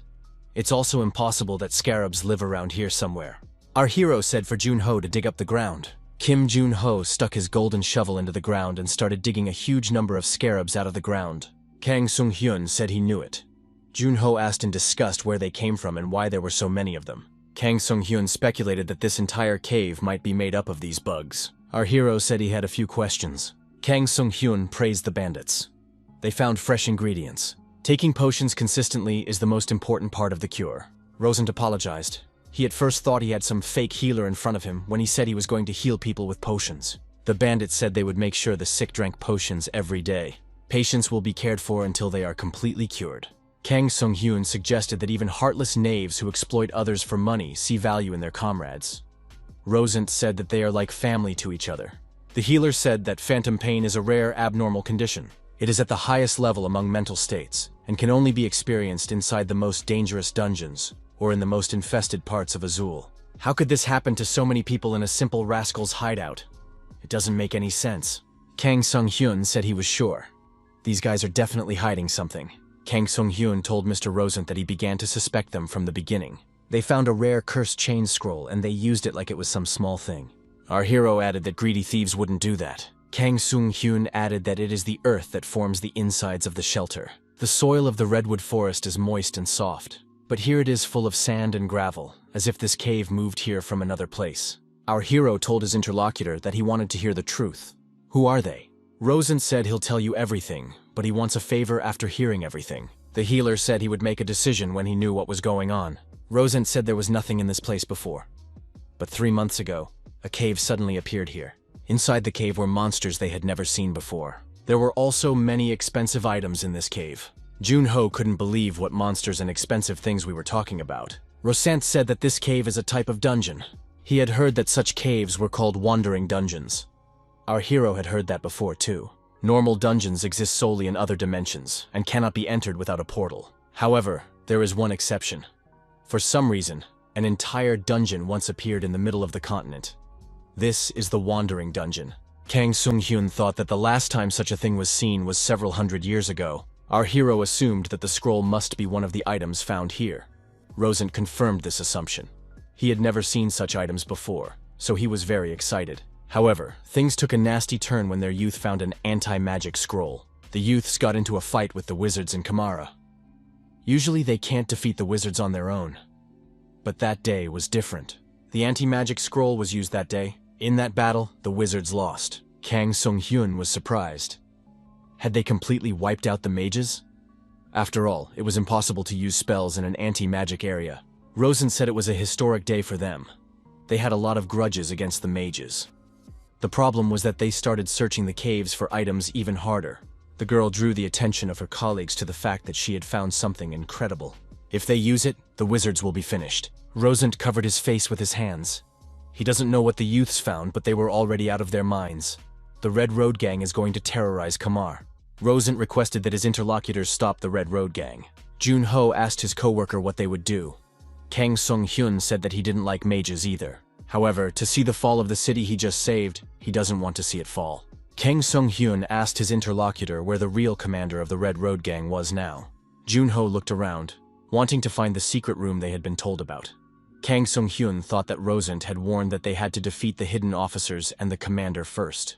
Our hero told a co-worker that the secret room wasn't that hard to find. Kang Sung-hyun activated the skill Observational Gaze. Through the use of this skill, our hero discovered the location of the secret room.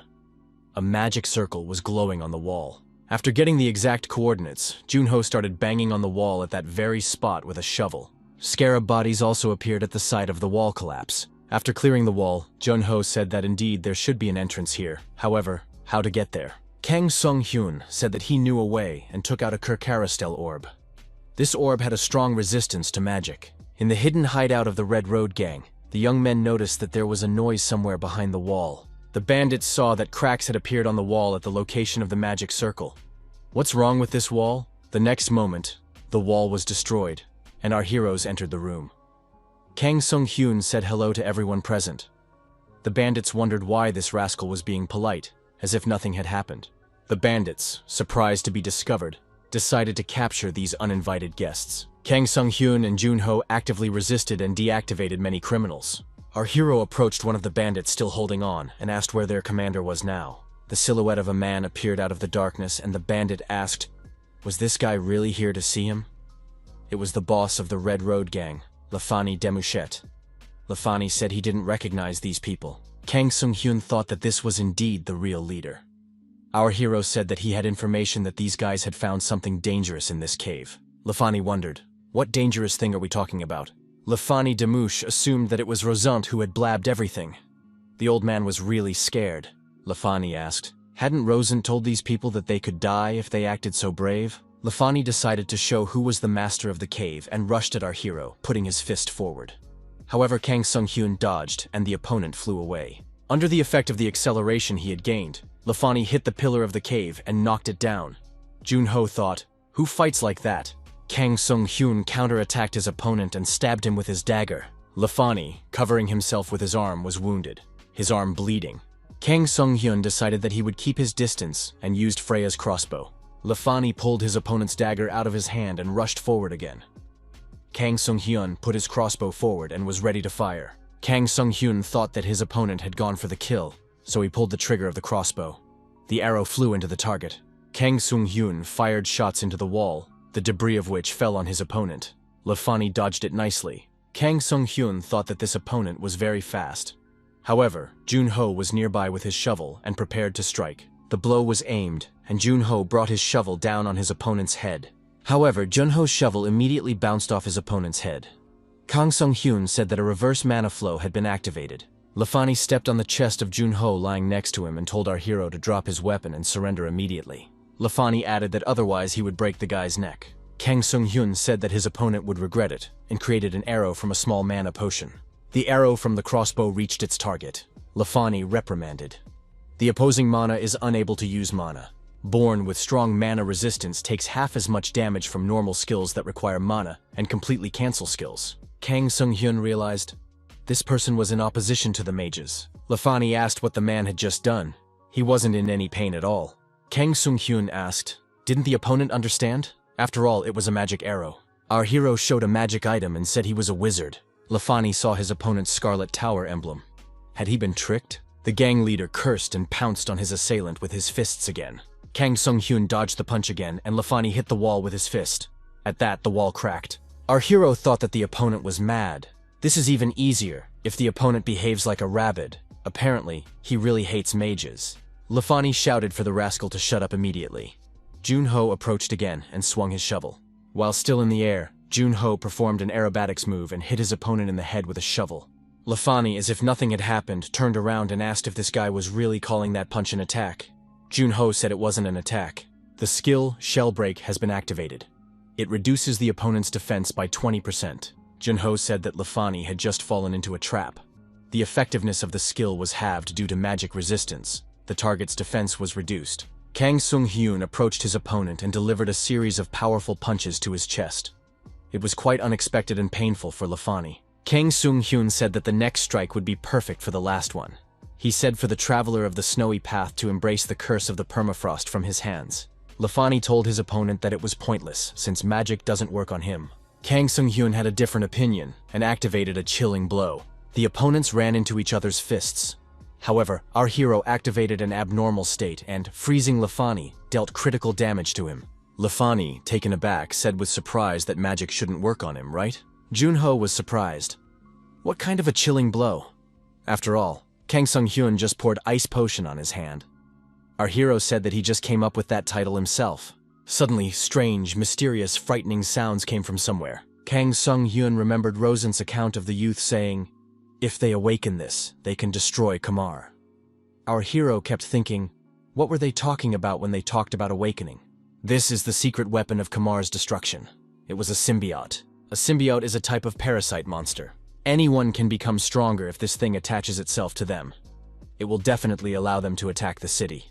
Kang Sung-hyun said that this symbiote would wake up soon. It was the cocoon of a Gordius larva.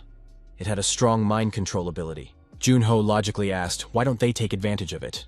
Kang Sung-hyun said that he wouldn't stop his colleague. Kang Sung-hyun said that this symbiote would feed on health, life energy, memory, and everything like that. Symbiotes take whatever they want, so it's worth thinking hard about. Junho said to make sure his colleague stops him next time. However, judging from the movement of the ground and the shaking of the walls, everyone realized that this monster had already woken up. Lafani said that with this power he could defeat wizards like the ones in front of him now. The leader of the Red Road Gang tore the scroll and said not to try to stop him. Symbiote and Lafani were our heroes at the moment, who found themselves inside the magic circle. Junho said with fear that he was beginning to disappear. What is it? Kang Sung-hyun realized that a teleportation scroll had been applied. Lafani found himself alone with the symbiote in the cave. Our heroes were vaporized. In the red forest outside the cave, a magic circle appeared. In the next instant, Kang Sung-hyun and Kim Junho were in that circle. Watching from outside the cave, our hero said that Lafani is trying to stall until the symbiote is fully grown. Junho traditionally asked, what will they do now? Kang Sung-hyun replied that it will be difficult when they merge, but they can always take them down. Junho stated that annihilation is too inhumane. Is there really no other option? Our hero forgot that his colleague tries to avoid unnecessary destruction. Kang Sung-hyun entered the cave again and said that in that case, they would just wait. The healer added that things would be resolved peacefully soon enough. Lafani slowly began to approach the symbiote. The bandit saw a vial of mana potion under his feet. Where did it come from? Lafani picked up the vial and thought that it was possible to speed up the birth process by energizing it with mana. It was necessary to awaken him as soon as possible. The bandit splashed a mana potion on the symbiote. He would do anything to destroy Kamar. The symbiote began moving vigorously and making loud noises. Lafani thought he could hear his men screaming. What had happened out there? Breaking out into the room, Lafani saw his men lying on the ground again. They were screaming and holding their heads. Lafani decided it was all Kang Sung-hyun's fault and pounced on him with his fists again. Our hero blocked the attack and said it was Lafani's own fault. He did it all. Kang Sung-hyun inquired, wasn't it Lafani who had just used the mana potion? In doing so, he enhanced the symbiote's mind control abilities. A mana-opposed human like Lafani would be fine. Kang Sung-hyun added that everyone else would be in trouble. They could easily die. The gang leader was upset. Is it really because of him? Our hero admitted that he was the one who left the mana potion behind. Kang Sung-hyun told his opponent that he can heal everyone, but only if Lafani forgets about destroying Kamara. Lafani said his opponent knew what was coming after all. Kang Sung-hyun stated that they didn't have much time. According to our hero's guesses, the symbiote is the main boss of this dungeon. If the monster that had taken over the body was released, not only the city, but the entire Azul continent would perish. Kang Sung-hyun told his opponent that the lives of his men were not worth it. Lafani replied that he understood and asked that his men be cured. Jun-ho said that it was actually extortion. Kang Sung-hyun remarked that no one had been killed. Our hero said that it was necessary to deal with the symbiote first. The dungeon would probably disappear if they got rid of that monster.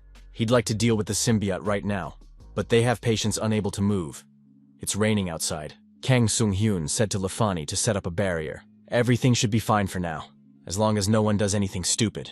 The fire was quickly extinguished, and the patients were given a healing potion. Our hero said the pressing problems are over. Lafani said it was his fault. Kang Sung-hyun admitted that it was Lafani's fault. Rosent told his colleague that the healer didn't do it on purpose. Rosent also thanked Khan for his service. Kang Sung-hyun and Jun-ho approached the Barlik family. The young people said that they were already starting to worry. Our hero asked how Rudy was feeling. Barlik replied as the girl stopped shivering and fell asleep. Jun-ho was glad that the baby was okay. Rudy is a precious treasure to her parents. Kang Sung-hyun said he had something for Mr. Kim. Our hero showed the shard and said that he got it after defeating the Pizzat crab. It was a shard of a prominent scarlet exoskeleton. Jun-ho was thrilled and asks if Kang Sung-hyun is sure he doesn't want to keep it. Kang Sung-hyun replies that he is planting himself on the front lines. Kang Sung-hyun added that he wants his colleague to take more hits. Next, our hero wanted to sort out his belongings. On the way to the cave, Kang Sung-hyun got a few achievements at Pitsada Lake. The most important of these achievements was the vending machine for spending points. Now, the hero can use the vending machine from the status window. One of the rewards is the new skill, Ignore Orders. The protagonist was upset. Is it really a reward for difficult content? Thousands of points every day is pretty weighty, but the investment in good skills is worth it. Kang Sung-hyun received a few more achievement awards. There were also rewards for passing the Wandering Dungeon.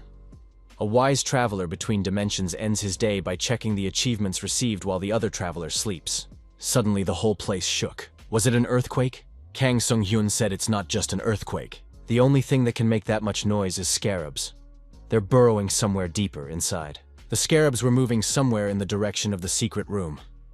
But there's a symbiote in there. Kang Sung-hyun and Lafani rushed after the scarabs. However, people had to stop. The bugs blocked the entrance. Our hero immediately activated Freya's crossbow and created a harpoon arrow. After the crossbow went off, Lafani noticed that the passage had opened up again. A huge monster insect appeared in front of the people. Lafani stopped and asked what it was.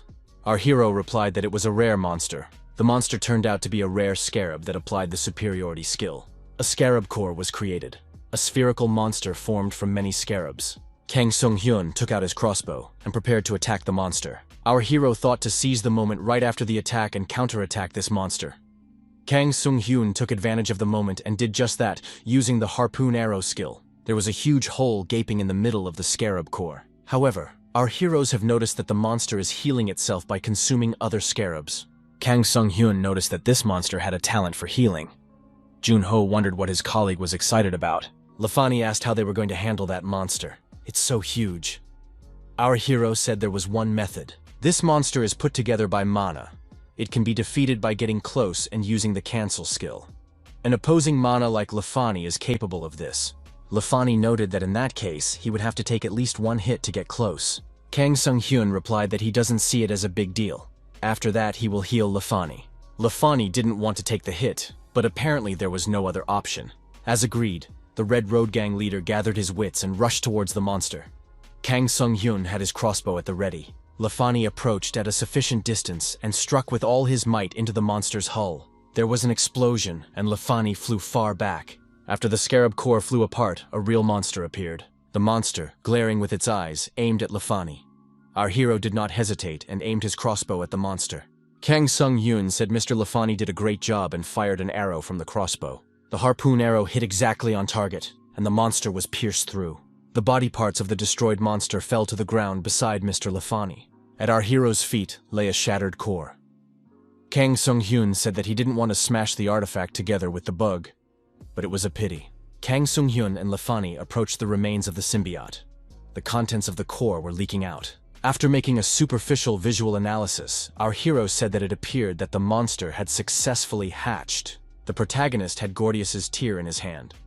It completely restores mental state, and when used, it imposes an abnormal state of deep hallucination. Kang Sung-hyun said that this monster had left them something useful. Lafani was approached by one of the gang members. The leader asked what Bill wanted. Kang Sung-hyun thought it must be one of the officers. Our hero told Mr. Lafani not to go near that man. Kang Sung-hyun added that Bill was already affected by the symbiote. The man had an abnormal condition and was infected with the Gordius larva. Bill said not to worry, he's perfectly fine. When the monster pounced on him, he felt like his head was about to burst, but he endured its effect on his mind. Lafani said that was good, or he was starting to worry. Kang Sung-hyun said that even if Bill is fine, it doesn't change the fact that he is now infected. Our hero tells Mr. Lafani that it's best to get rid of this man as soon as possible. Bill said we shouldn't make any rash decisions, and we should listen to him.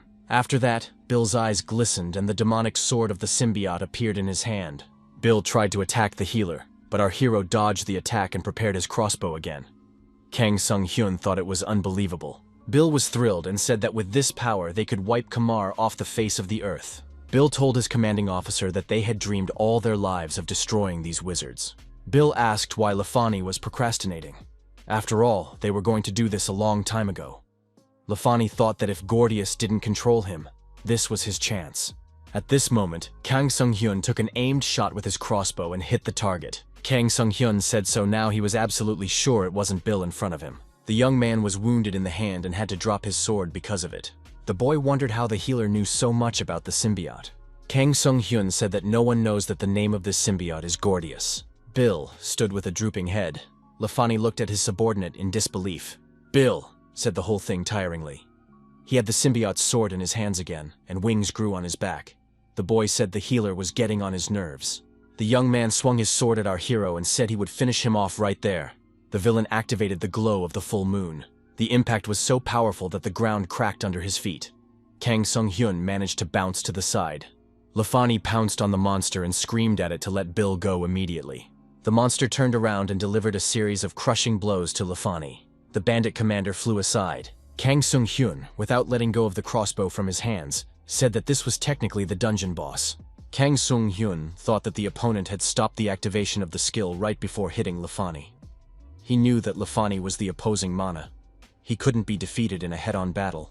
Our hero decided to retreat and told Lafani not to make a hero of herself by following him. The monster swung his sword and shouted that it was useless. The villain struck the wall with his sword, and the wall, collapsing, began to fall on the retreating men. Kang Sung-hyun and Lafani managed to slip away from the monster under a hail of rocks. Lafani asked what their next plan was. That monster is too fast. Kang Sung-hyun suggested praying and hoping for the best. Lafani asked with hope in his voice if that would help. Kang Sung-hyun replied that he was joking.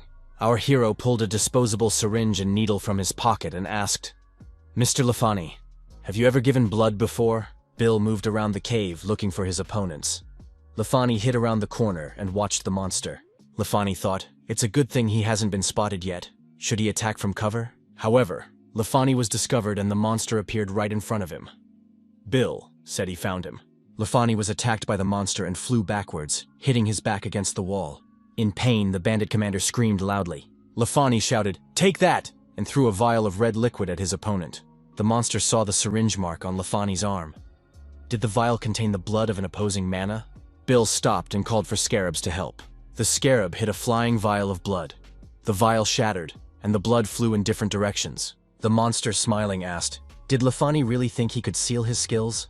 The villain added, "What bad luck, his plan had failed." Bill said he was sorry and swung his demonic sword at the commander. From around the corner, our hero came out with a crossbow in his hand and asked if the monster thought their plan had failed. The protagonist released an arrow from his crossbow, and it sank into his opponent's neck. Kang Sung-hyun said that the vial the monster broke was only filled with the blood of a defective healer.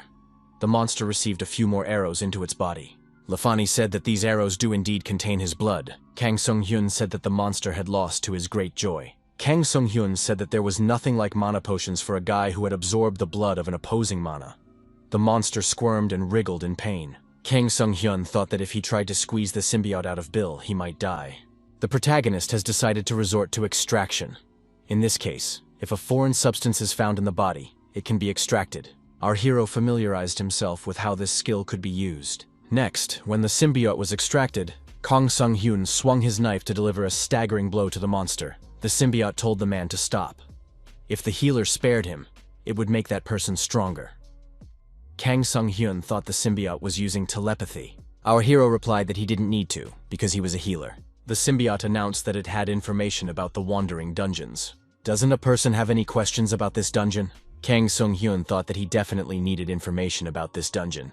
The protagonist said he was at least willing to listen to this monster. The monster announced that power is needed to create a dungeon. Monsters need head boss level power, and humans need swordmaster or archmage level abilities. In other words, anyone can create a dungeon if they have enough mana. Lafani, watching the healer, didn't realize what he was doing. Symbiote said it's different with the wandering dungeon. A power that transcends dimensions is the only entity capable of moving entire spaces. It's a deity. Kang Sung-hyun thought, are the gods involved in this? Why have they been silent for several hundred years? Why now? The symbiote replied that he didn't know. When he noticed the change, he was already here. But moving one dimension to another in this way does a certain amount of damage to the dimension. The symbiote added that he didn't know which god did it, but it certainly wasn't any of the do-gooders. Kang Sung-hyun thought, if the wandering dungeons continued to appear, Azul might not be able to withstand the collision of dimensions. In that case, the mainland might disappear, which means that the evil god wishes to destroy Azul. Kang Sung-hyun didn't understand how such important information could go missing. Our hero didn't expect anything special from the symbiote, but this information proved valuable. The symbiote jumped to its paws and, opening its jaws, tried to attack our hero. He said that the man had let his guard down. Kang Sung-hyun found himself attacked by a monster. Lafani was afraid for his comrade in arms and shouted loudly. Kang Sung-hyun couldn't move. Lafani shouted for the healer to wake up. Our hero heard the symbiote ordering him to obey. The symbiote said he likes this mighty body. He will destroy the world with this body. Kang Sung-hyun replied that this monster was indeed incorrigible. Our hero used the skill extraction again. Kang Sung-hyun used this inhumane method and attacked the monster. The symbiote was pinned against the wall by a huge brush. It screamed in pain and questioned how the human had done it. After all, the healer must be under his control. Kang Sung-hyun activated the Ignore Orders skill. This skill increased mental power by 500% and granted immunity to mind control abilities. Kang Sung-hyun said that he extremely dislikes obeying orders. The protagonist said goodbye to the monster and gave it a slashing blow with his dagger. The monster was cut in two. Having dealt with the monster, the healer asked if Mr. Lafani was okay. Lafani tried to come to his senses and asked who was in front of him. Our hero replied that he was a healer who would fix Lafani. Lafani thought he was a real crook. First he was a wizard, and now he was a healer. Kang Sung-hyun applied special vision and determined the abnormal condition of the person he was talking to. He was bleeding profusely and had bruises all over his body. Kang Sung-hyun thought that things were much worse than originally thought. He had taken a lot of blood from this man when he was already injured. Now he needed blood. Our hero wondered where he could get the blood of the opposing mana right now. Kang Sung-hyun decided he had only one option left. Our hero knew that the admin was watching him. Kang Sung-hyun turned to the admin. He needed a skill that would come in handy at this moment. The quest was completed. The roulette stopped. The protagonist has received a skill with an asterisk, Recycle. This skill returns the item to its original state. Kang Sung-hyun activated the summoning of the arrow from the blood of the opposing mana. Our hero thought that with this Recycle skill, he could turn those arrows into blood again. Kang Sung-hyun used their cycle skill and reversed the process. He obtained the blood of the opposing mana. The members of the Red Road gang rejoiced that their boss Lafani had come to his senses. Lafani opened his eyes and wondered why he was lying on the ground. Kang Sung-hyun said that it was better for the patient not to move and lie still, because he almost died. Lafani looked at the blood drips and thought that he would definitely be owed a debt now. Colleagues wondered what was wrong with Bill. Is he okay? The healer said this guy would have to be a patient for a while too. Rosen thanked Mr. Healer and remarked that he thanks him often. Our hero noted that he does a lot of good. Kang Sung-hyun thought that too many things had happened today. As soon as he talked to the admin, incidents started happening around him. Everything in the cave shook and cracks appeared underfoot. People were frightened and screamed. Was it another earthquake? Our hero thought that the death of the boss would only entail the removal of the dungeon, but the entire hideout disappears. The healer shouted the dungeon was going away. It was falling through a crack between dimensions. The red-haired bandits were frightened. The crack between dimensions was, after all, a place they would never be able to escape from. Kang Sung-hyun, without losing his cool, resolutely slashed the hull of the destroyed monster. Rosent wondered what healer Kang was doing. The protagonist pulled the main boss core from the monster's body and said that they could use the item to create an exit portal. Kang Sung-hyun tossed the core to the interlocutor and told Mr. Rosent to fill it with his mana. A magic circle appeared in the middle of the cave, with Rosent standing in the center with the monster core in his hand. The whole place shook, and rocks fell from all sides. People continued to feel fear. Kang Sung-hyun said that the monster's core was the lowest level, so they didn't have much time. They need to hurry up. Lafani said he wanted to ask just in case. The portal wouldn't break if an opposing melee like him went through that portal, would it? Lafani added that he could stay if needed. Our hero thought this guy ended up being a good leader. He said that Lafani could take it easy. Mana was used to split the core, so it's not in the portal itself. Approaching the magic circle, our hero could not escape the thought that he had forgotten something. Kang Sung-hyun broke out in a cold sweat. He remembered. Our hero remembers that he forgot the sleeping Kim Jun-ho and the Barlick family. Kang Sung-hyun took these people away and said that it was necessary to hurry to the magic circle. There was hardly any time left. Jun-ho wondered how he could have been forgotten. Kang Sung-hyun explained that he was busy with the decisive battle. Our hero's companions asked why they were going into the cave and not to the entrance. Kang Sung-hyun replied that the entrance was blocked, so they couldn't get out. Our hero added that the portal is still going strong. Kang Sung-hyun, Jun-ho, and the Barlick family were approaching the magic circle. Kang Sung-hyun heard the portal being shouted to him as it closed. The healer thought that the bug had dropped the core. The protagonist managed to put his hand on the magic circle. The skill Recycle was applied. Kang Sung-hyun thought that he would have to reuse the core. Our hero thought his stamina was running out faster than he expected. The core of the main boss is much harder. The system reported that the hero's stamina was depleted, abnormal condition, fainting. Kang Sung-hyun fell to his knees and began to lose consciousness. Jun-ho rushed over to his colleague. The Red Road gang was outside the cave and couldn't understand why those remaining inside were taking so long. Lafani watched the portal and worried. Had something gone wrong? However, everyone managed to escape, and after moving through the portal, our heroes found themselves outside the cave. Before the frostbite state, Kang Sung-hyun managed to activate the item in the slot, the core of the boss monster. This item was a life force brooch. It absorbs reinforcement and activates an additional buff. The protagonist's stamina was restored to 45%. Kang Sung-hyun said that they got out of the cave thanks to a colleague's crystal amplification card. Jun-ho said he is always happy to help the common cause. Jun-ho asked Rosent if they were related to Lafani. Rosent replied that he was his uncle. After his sister left this world, he raised Lafani. Rosent noticed that his sister was a simple girl from Trakotia. She was able to marry a nobleman from Kamar because of her outstanding mana. However, in this noble family, Lafani was born opposing mana. Jun-ho noticed that Lafani is the young master of this family. Kang Sung-hyun said that Lafani's character had become badly damaged because he was bullied by his family. Lafani said that after he was born, there was a stupid rumor that if he had Trakoti blood in him, then he was a resisting mana. It discredited the people of Trakoti. He wanted to correct the people's opinion. Now, however, the plan is completely ruined and the refuge has disappeared. Lafani said it's all pointless now. He's going to be executed for his actions as part of the gang anyway. The young men were indignant. What is the commander talking about now? Lafani reminded his colleagues that they were wanted criminals. Their capture was only a matter of time if the dungeon was missing. The moment they are caught, all the officers will be executed and the rest will rot in the casemates. Rosent said he had one option. The man added that he would buy some time. The young men would have to run away somewhere far away. Lafani said he is the son of a noble family. He can't be executed. His colleagues may not worry about the noblemen. They should take care of themselves. Jun-ho told a colleague that Lafani was probably not telling the truth. Lafani was abandoned by his family, as was all of Kamar. His family will do whatever it takes to finish him off to preserve their honor. Jun-ho remarked that Lafani had certainly acted badly, but not to the point of going to the scaffold. Kang Sung-hyun asked Jun-ho, did he really think they should help? Lafani said that he had no other option but to turn himself in. Kang Sung-hyun objected, and said that there was another way out. Our hero added that there was an option to save both Lafani and his men. The young men were immediately interested in what kind of exit we were talking about. Kang Sung-hyun said that the Red Road passes under Kamar. Kang Sung-hyun said to let these people do as he says, and they will have happiness. He will give the opportunity to deal with the wizards legally. Kang Sung-hyun and Jun-ho said they are members of the Knightly Order of Cavaliers. Lafani remarked that there had never been an order of knights in Kamara. Kang Sung-hyun replied that it had only been a day since the order had been established. Lafani clarified, "Isn't the Cataliers that weird family?" Kang Sung-hyun said, "So they know that family." Kang Sung-hyun pointed out that Catalysts have a strange way of pursuing justice, and they have never discriminated against anyone. Lafani remarked that they have no conflicts with this family. Kang Sung-hyun said that the main goal of the Catalyst Order is to bring peace to Pitsat Lake.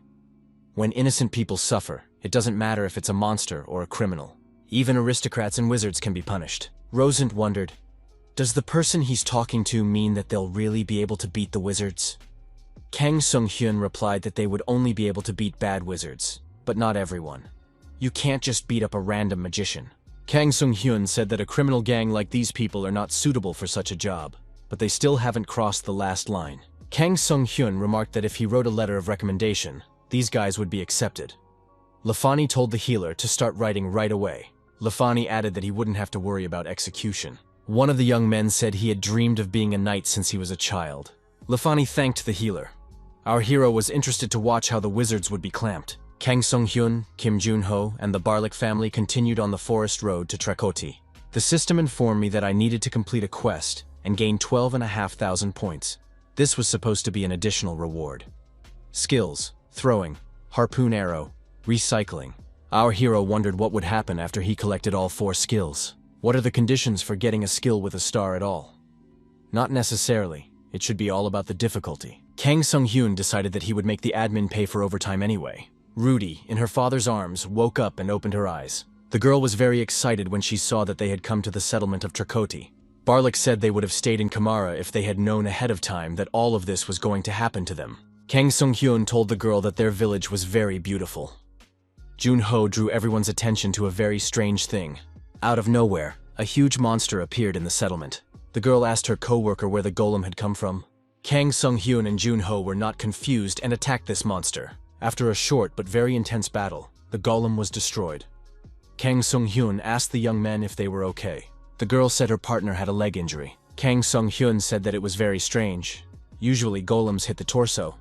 The girl replied that Wilson hurt himself when he was protecting her. The girl was very frustrated, for it is not easy to find a healer in Trakoti. Jun-ho said that they don't need to worry about that, the famous healer is standing in front of them. Our hero decided to introduce himself. He is a healer, Kang Sung-hyun. Kang Sung-hyun spread out the mental state recovery carpet and told the patient to lay down on that carpet. The patient was found to have an abnormal condition. Profuse bleeding, soft tissues of the leg were torn, and the left tibia was denuded. Kang Sung-hyun thought that the skin on his leg was completely peeled off. There was no way to stitch it up yet. He had to try another way. The average mana potion has been absorbed. The skill distribution was applied. Kang Sung-hyun activated the illusory flesh skill, which recreates lost skin or flesh using special consumables. Using this skill, our hero decided to bring back some meat so that he could stitch up the wound on the patient's leg. Watching his leg recover, the protagonist thought to himself that he hadn't used this skill in a while. Jun-ho said that it's practically a healing skill. Kang Sung-hyun remarked that this skill only creates fake flesh. His body would likely react badly, as this flesh is unnatural. In such a case, the wound could fester, leading to considerable pain. The skill fabric creation was applied. Our hero thought, if he applied a weakening potion to lower the patient's characteristics, the chances of an unwanted reaction would be greatly reduced. It is then safe to sew the wound with a cape stitch. The victim's companion had no idea what was going on, but the healer looked amazing and did his job professionally. Having finished performing his professional duty, our hero said that that was the end of it. The girl thanked the healer and asked how she could repay the favor. Kang Sung-hyun said he didn't need money, but if there were any potions left, that would be enough for him. Taking off her hood, our hero saw that she had red hair. Kang Sung-hyun realized that this girl was from Trakoti, and he had originally read that she was an adventurer. The girl thanked again and said she would give all the potions she had left. Jun-ho inquired about the few healers in Trakoti.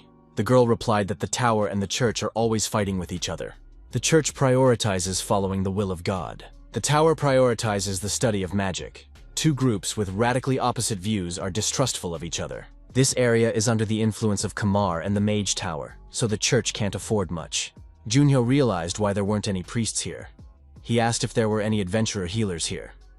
Kang Sung-hyun said that there was no need for them to stay here. They were staying in Kamara City. The girl told them that she was very lucky to meet these people. The girl added once more that she would be sure to thank the healer for his kindness. The Barlick family said goodbye to our heroes and said they were leaving on their own business. Junho wondered when he would be able to get back home.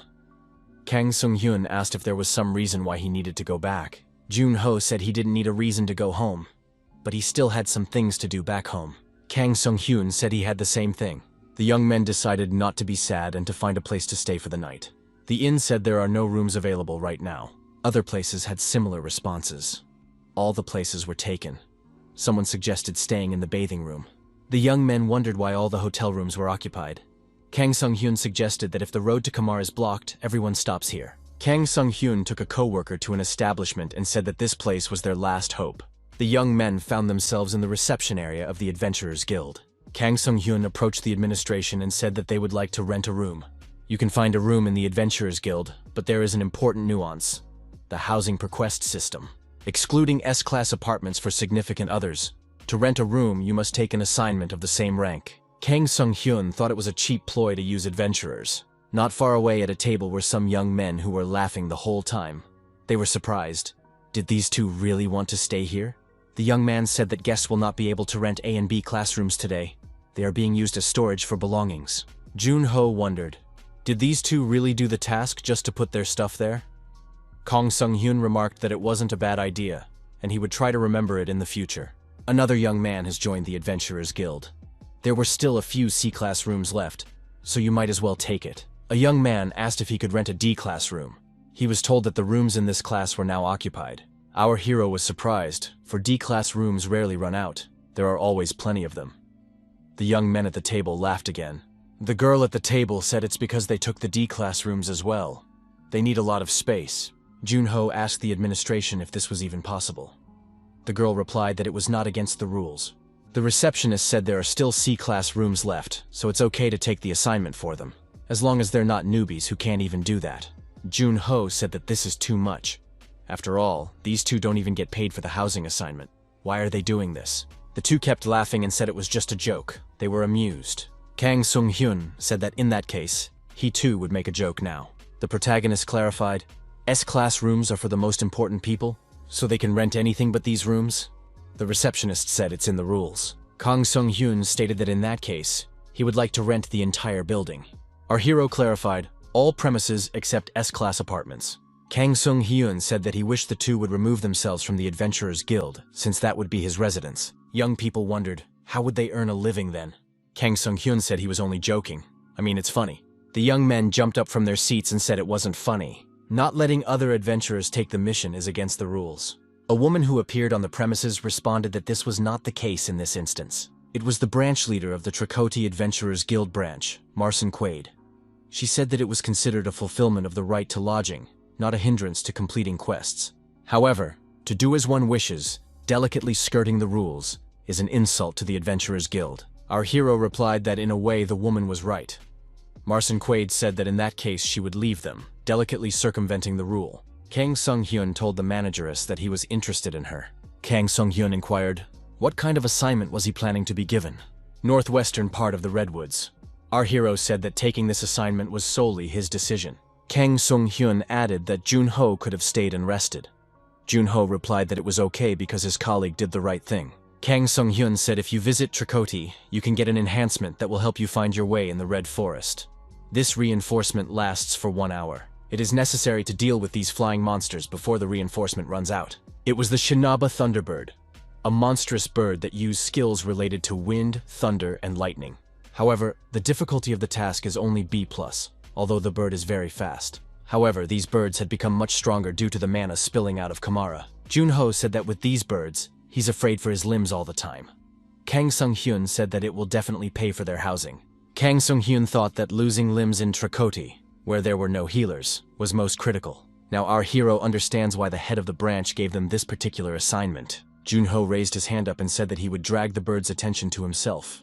He activated the mass aggro skill. The speed power of the Shiban Thunderbirds had been increased. Junho, while defending against the birds, activated the effect of the Cloak of Shadows.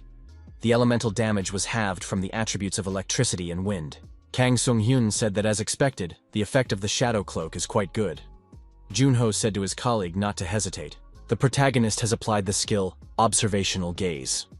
It is impossible to follow birds with normal eyes. Kang Sung-hyun thought that he was now using the speed of the thunderbolt bearing down on him. Kang Sung-hyun used the throwing skill and threw his hunting knife directly at the monster's head. Our hero was forced to face the air swirls caused by the exceptional flights of these monsters. The thunderbird spread its wings and began to dive at the people, increasing its flight speed all the time. Jun-ho dodged the bird and put his golden shovel in front of it. The collision with the shovel was painful for the monster. Kang Sung-hyun said that it was great. Kang Sung-hyun attacked another bird, striking it in the neck with his fist. Having disposed of this monster, our hero said there was one more bird left. Kang Sung-hyun added that this monster needs to be dealt with quickly. The bird shrieked loudly and a huge burning ball appeared in the air. Jun-ho said that the bird is trying to release all its energy at once. Kang Sung-hyun added that the situation could get more complicated. Kang Sung-hyun noticed that he had prepared in time. An arrow from the Great Isolation Potion was created. Our hero fired the shot. The arrow from the crossbow collided with the bird's energy fireball. It was the effect of an electric cannon. Immediately afterward, the protagonist threw his hunting knife at the bird. The throw was successful, and the knife cut off the bird's wing, causing irreparable damage. Kang Sung-hyun said he realized not too long ago that there was no point in pulling out his trump cards too early. After that shot, Kang Sung-hyun said they were done with that bird and asked if Jun-ho was okay. His colleague replied that his ears were ringing, but he felt fine overall. Recovering his strength, our hero thought that these birds were proving to be quite dangerous. Kim Jun-ho said that he could certainly take their attacks, but it still hurt a lot. Kang Sung-hyun took those words to heart. Suddenly, some young men came out of the red bushes. They were surprised to say that the two of them had actually made it. The girl added that she had originally doubted it very much. No one thought that these two would turn out to be so strong. Jun-ho recognized the two of them since they were from the Adventurers Guild. Kang Sung-hyun asked what they were doing here. The young man said that they would have nowhere to live if the two of them returned to the guild after completing the task. The guy reached forward and said he was interested in the carcasses of the Thunderbirds. Kang Sung-hyun thought that without trophies to prove completion, the assignment wouldn't be credited. Our hero said he realized the two would try to work something out, but he didn't expect such insolence. The young men drew their swords. The boy said that these two were wounded, and now was the best time to attack them. The young man pounced on Kang Sung-hyun, but our hero was able to easily dodge this attack. Kang Sung-hyun counterattacked his opponent and knocked him to the ground with a fist punch to the nose. The girl was surprised how this wounded guy was able to overpower her partner with one punch. Kang Sung-hyun said that the two of them were proving to be very annoying. At this time, he was stitching up the skin on his arm, using a needle and thread. Having finished this, the protagonist grabbed the girl's head and asked her what he should do to them now. The girl was frightened and screamed that they should not be mistreated. They would not do it again. Jun-ho asked his co-worker if he really wanted to destroy those two. Kang Sung-hyun replied that he is not like that. He doesn't just destroy people. Kang Sung-hyun thought that they might be in trouble if he destroyed someone here. Our hero remembered how those two behaved in the Adventurers Guild and said that they should be charged for it. Kang Sung-hyun said that he would let those two go because he's an innocent healer. The girl thanked and wondered, was this really a real healer in front of her? Our hero suggested that the two were most likely injured. The girl confirmed his guesses and said that it was all thanks to her opponent. Kang Sung-hyun said that unfortunately for him, there are no healers in the city. The protagonist added that in that case he would personally heal them and doused the young men with the appropriate liquid. Kang Sung-hyun applied the Illusory Flesh skill. Illusory Flesh is a skill that uses a mana potion to create new flesh, but you can also use a stamina potion. The reason why the mana potion is recommended is because the process of forming flesh using a stamina potion is quite painful. The young men began squirming in pain. Our hero said he forgot to warn them that it would indeed hurt. However, they would still heal, so they could take it easy. The protagonist said he would take the keys to the rooms as payment. Jun-ho said that, as always, he is glad that he and his colleague are not enemies of each other. The ability to move freely through the Red Forest was disappearing, with only 11 minutes left. Kang Sung-hyun told his friend that it was time to leave. Kang Sung-hyun added that he wanted to take back the weapon that was metal. Where did it go? Kang Sung-hyun used the skill Observation Gaze. It seemed to him that there was something in the bushes. Kang Sung-hyun told his co-worker that he was looking for his daggers. Jun-ho showed the daggers and said he picked them up. Kang Sung-hyun was surprised. Looking behind the bushes, our hero saw an unusual object. What was it? The guild branch head couldn't believe her eyes. Could it really be the heads of Thunderbirds? The woman added that she didn't expect the two of them to do well. Kang Sung-hyun apologized for not living up to her expectations. The head of the guild branch said that the two of them had won. The woman added that she would allow them to lease the Adventurers Guild building in its entirety. The protagonist's Adventurer Guild manager's key appeared in the palm of his hand. This means that the adventurer Kang Sung-hyun has the same privileges as the branch manager. Our hero did not expect to be given this key. The woman recalled that those were the terms of the deal. Kang Sung-hyun shook hands with the person he was talking to and said that he would accept the key with gratitude. Kang Sung-hyun thought that they kicked those two rascals out of the guild and gave the D-class rooms to the newcomers. In fact, Kang Sung-hyun had become the branch manager. Kang Sung-hyun was resting on the bed in the A-class room. Our hero thought that today had been a very productive day. Kang Sung-hyun thought about what kind of box he had gotten. The object seemed familiar to our hero. Since Mr. Kim was resting after a day of work, the protagonist decided to go to the artifact appraiser alone. In the shop, the girl was startled by this artifact. Why is it emitting some kind of light? Kang Sung-hyun wondered what the girl was up to.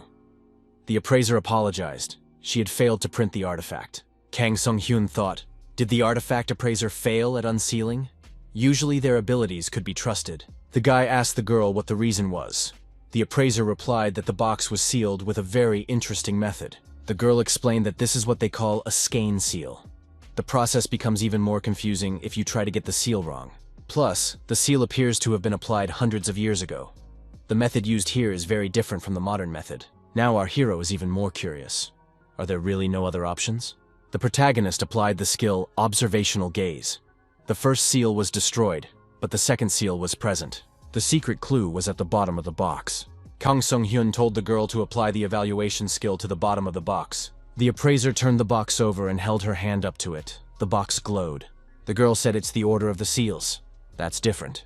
As a result of the necessary manipulations, the box was unsealed. The young men opened the box and were very surprised. It contained a hand lying on red leaves. The girl said it didn't look like a human hand. Our hero tried to get information from the system, but there were only scrappy phrases. The guy thought it was the same as when he got Freya's crossbow. However, this time our hero saw only one letter. What is this box? The girl said it looked like a relic. Kang Sung-hyun wondered what kind of relic they were talking about. The girl said that she didn't know the details because she wasn't a priest. The name of this relic is Vitzmel's left hand. The appraiser expressed her belief that this relic is filled with divine power. The girl added that because of the church, there are constant difficulties with the discovery of relics. The appraiser remarked that if the young man agreed, she would be willing to buy the relic at a high price. Kang Sung-hyun wondered why the box was just lying around in the forest. Usually relics are found in churches or ruins, and the redwoods aren't even close to being within the church's sphere of influence. Our hero accepted the reward, and the system reported that Witzmel's left arm was now his. A new skill, Witzmel's left hand, has been obtained. When activated, summons or recalls Witzmel's left hand. The hero's left hand will be filled with her power. Kang Sung-hyun had gotten the bound skill in roulette again. Our hero decided to apply the scroll coupon. The roulette roll resulted in the new skill, Bone of the Earth. Kang Sung-hyun thought that this was probably another attack skill. After studying more information about this skill, the protagonist wondered, had he really been given this? At the Adventurers Guild, the branch head wondered, did the young man really want to use them in this capacity? Kang Sung-hyun said he plans to use the space as his personal treatment facility. The woman remarked that she did not know that her interlocutor was a healer. The healer noticed that his interlocutor was inattentive. Kang Sung-hyun added that otherwise, how would he be able to return from the battle with the Thunderbirds without a scratch? After all, he had healed himself. The branch head asked if her interlocutor had a healer's mark. Kang Sung-hyun replied that he did not have a healer's mark, but that he would use his authority as the acting branch head. The branch chief said she could not allow the interviewer to treat patients if they did not have the appropriate badge. The girl said she could give a guarantee. This man had healed her comrade. Kang Sung-hyun remarked that he even had witnesses to his healing activities now. Kang Sung-hyun said that he is ready to prove if there are those here who don't trust him. Kang Sung-hyun asked if anyone present had any serious injuries. If they applied now, the healing would be free. The people present hesitated, since this guy didn't even have a sign from a healer. The young man with the bandaged arm said he was working for the guild. They would be able to heal him, right? After examining the wound, our hero said this guy's arm was crushed completely. Kang Sung-hyun asked the patient how long ago the injury happened.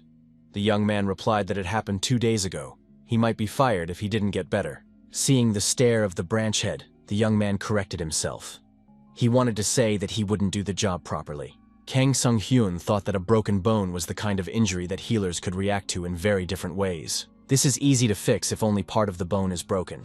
But if there is nothing to work with, the task becomes a bit more difficult. The healer said that this patient has an open fracture, and most of the bone is missing. The branch head thought that was why there was no hope of recovery. Kang Sung-hyun said that it was the perfect situation to prove himself. The woman asked if the healer was going to give this guy a prosthetic arm. Kang Sung-hyun said that he had other plans. Kang Sung-hyun said that he would cure the patient with this. Our hero had earth in his hands. The girl was frightened. Maybe she had supported this healer for nothing. The patient cried out in surprise. He saw his bones begin to regenerate with the help of this earth. Kang Sung-hyun thought that there weren't many skills in the Azul continent that could create bones. Bones created with skill are easily broken or damaged. However, our hero used the skill Earth Bone. With this skill, a bone of earth is created. The bigger the bone, the more earth is needed. This skill was quite different. The protagonist was creating the right hand of a grown man. 8 wrist bones, 5 metacarpals, 14 phalanges. Medium mana potion distribution skills were used, and the illusory flesh skill was applied. Our hero could create everything from veins, nerves, muscles, to skin, one by one.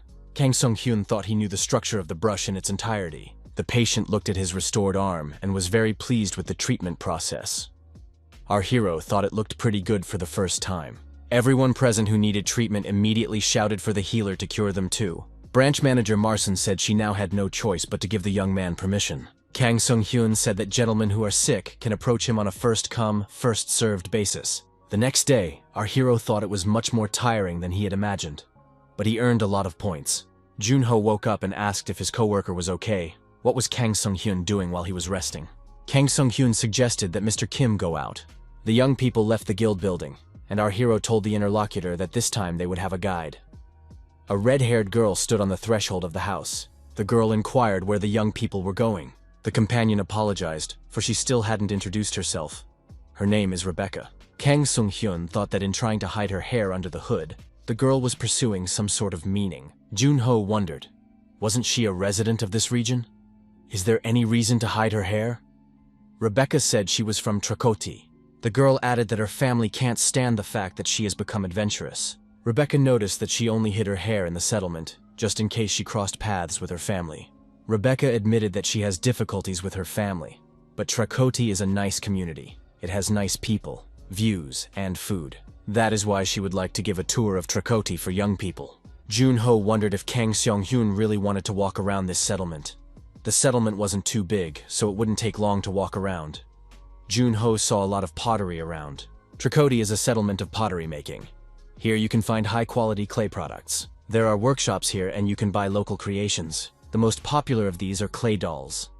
Skilled artisans are called puppeteers, and they are able to create golems from special clay.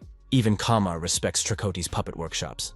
Junho wanted to buy a clay talisman as a souvenir. Kang Sung-hyun remarked that he didn't mind either. Kang Sung-hyun thought of workshops that worked with clay. Witsmel's left hand is also related to clay. Kang Sung-hyun asked his companion if she knew the name Witsmel. Rebecca said she was hearing the name for the first time. Kang Sung-hyun was surprised. Even the people in the settlement didn't know it.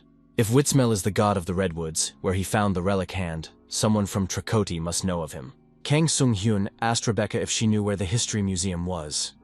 Is there any archival data about the relics? The girl replied that there was nothing like that in this backwater village. Junho ordered 2 clay talismans from the shop. Kang Sung-hyun thought that there was a museum in the Han settlement. Rebecca wondered if it was something important. The girl noticed that the place where the old data is stored is the town hall. The archivist at the town hall asked if the young men were here on an assignment. Kang Sung-hyun replied that they were here on personal business. The young man replied that he couldn't help in that case.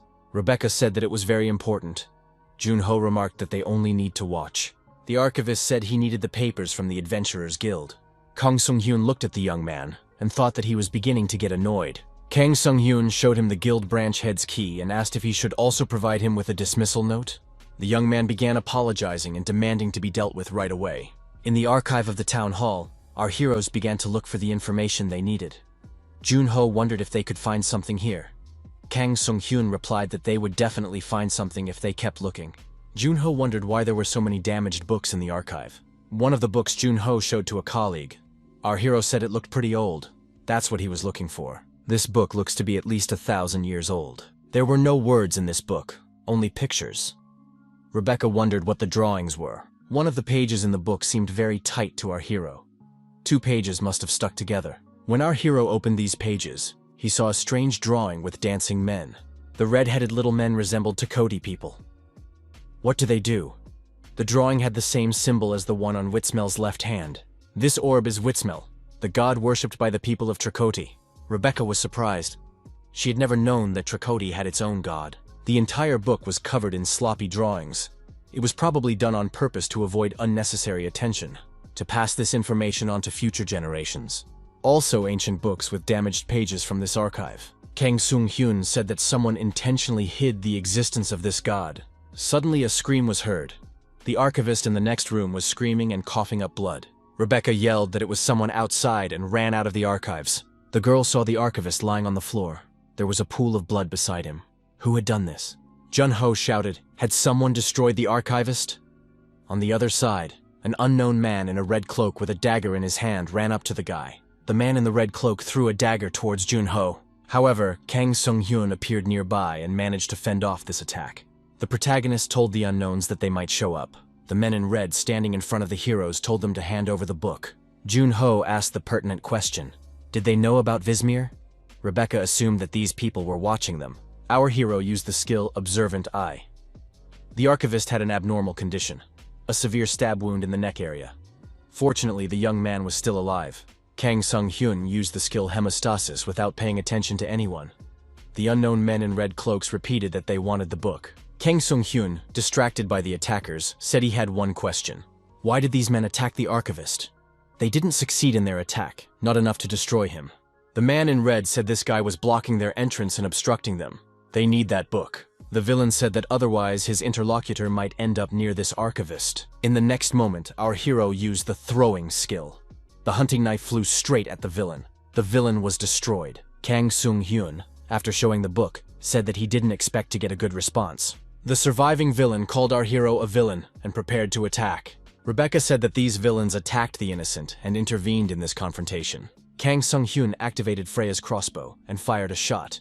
The skill Harpoon Arrow was used. The villain said that it was not worth trying to attack him and used his magical abilities.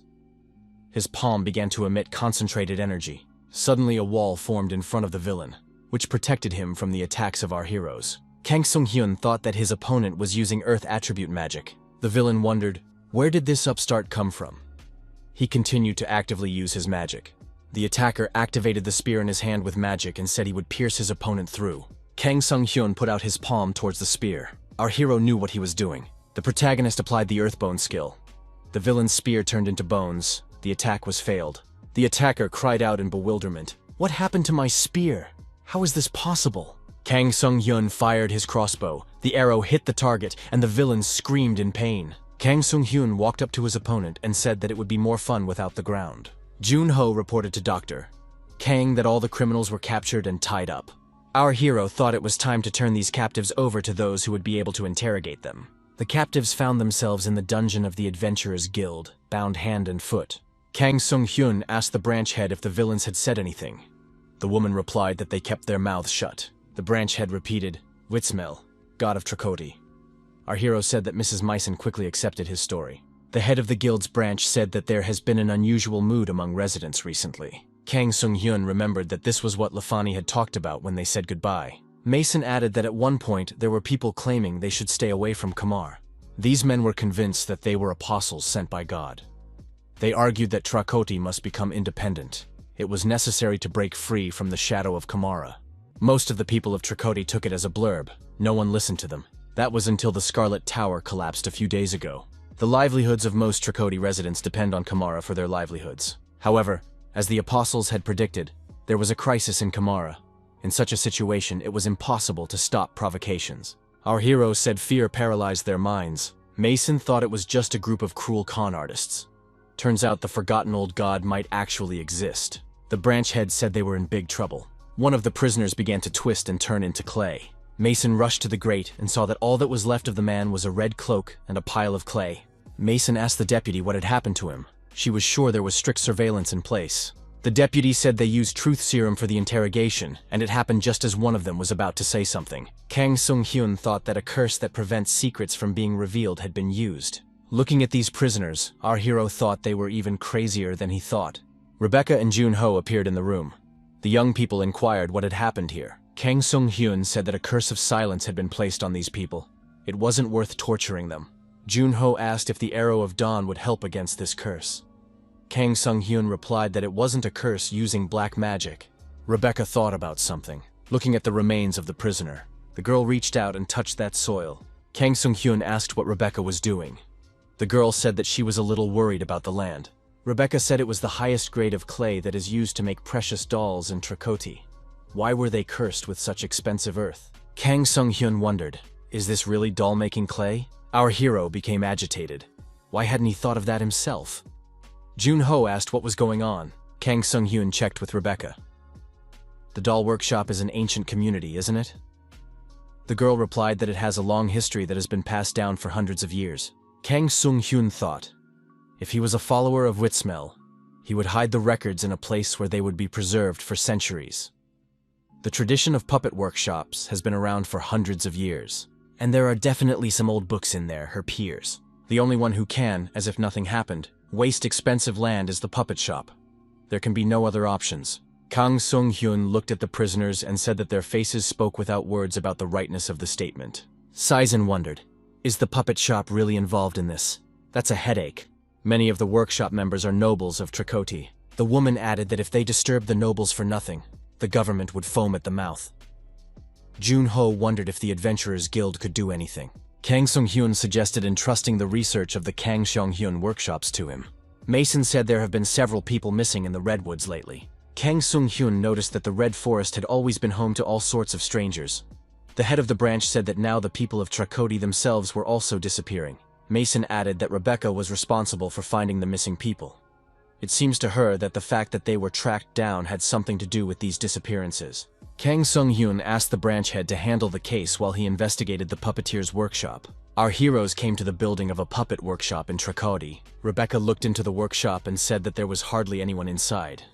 That's very strange. It's usually very crowded. Upon seeing the people, the girl said that they seemed to be adventurers on an errand. The young man asked what brought the young men here. Our hero replied that he had heard that a horse golem wagon could be rented here. The boy remembered that this was the original purpose of coming to Trikoti. The young man said that in order to do so, he had to get permission from the master to rent a wagon. A man entered the room and said that he was the master. The man introduced himself. He is Harvey Sarwan, owner of a puppet shop in Trikoti. Puppet master. Our hero wanted to introduce himself, but Harvey Sarwan said he wasn't interested in a name, since they had just seen each other. Rebecca said that Mr. Harvey has a very bad temper. Kang Sung-hyun replied that he had already realized that. The workshop owner told the young men to get straight to the point. Kang Sung-hyun asked how much it cost to rent a horse golem.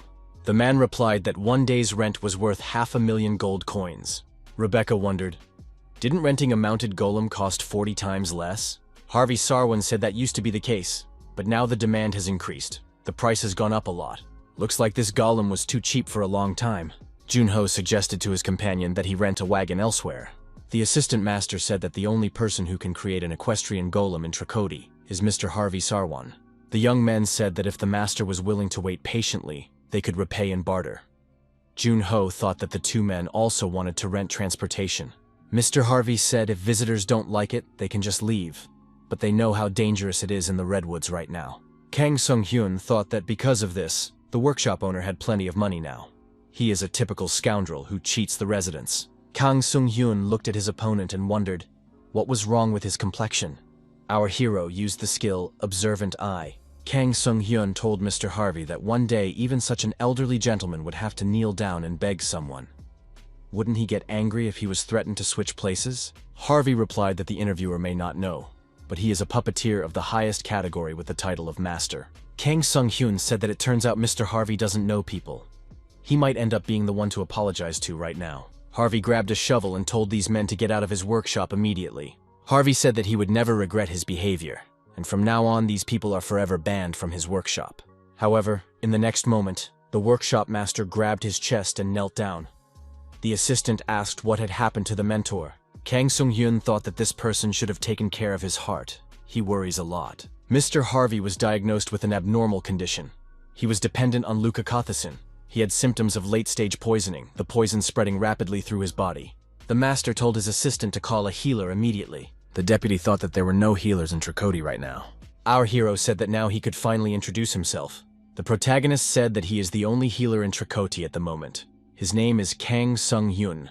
Harvey wondered, was this brash man really a healer? The master told the assistant to bring another healer immediately. This guy could not be trusted with his health. The assistant replied that there was no one else in the village. Mr. Harvey said in that case a carriage should be prepared. He was going to another settlement for treatment. Kang Sung-hyun said it's leukocothecin. It's a dangerous poison that destroys in no hurry. If poisoned by this poison, the lungs and respiratory system will be damaged, and the person will cough up blood and suffocate.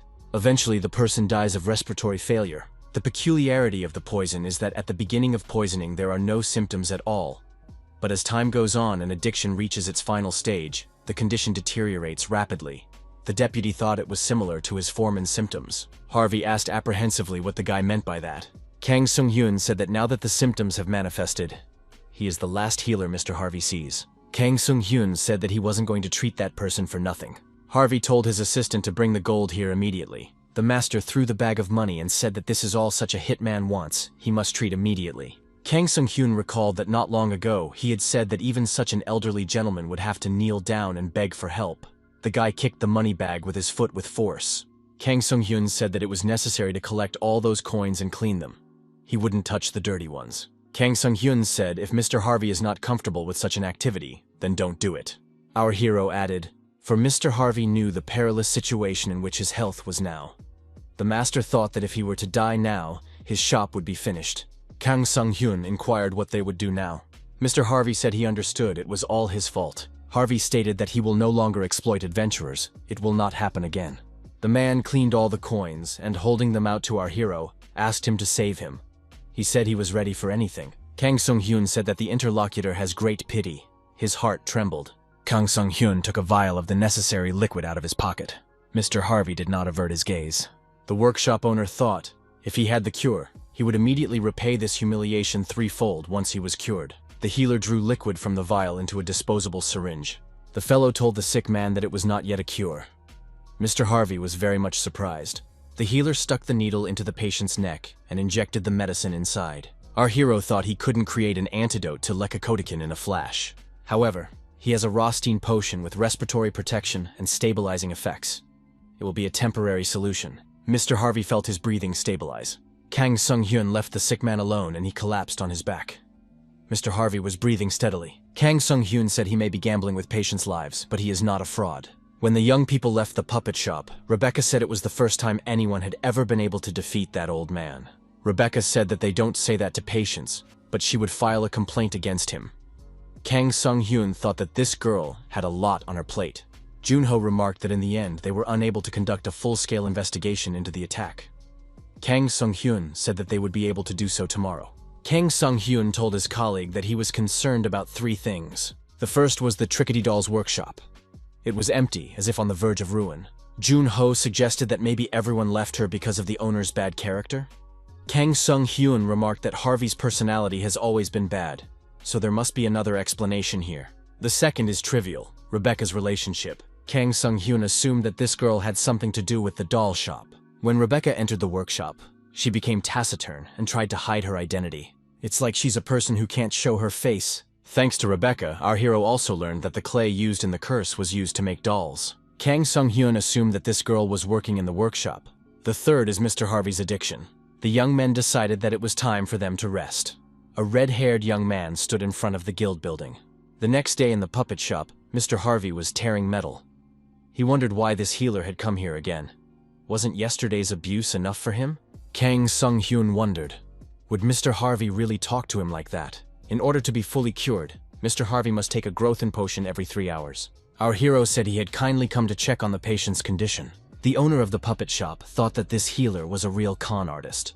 The day before, this guy had only given him medicine for 1 day and said he would give him one every time he was begged on his knees. Harvey thought that the fact that the guy didn't wait for him and came to the workshop himself meant that the healer had something else to charge him.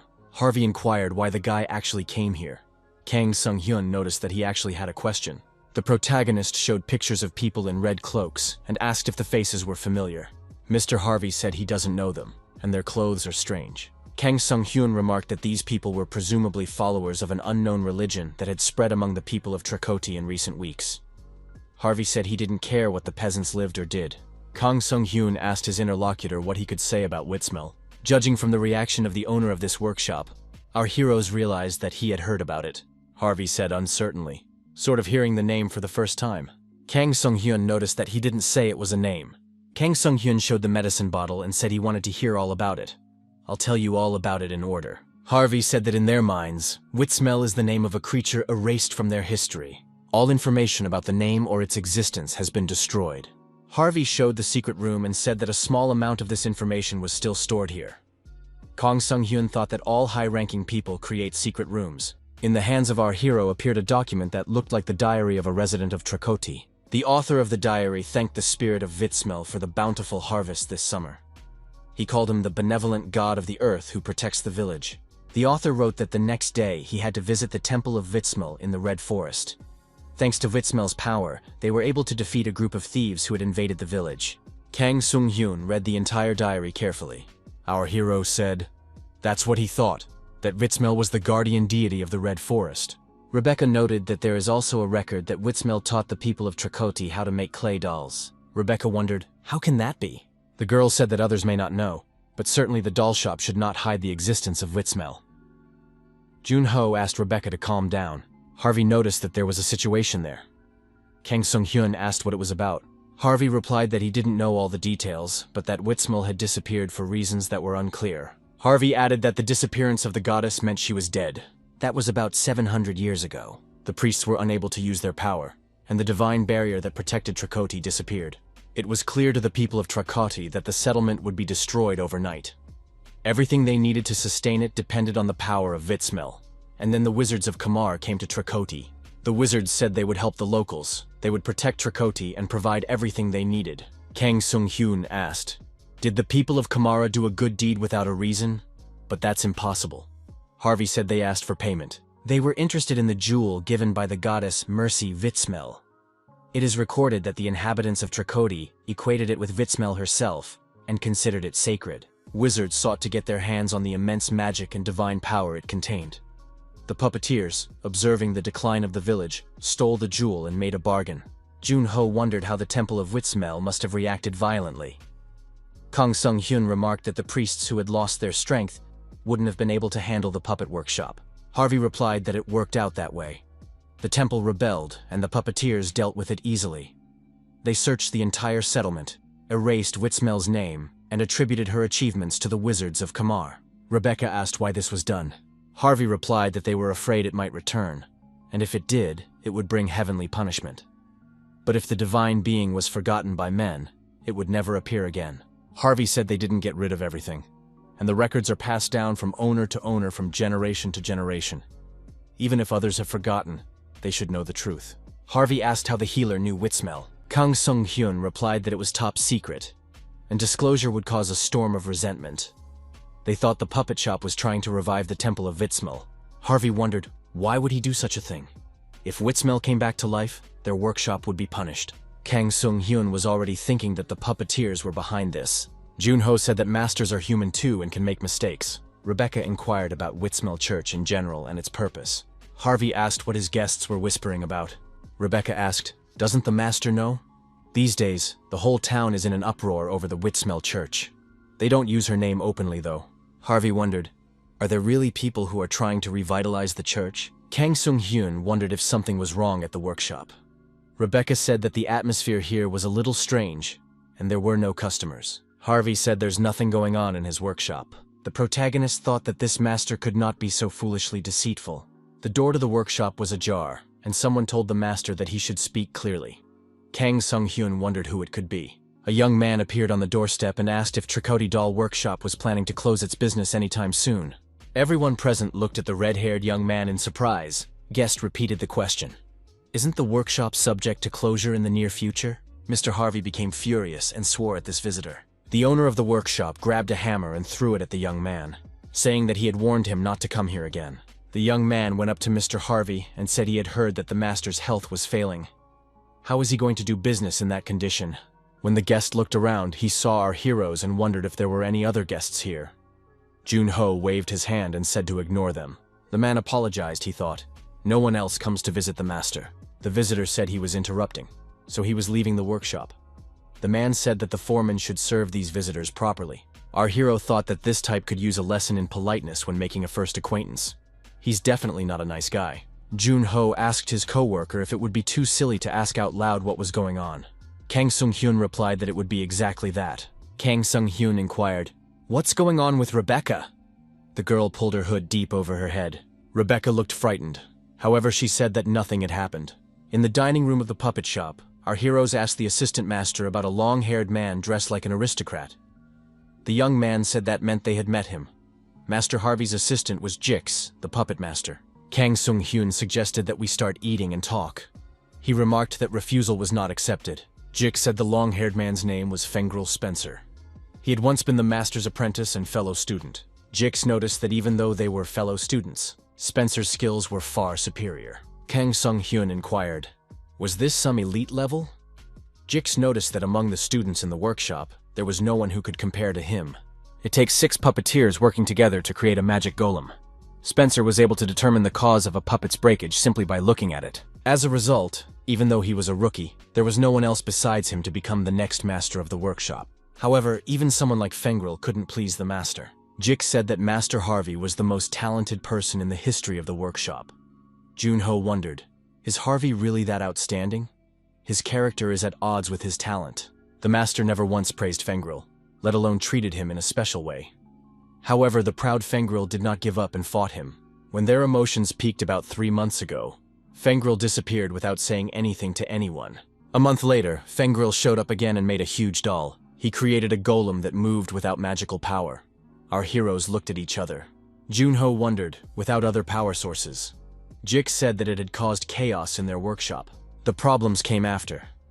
2 months ago in the workshop, employees were saying that this was a technology that would revolutionize the industry. Many people said it was great and congratulated Fengrel. Harvey thought he hadn't seen the student in a while, but it turned out that Fengrel was researching something similar, Harvey thought. Though it's certainly below average, he has no one to bequeath to the workshop but this guy. The rest of the apprentices aren't worthy of consideration at all. Harvey figured it wouldn't tarnish his name. When it was time for him to retire, he would pass the position on to the next shopkeeper, this guy. Fengrel told Master to hand over the position right now. Hadn't he achieved what even the Master couldn't? Fengrel said he has talent, enough experience and success. There's no reason for him to stay under Harvey anymore. Master Harvey, in his usual manner, yelled at the apprentice, telling the fellow to get the hell out of the workshop. Harvey said he wouldn't want to lead their workshop to collapse with his own hands. Fengrel calmly replied that he understood his master's will. The apprentice said that he was independent of Harvey from now on. The master asked if Fengrel was going to open his own workshop. Fengrel replied that he would do it right away and call it Spencer's Puppet Shop. Kang Sung-hyun realized why there were no people in the workshop. Jix added that when Fengrel built his workshop, he poached many craftsmen.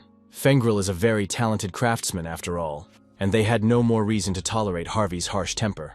Junho said it was all Master Harvey's fault, so he didn't add anything. Kang Sung-hyun asked Jix if he had managed to stay. Jix said that their craftsman can't be called responsive, but his work is so beautiful that it radiates sensitivity. Kang Sung-hyun wondered, isn't Harvey crazy? It turns out that Spencer is even crazier. Jix said he was truly grateful that the healer had cured his master.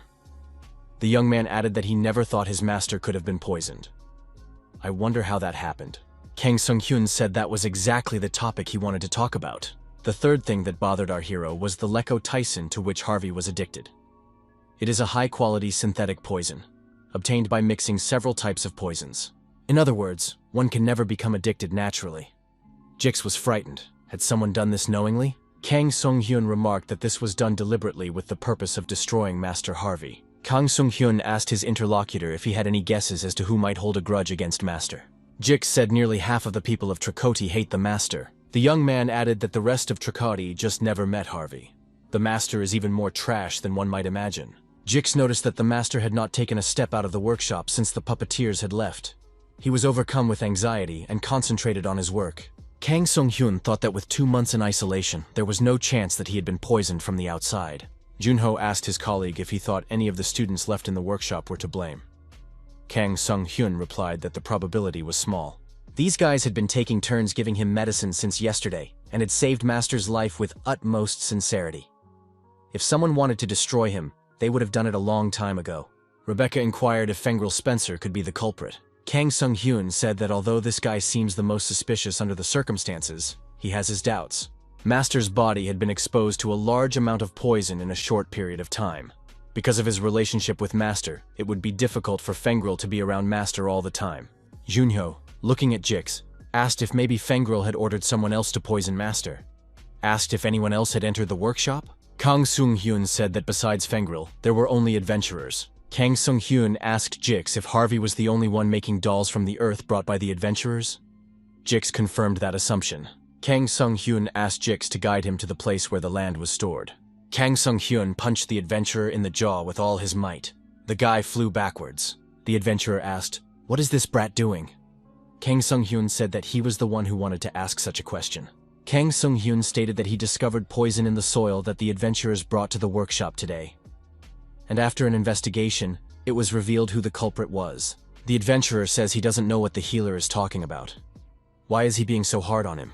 Junho and Rebecca covered their eyes and ears so as not to see this act of violence. When our hero came out of the alley, Junho asked if he had succeeded.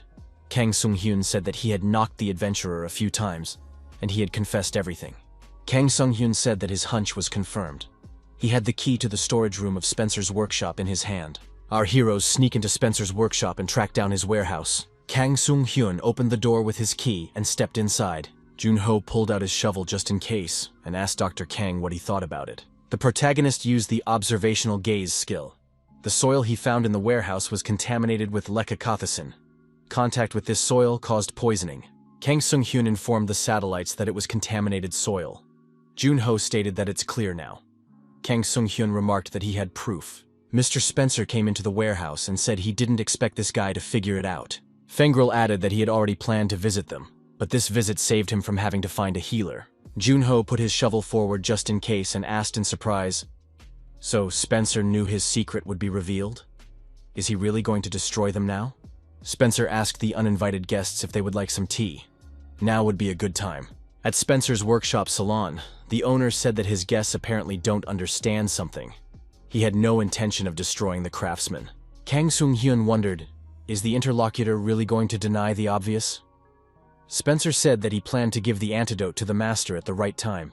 Kang Sung-hyun asked in that case, why did Spencer do that? Spencer replied that they probably already knew that. Spencer pointed to the Witsmel temple emblem on the book. Spencer said his goal is to revive the temple of Witsmel and welcome the goddess. The puppet shop keeps a lot of material related to her, so he definitely needed to get his hands on it. At first, he had planned to officially take over the workshop, but changed plans when he learned that the master would be in charge for another 30 years at least. Fengrel added that he wondered if the master would resign as workshop owner when his body weakened. Junho admitted that this guy was a real psycho. Kang Sung-hyun inquired, why revitalize Witsmel Temple? All the more valuable pressed his master's back. Fengrel wondered if his interlocutor had ever honored someone as a master and teacher. Had he ever encountered such a wall that he could not overcome? Harvey has become just such a wall. Even if he ever managed to rise to his level, it would be after the teacher's death. Spencer said that no matter what he did, he couldn't surpass the master. When he realized that, he felt very hurt. Kang Sung-hyun remarked that he wasn't interested. Spencer continued. Then he thought that if he couldn't surpass the master, wouldn't it be right to find a way to lower the master below him? Spencer's eyes were glassy as he said this phrase. The man was staring at one point. If Witsmel returns to this world, the puppet shop, which has committed unforgivable sins in the past, will fall. And even its owner, Master Harvey, can't escape karma. If Harvey is cursed and relegated from the workshop so his hands don't create, then Spencer would do well. Fengrel said that only then would he be able to surpass a living master. Junho said the man gives him goosebumps. Kang Sung-hyun said that Spencer is even more psychotic than Jix. Kang Sung-hyun thought there was something missing in this story. He wondered if that was really all there was. Looking into the eyes of the interlocutor, our hero thought that there was definitely something else hidden here.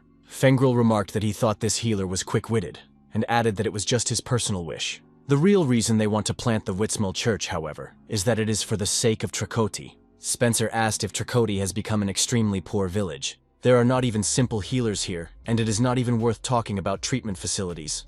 People are traumatized every day. Kamar, the perpetrator of this tragedy, did nothing and simply abandoned Trikoti. Moreover, innocent residents were recently harassed by vicious thugs for having red hair. Spencer added that he had heard that their real leader was from the nobility of Kamara. Spencer said there was an entry in that book left by his ancestor who worked in the puppet shop. Apparently, he wanted to stop the decay of Kamar in that workshop. Whitsmell Church is the kind of strength that Trikoti needs today. Spencer asked the healer, even after he'd said all that, were they still planning to interfere with him? Kang Sung-hyun replied that he had no plans to do so.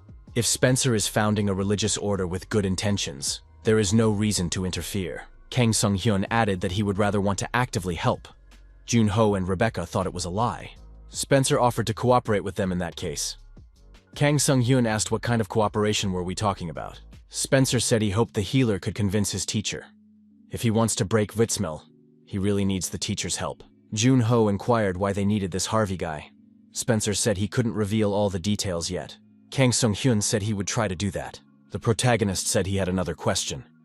Did the masked group that tried to destroy them also belong to the Church of Whitsmell? Spencer said the men were adventurers, hired for money, and not connected to the church.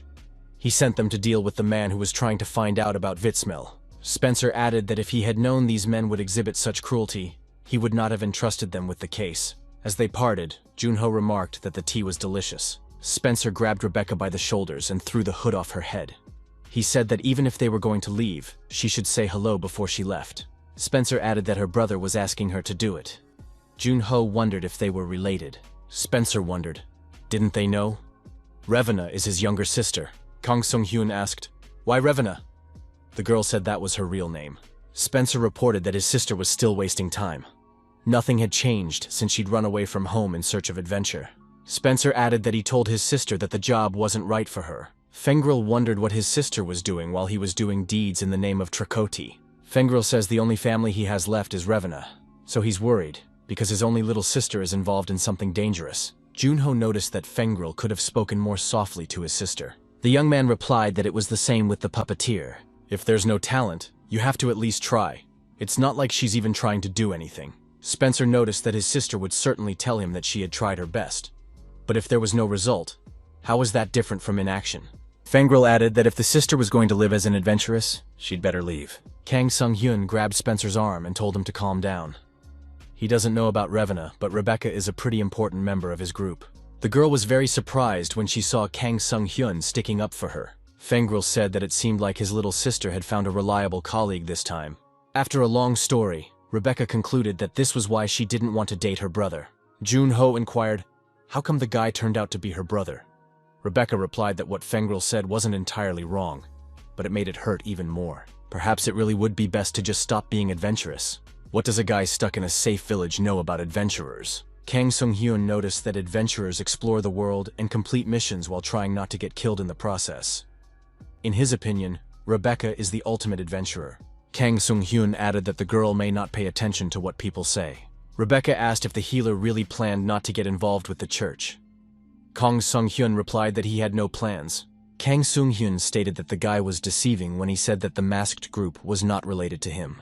A curse like instant death is a skill that puts a strain on the caster's body, so it is rarely used in exceptional cases, such as when you need to cover someone's mouth, even if it means their death. The imposition of this curse means that he was in possession of important information. Such a person could certainly not be an ordinary adventurer. Jun-ho asked where they should start their investigation. Rebecca noted that her brother had said earlier that he had found information about Whitsmell at home. The girl offered the young men a tour of her home.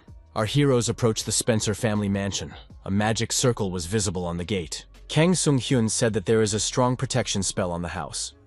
Jun-ho said that it doesn't matter since the master of the house is with them. Once inside, our hero said that this place doesn't look like a house where people live. Does Fengril really live in this gloomy house? Rebecca said that originally her brother had left home early and lived in a hostel at the workshop.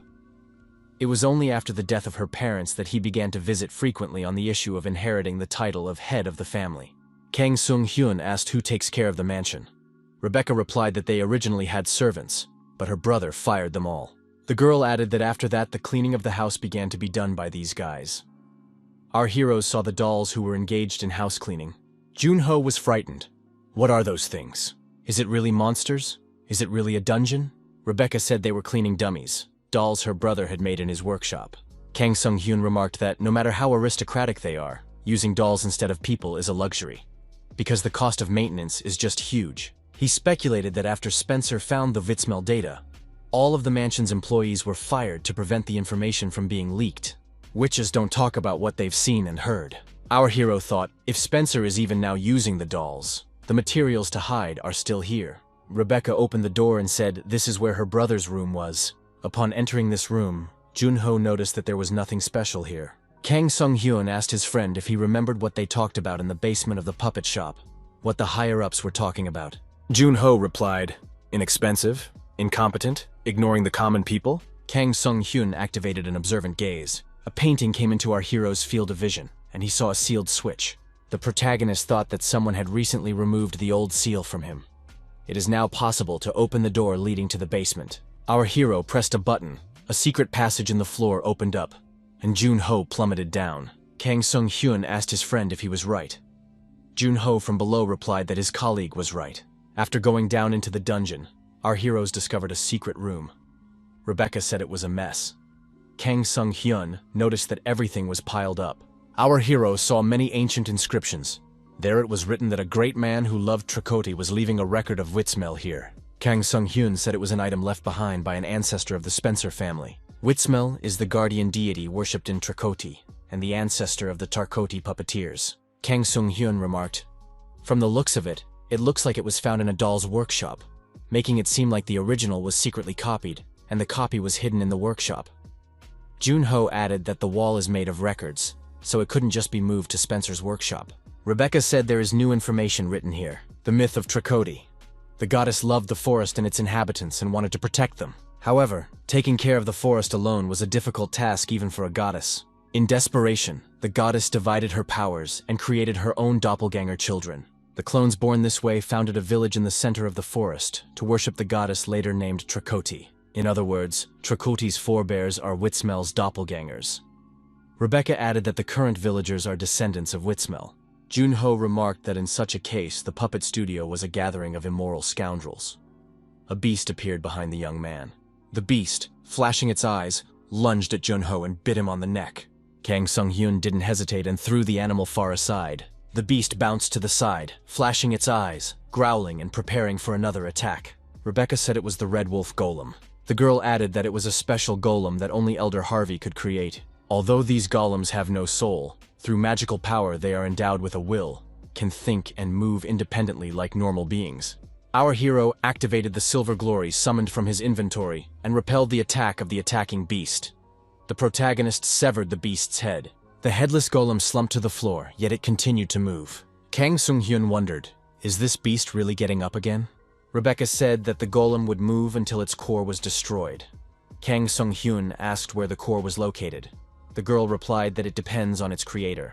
Junho grabbed his golden shovel and motioned at the headless beast. Junho effectively attacked the golem and destroyed it. The beast shattered into pieces. Rebecca wondered, why was this golem in her house? Kang Sung-hyun assumed that Fengril had studied it here. Kang Sung-hyun thought that here might be the secret of a golem that moved without the help of magic. Our hero smelled an odor coming from another room.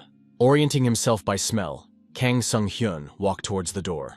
Junho suggested that we all go into this room together. Our heroes saw an animal corpse in the room. What is it? The room was covered in blood, and there were many corpses of various animals. Rebecca was terrified. How could her brother do such a thing? Kang Sung-hyun said that this animal looked like the red wolf they had just fought. Junho wondered, had he destroyed them all just to observe them and then create creatures like them? Rebecca said that couldn't be. Her brother is so skilled that he can create a golem without destroying any animals. Just a picture is enough. Junho didn't understand, in that case, what was the purpose of all this? Kang Sung-hyun said that he hopes it's not what he thinks it is. The protagonist used the recycle skill. The system reported that the Red Wolf Golem had been redesigned. After recycling, a pile of clay and a glowing ball of light appeared in front of the young people. Kang Sung-hyun said that it was the soul of a living being. Our hero added that this madman was creating dolls using the souls of living animals. Rebecca was horrified. What was her brother doing? Junho said it was definitely crazy. He was taking out souls to put into dolls. Junho started picking through Spencer's notes. He figured if they found anything, they could find out what his intentions were. Kim Junho told an associate that he had discovered a notebook. Our hero decided that it was necessary to read it. Rebecca recognized the notebook as her brother's handwriting. Witsmel did not leave them. She spread all her power through the redwoods and assimilated with them. Witsmel as a divine being has disappeared, her appearance changed. However, she always protects them. According to the records left by the previous head of the family, it is impossible to contact Witsmel, who has assimilated with the forest. However, Spencer doesn't think so. We need to make a doll of her. If the will, power, and religiosity of the goddess is transferred to the doll, Witsmel will regain her divinity. Junho wondered what it all meant. Rebecca said she never thought Witsmel turned into a redwood forest. Junho said that the Witsmel church would press their religiosity. How was he going to transfer the will and power of the goddess? Kang Sung-hyun said that it is written further on. Ordinary people cannot gather the power of a goddess. However, it becomes possible if you use the god's remains. After much deliberation, Spencer decided to find what was left after Witsmel's disappearance and used Witsmel's right hand. The monster appeared on the bookshelf above our hero and said they snuck in here like rats and did well. Junho said, "Is that really Fengril's voice?" Kang Sung-hyun replied that the rascal was peeking at everything with a doll. The monster said that it was easy, using her hand to gather the power scattered throughout the red forest. There was a side effect though. The forest lost its defenses and became unstable. Rebecca said that's when the reason why the monsters in the redwoods became so violent became clear. Kang Sung-hyun said that even though the main cause was the leakage of Kamara's magical energy, the secondary culprit was Spencer. Rebecca, ask your brother how he could do this. How many people were hurt in the redwoods? Monster said if Witsmel is reinstated, Trikoti will be fine. Injuries are a very minor issue. Kang Sung-hyun agreed that the injuries were a minor problem. The real problem was gathering the will of the goddess. The monster smiled and said that the healer understood the problem correctly. There is only one will left by the vanished Witsmel. The souls of the people of Trikoti, the descendants she left behind to protect the redwood forest. Hunyo inquired, in that case, inside the dead animals. Was this an experiment to completely remove the soul? Rebecca wondered, had her brother already harmed the villagers? The girl asked Fengril, were those missing from Trikoti his fault? Monster put his hand on his chest and told his sister that she had guessed correctly. He needed to retrieve them and see for himself. Do their souls really contain her will? Fengril added that he was doing it all for Trikoti. Rebecca swung her sword, yelled for her brother to stop making excuses, and lunged at the monster. The monster hit the girl with his hand and she flew off to the side, hitting her head on the wall. He said his sister was a hypocrite. Rebecca replied that Fengril was endangering the village and destroying innocent people. How could it be for Trikoti? Fengril replied that she did not know because she had left the village. The inhabitants of Trikoti suffered the scorn and persecution of the Kamar. Only Witsmel can save Trikoti. For the sake of something greater, one must be willing to make small sacrifices. Fengril added that he hadn't counted on someone like his sister to understand that. At this moment, Kang Sung-hyun approached the monster and stabbed it with his dagger. The blow was so strong that the monster's head flew off its shoulders. Kang Sung-hyun walked over to Rebecca and said that it wasn't worth keeping him alive. The hero approached the body of the decapitated doll and thought, how would he deal with it? Kang Sung-hyun held out his hand to the girl and asked if Rebecca could get up. The girl took the help and thanked the healer. Junho said that rascal Fengril took the soul out of a person to make a doll. He's crazier than he seemed before. Kang Sung-hyun remarked that if Fengril's diary is presented as evidence, the Adventurers Guild won't be able to keep silent. The healer added that we need to stop this guy before more victims show up. Suddenly, the exit from the dungeon became blocked. The steps began to turn into pixels. Our heroes were frightened. Junho said the exit is now blocked, what to do? The dollhead said one of them should stand outside and guard. Once that basement door closes, it will never open again from the inside until someone pushes the switch from the outside again. Junho firmly ordered the dollhead to open the door and not try to destroy his sister. Fengril replied that he had no intention of destroying Rebecca. She is his only blood relative, and they are her co-workers. However, he cannot allow anyone to interfere with the sacred ceremony of welcoming Witsmel. It will take about 3 days to make the doll, so they need to stay here until then. Fengril added that he would open the doors as soon as he was done. Junho shouted that he would get revenge on him as soon as he got to him. Kang Sung-hyun crushed the doll's head and said he didn't want to hang out with him anymore. Rebecca suggested digging a hole and tunneling outward, to which the healer replied that it was impossible. Judging from the state of the entrance, it appears to be subspace. If they try to break through, they'll fall into the spatial abyss. Rebecca apologized. If she hadn't told them to come here, none of this would have happened. Junho said that thanks to the girl, they found out what her rogue brother was up to. Rebecca pointed out that it's useless since they can't get out of here. Junho told the girl not to worry. There must be some way to get out of here. Junho said that Mr. Healer would definitely think of something. Our hero thought he could give it a try. Kang Sung-hyun wondered, did Junho really think he was an expert at fixing everything in the universe? The protagonist kicked the shards of the Fengril doll's head with his foot. The young man's mind was a brainstorm, trying to think of something. Kang Sung-hyun asked Rebecca if she could use the powers needed to control the dolls. She replied that she was not a professional, but she knew the basics. Kang Sung-hyun remarked that if Rebecca did well, they could come out. Rebecca wondered, how would they be able to get out? Junho shouted that he believed in his colleague. Kang Sung-hyun stated that it was a simple yet complicated method. One must, like Fengril, use the ability to control the dolls to press the switch outside the door. The healer added that if they couldn't get out on their own, they had no choice but to use someone outside. Junho wondered if that was possible. Junho noticed that this is subspace. It was different from the Azul continent, so they couldn't influence what was happening outside. Kang Sung-hyun took a shard of the doll's head and said that until a few minutes ago, this doll was controlled by Fengril. The fact that he, being outside, was controlling the puppet meant that outsiders could interfere with the place using their skills. In any case, there is no way a descendant passing on information from Vitsmil could be imprisoned here. The previous owner must have taken action. Our hero installed a relay magic circle. Now skills can be transmitted beyond the spatial walls. Kang Sung-hyun said that this circle is used to enhance the effect of a skill and deliver it to its intended destination. Junho asked if any skill could be used. Kang Sung-hyun replied that the magic circle repeater set up here had conditions for use. Only puppet theater skills can be broadcast. Only members of the Spencer family can broadcast. In other words, the only person who can get them out of here is Rebecca. She was scared and said she definitely couldn't. With her skills, she wouldn't be able to control the doll her brother made. Kang Sung-hyun took the girl's hands and told Rebecca to listen to him carefully. He really didn't care if Trakoti was destroyed or not. The healer added that he was an outsider after all, so it was a foreign matter to him. Junho thought these were ruthless words.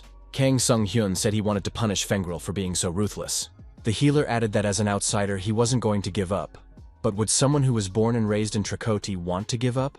Even though Fengril knew about the existence of the magic repeater circle, he locked his sister in here. He's blatantly ignoring Rebecca, so he needs a good revenge. Rebecca said she was willing to give it a try. 2 days passed. All this time, the girl had been cooking something intensely. Junho looked at the result and wondered why Rebecca was saying she had no talent. The entire floor of the dungeon was scrawled with drawings.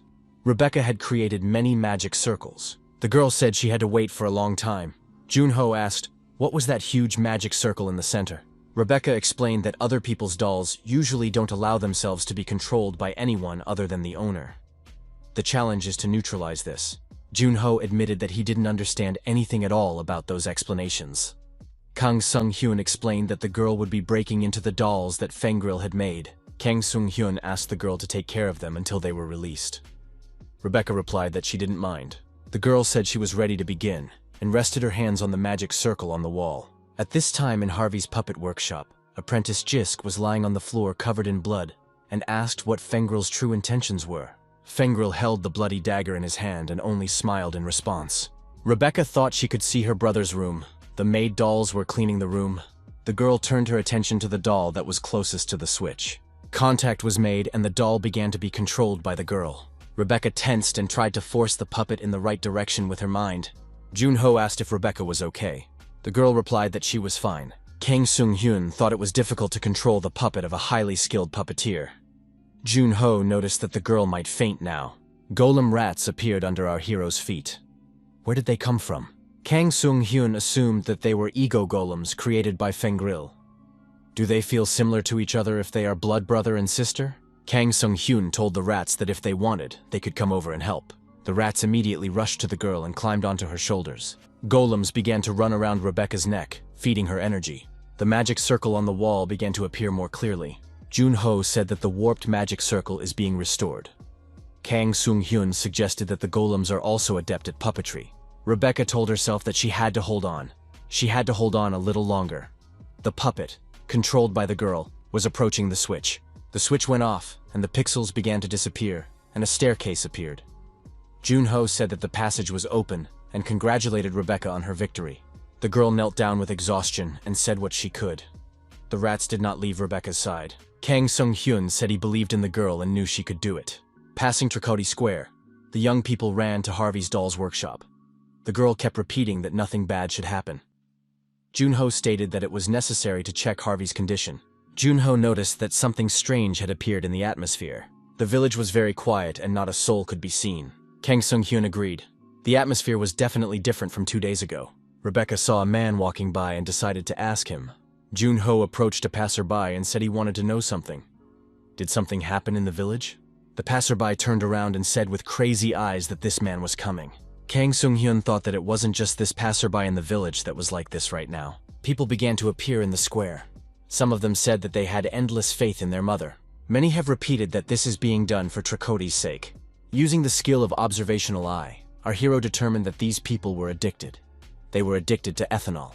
Junho said angrily that Fengril must have a hobby of giving drugs to others. Do these people really have to exist like this for the rest of their lives? Kang Sung-hyun replied that they should wait until the drug was eliminated from their system. Kang Sung-hyun suggested that they just leave since they can't fight the locals. Kang Sung-hyun, followed by his companions, began to move in a safe direction. People were stretching their hands in the direction of those fleeing and saying that this person was coming. Harvey's puppet shop showed up ahead, and our hero decided they were already at their destination. In the workshop, the young men saw Jix lying on the floor covered in blood. Jix opened his eyes and asked, "Is it really the healer?" "It is necessary to help the teacher." A little farther away lay Mr. Harvey. He was unconscious. Had Fengril really done him in? Fengril, looking up somewhere, said that was exactly what he thought. Fengril said that the look really suited him. At that moment, the young man looked at the huge golem. Fengril called him teacher. Kang Sung-hyun bandaged Jix.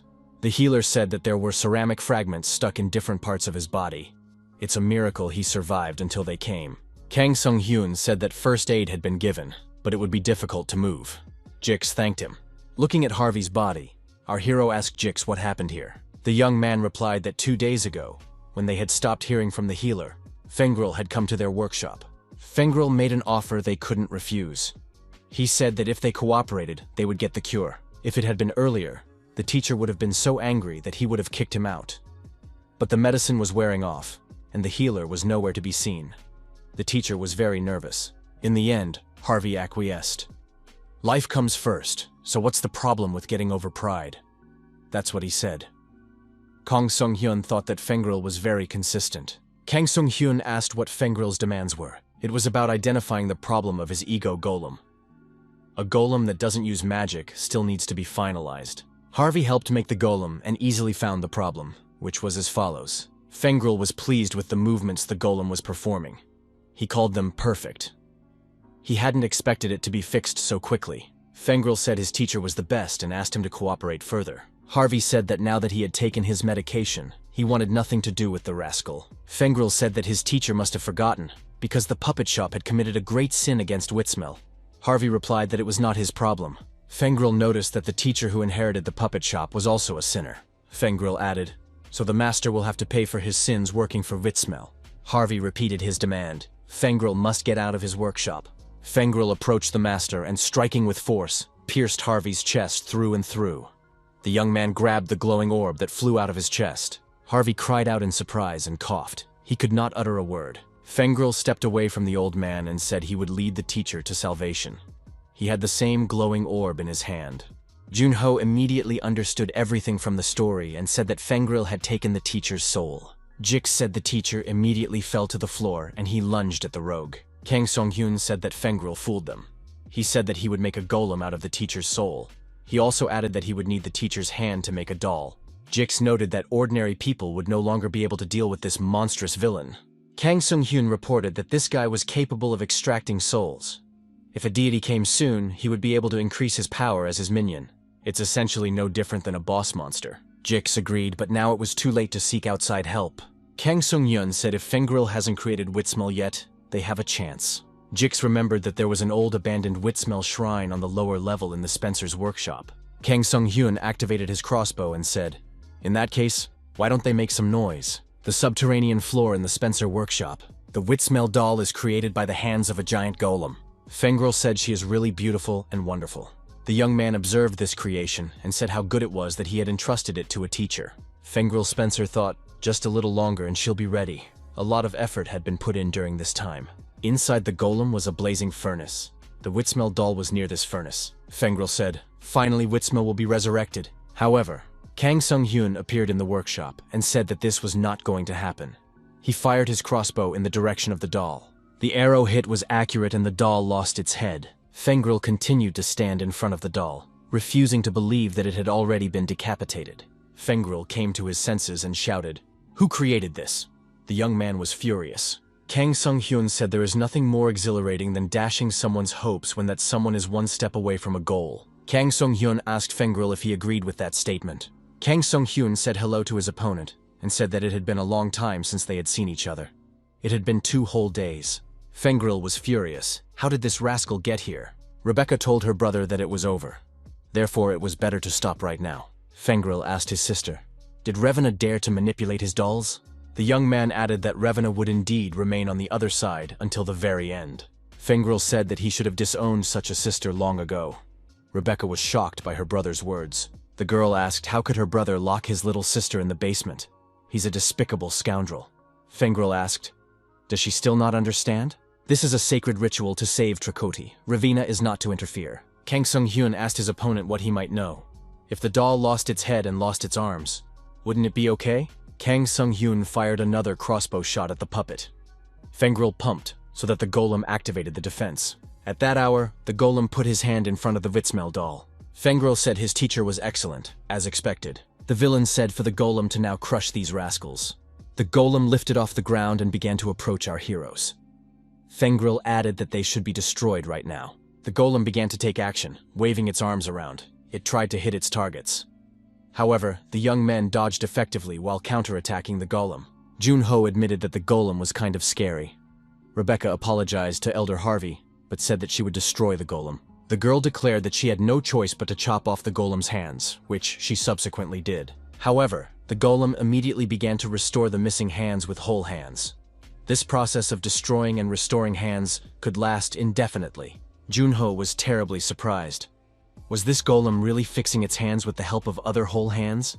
Junho was discouraged. What should they do? Kang Sung-hyun said, as one would expect from an ego golem created by a top puppeteer. Kang Sung-hyun asked Fengril, did he really hate Elder Harvey that much? After all, he had placed his teacher in a doll and made him his slave. Fengril said that's absolutely not true. He has more respect for the teacher than for anyone else. The villain added, all he did was preserve the teacher's talents and rid himself of his flawed humanity. Fengril noticed that his teacher was now loyal to Witsmel. With his current body, he had become the world's best puppeteer. Junho continued to dodge the attacks of the huge golem. Rebecca said her brother was fixing the doll. Kang Sung-hyun took a shovel from a co-worker and said he wanted to borrow it. Junho asked what it was for. Using an observant eye, our hero decided to make a break for it. The ego golem recovered all of its arms, dodging all of the golem's hands. Kang Sung-hyun approached its body with a shovel in his hands. Kang Sung-hyun thought that completely destroying his arm was ineffective. He needed to aim for the major joints and destroy them before he could rebuild them again. Acting according to a developed plan, our hero moved around the golem, stripping it of its limbs at the very base. However, there came a moment when the golem was able to strike our hero. Kang Sung-hyun lost his balance and began to fall, considering that he might be hit back. At some point, the golem lost all of its limbs and fell to the ground. Junho ran up to his co-worker and asked if he was okay. Rebecca said it was amazing. However, everyone noticed that Fengril had already started baking a Witsmel doll. Kang Sung-hyun once again decided to use the crossbow and fire a shot. The arrows hit Fengril. The man tried to evade the attack, but he was unsuccessful. Grasping the arrow sticking out of his chest, Fengril said as this rascal continued to hinder him until the very end. Kang Sung-hyun remarked that he came here to have fun. The villain pulled the arrow from his chest and said he tried to the last to keep his opponents alive. Fengril said he'd have to get the healer out of here right now and put his palm to the magic circle. Human figures began to emerge from the ground. It was a mass creation of puppets. Kang Sung-hyun thought as his opponent began to use annoying skills. The underdressed puppets slowly moved towards our hero. Junho, with a shovel in his hand, told the doctor to leave it to him.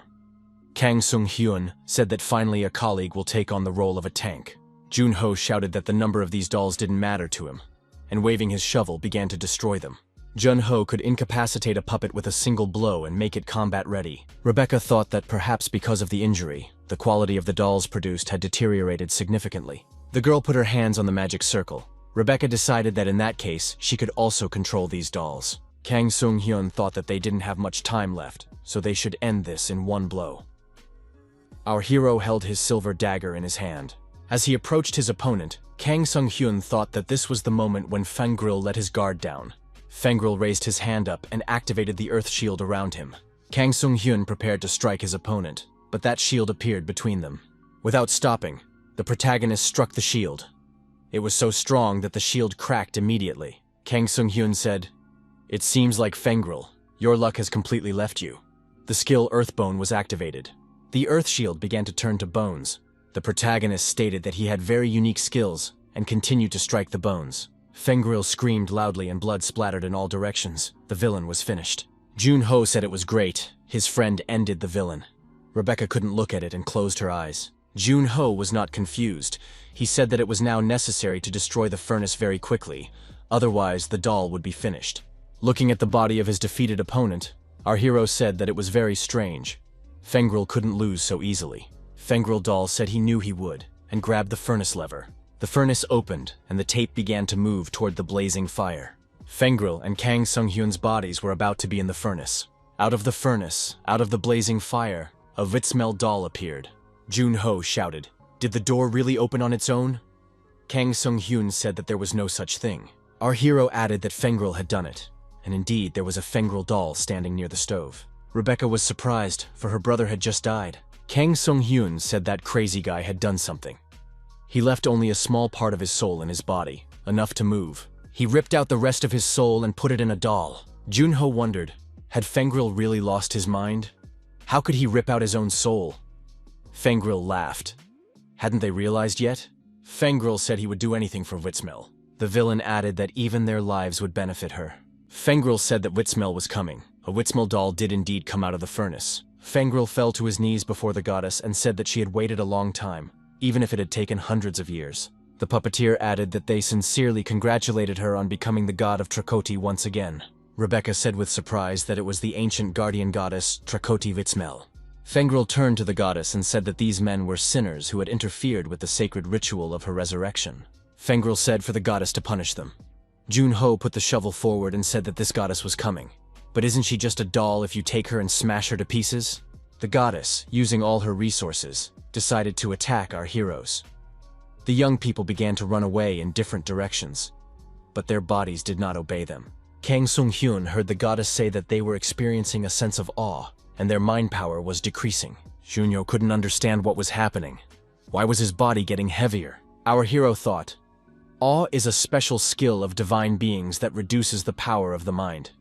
Because of this ability, it is difficult for low-ranked creatures to resist gods. Jun-ho said he was catching his breath and wondered if the teacher was okay. Kang Sung-hyun replied that this awe could even get you killed.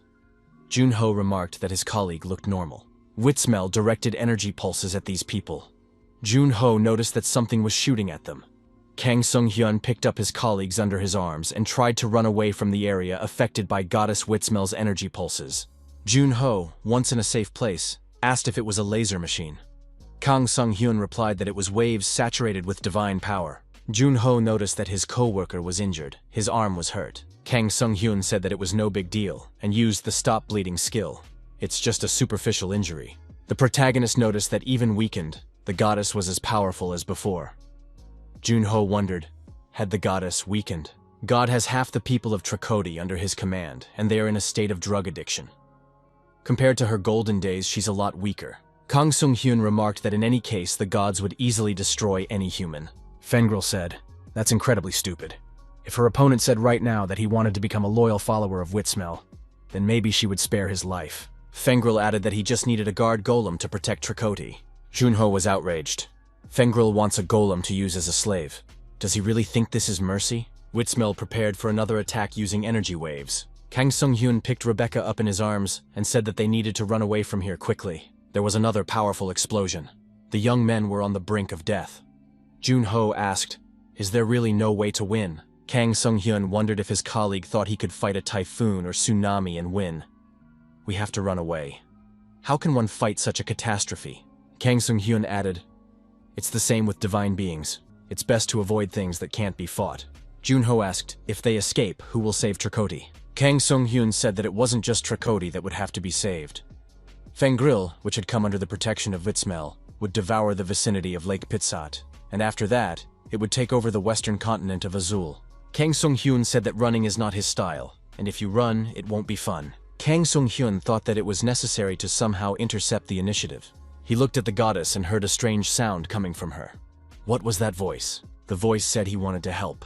The voice told the healer to use the power of his left hand. Kang Sung-hyun saw that a new pulse attack was being prepared from the goddess's side. Kang Sung-hyun had a new skill and decided that he wouldn't dodge anymore. Junho wondered what his colleague was doing. Kang Sung-hyun put his left hand out to meet the pulse attack. He had a new skill, Faith Vitsmel. Fengril laughed and said that this person was really stupid. The villain added that he should have known his place and kept his head down. When the smoke cleared, however, it was clear that the young men had escaped the attack. Our heroes were on a plateau that had never been touched by the pulse. Fengril was surprised how, after receiving the wrath of God, these people were able to survive. Kang Sung-hyun told his friends that Vitsmel's defenses had surrounded them.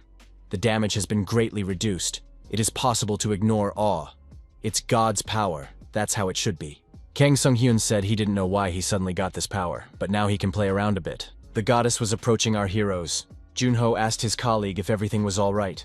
Junho added that he almost fainted. If Kang Sung-hyun has such skills, they should have talked about it earlier. Fengril still didn't understand how a human could repel Goddess Vitsmel's strike. It was simply impossible. Junho said to Kang Sung-hyun to take shelter in a safe place. Kang Sung-hyun said it was his responsibility to protect his comrades. Junho thought that he should leave so as not to disturb his colleague. Rebecca held her head and trembled with fear. Junho realized what he should do. He would take care of the girl. Junho grabbed Rebecca in his arms and fled with her in a safe direction. Kang Sung-hyun prepared to fend off another attack from the goddess. Fengril shouted, "Would Vitsmel really let them escape?" Vitsmel again attacked our hero with her momentum. Kang Sung-hyun used the Faith Vitsmel skill and defended himself against the goddess's attack. Kang Sung-hyun asked Fengril, could it be that Vitsmel was weakened because of his misguided faith? What kind of god would love followers he considers puppets? Kang Sung-hyun remarked that if he were in the goddess's shoes, he would have destroyed this guy first. Fengril was enraged. How dare this healer demean his faith? He would be destroyed now. Kang Sung-hyun moved around the room, dodging the goddess's attacks. Kang Sung-hyun, swinging his silver dagger, asked, "Does Fengril really love his faith?" Kang Sung-hyun approached the goddess from behind and attacked her. However, the attack did not reach the target. The goddess was in a protective barrier. Normally, this barrier is difficult to even approach. Vera Vitsmel emitted a red light. But it didn't matter now. Kang Sung-hyun did not lose hope and continued to attack the goddess. Looking out from around the corner, Junho was surprised that Kang Sung-hyun didn't retreat while fighting the goddess.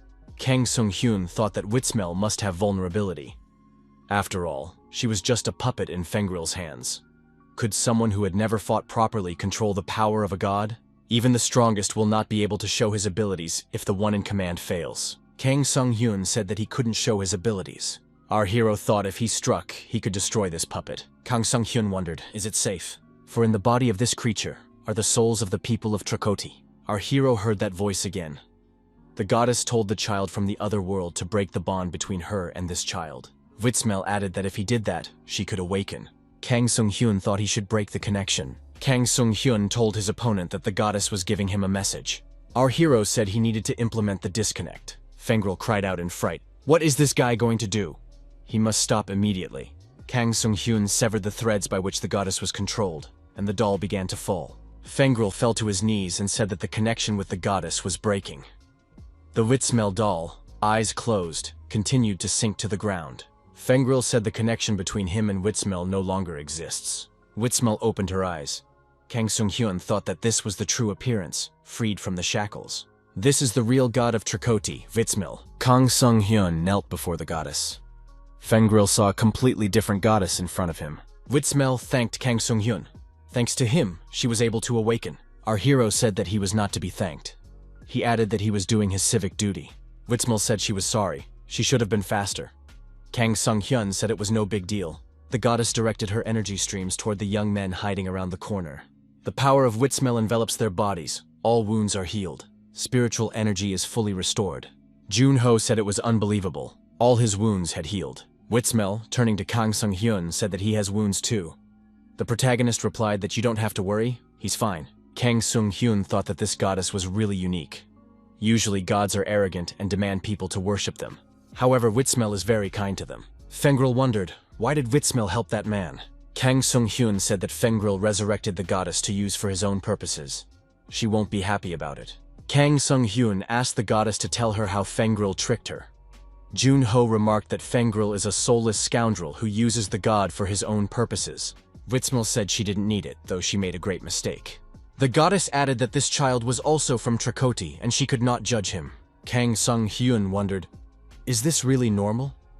Witsmel replied that a parent can't hate their child. Kang Sung-hyun thought that he must have been unconscious for too long, and his head was spinning.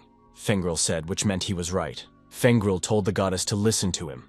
These three were interfering with her resurrection and the rebirth of Trikoti. Fengril asked Witsmel, she will punish them for these atrocities, won't she? Witsmel told Fengril that she forgives this child, but that doesn't mean his sins are gone. How many lives did he ruin to achieve that? Fengril admitted he was a sinner, but it was all for her resurrection. Witsmel said he was a poor child. Witsmel added that his greatest sin was that he tried to resurrect her. Fengril was upset. Why would the goddess say that? He had forgotten about her because of the puppets. Transmitting Kamara's power wasn't enough. Fengril added that he even contributed to the sect's downfall. The young man said bitterly that they all hated him. Witsmel said she didn't hate him. Fengril couldn't understand why. The goddess said that a parent cannot hate their children.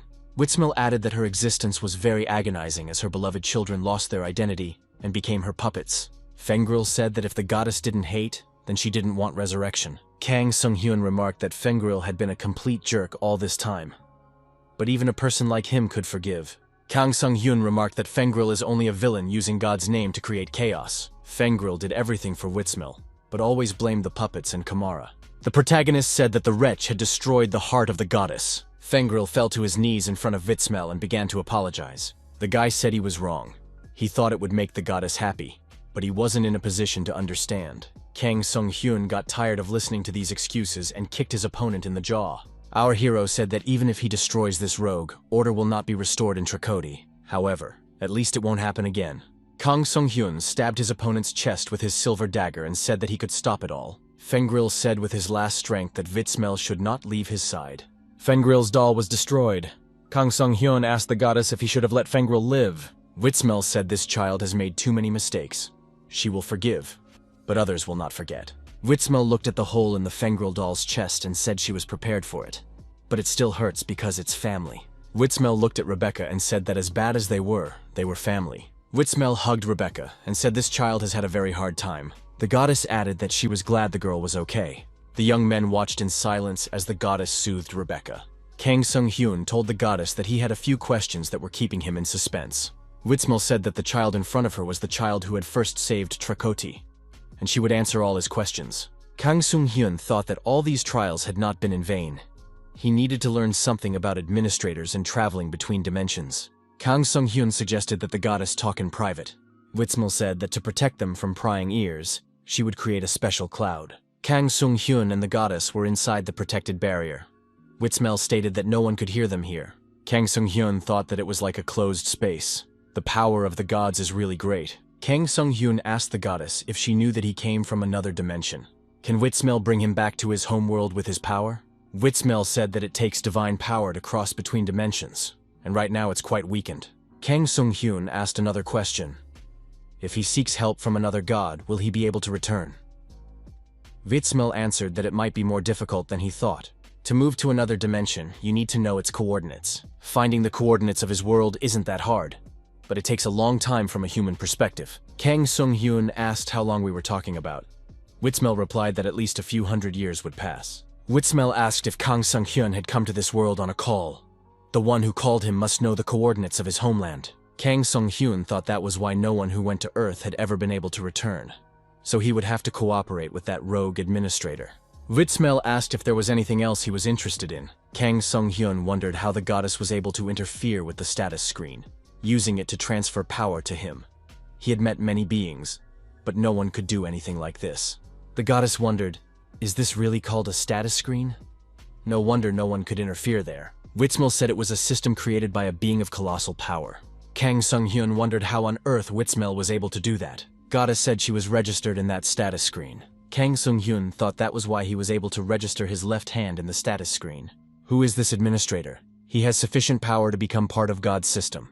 If obtaining a shrine is a prerequisite for registering God, why isn't protection from Kirkarashtel listed in achievements or roulette? Kang Sung-hyun said that when he received other holy items, the registration didn't work. Only in the case of this crossbow did status interference occur. Could there be a reason for this?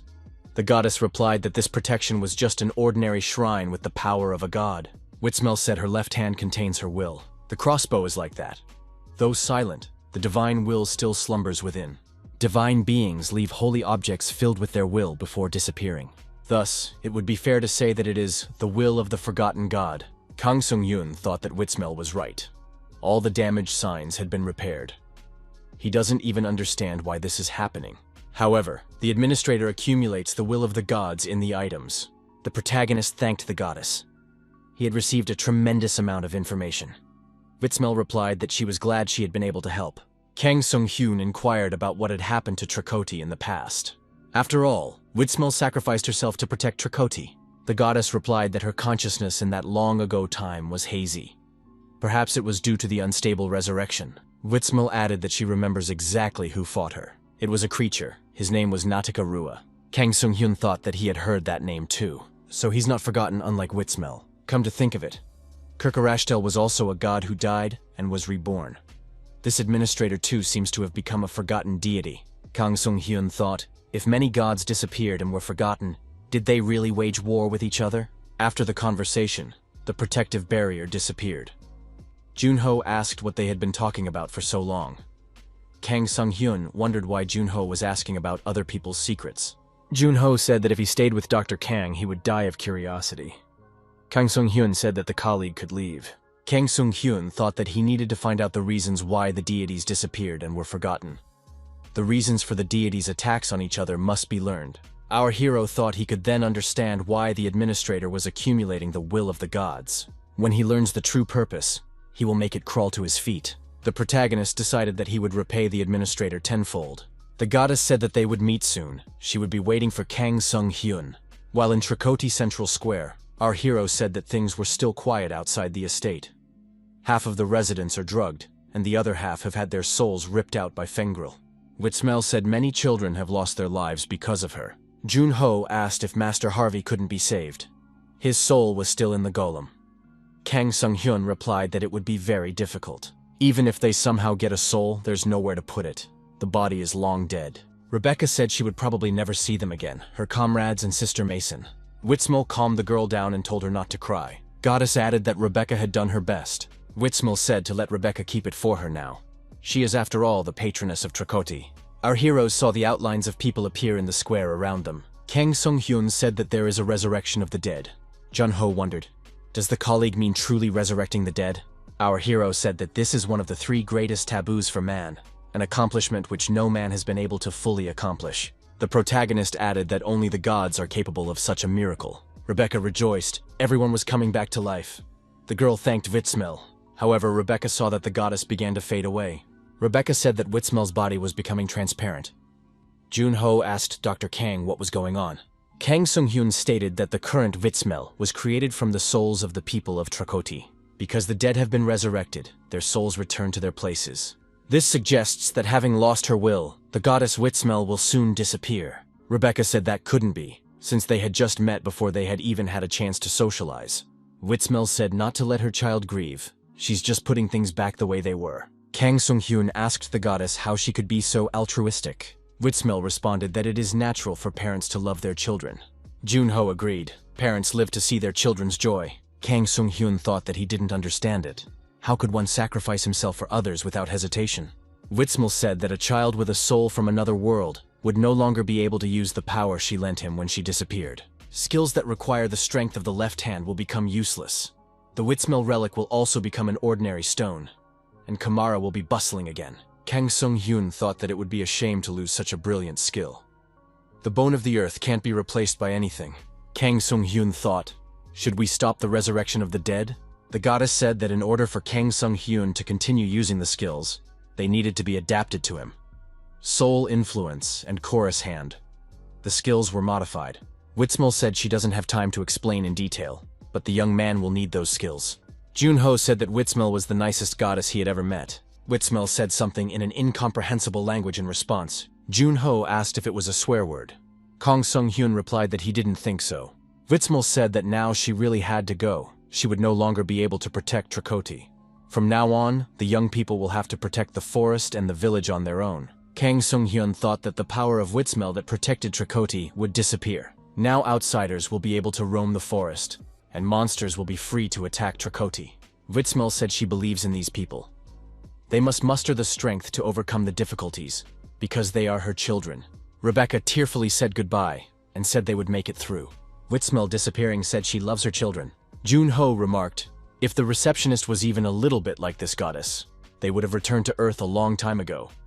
Kang Sung-hyun remarked that in that case, they wouldn't have been caught. Kang Sung-hyun said that there were achievements after all. They got the 4th skill for free. Our hero read the system message. Someday this text will be read by a child. When did this message appear? It took a lot of energy to create a powerful skill. The unknown item the goddess received as a reward was carefully placed in her inventory. The goddess signed off on the message, immensely loving Witsmil. There are only 8 points left to accumulate. Kang Sung-hyun shouted angrily in the wake of the disappearing goddess. She had made a show of herself by doing nothing. Witsmil pronounced again that she loved him. Hand of Horus. Skill used. Kang Sung-hyun realized that this skill was replacing Witsmil's left hand. With it, he could use the power of his left hand again. Kang Sung-hyun originally thought Horus was related to a hawk, but on the Azul continent, the word means bone. Master Harvey angrily asked what the guy was doing instead of treating him. Everyone else is long ago on their feet, and he's still lying there. Kang Sung-hyun thought that others couldn't see that hand. Our hero has activated the soul interaction skill. Horus's hand penetrated the master's chest. Harvey cried out from the unusual sensation. Using extraction skills, Horus's hand grabbed the soul and pulled it out. Kang Sung-hyun told the puppet master that it was Hyun's soul. Harvey ordered the guy to bring it back. Soul engagement is a skill that allows you to work with your soul. Faith Witsmil's god power disappeared along with Witsmil, so a useful skill was added instead. Kang Sung-hyun showed the sick man this soul and said it was bad enough. Because the soul was used as a power source for a huge golem, it is badly damaged. The body is fine, but the personality that is supposed to move it is damaged and cannot control it properly. Harvey said he's not stupid and understands everything. We don't have to explain, but we can treat him quickly. Kang Sung-hyun said that there are conditions. Kang Sung-hyun said that Harvey will have to cooperate with them to protect Trakoti. Our hero told the puppeteer to think about how things are in the village now. The blessing of Witsmil that protected the village is gone. This is a great time for monsters to attack. It will also affect the living conditions of the villagers. The forest will become dangerous, and they won't be able to gather herbs and food there freely. As such, the master must deploy battle golems to defend against attacks, and train the inhabitants to make dolls to defend themselves. Harvey shouted. Does this rascal really want him to hand over technology to ordinary people? He won't be doing that. Kang Sung-hyun defiantly looked at that soul and told Harvey to think hard. Master shouted that this rascal was threatening him again. Harvey thought he had no way out and would pretend to cooperate, but then refuse. Kang Sung-hyun remarked that if the master was cured and tried to escape, he would personally send him to his favorite disciple. Harvey said it is necessary to gather and glue together the scattered, warped pieces of the soul. If you infuse the soulful essence necessary to connect, it will work out. Kang Sung-hyun said that everything was ready, and now the puppet master would be able to move again. Our hero thought that Witsmil's soul essence was put in the inventory, so the treatment was done at once. It would be great if the administrator could learn such a feeling. Rebecca said Madame Mason was looking for a healer. Kang Sung-hyun tells the puppeteer that he's leaving, but hopes the puppeteer keeps his promise. In the Adventurers Guild, the head of the branch said that the payment for the work done was made in full and handed our hero a scroll. Kang Sung-hyun asked what kind of paper it was. Mason said that it was a letter of recommendation from the chapter. If you present it to another guild, you can get privileges. The healer thanked the head of Mason.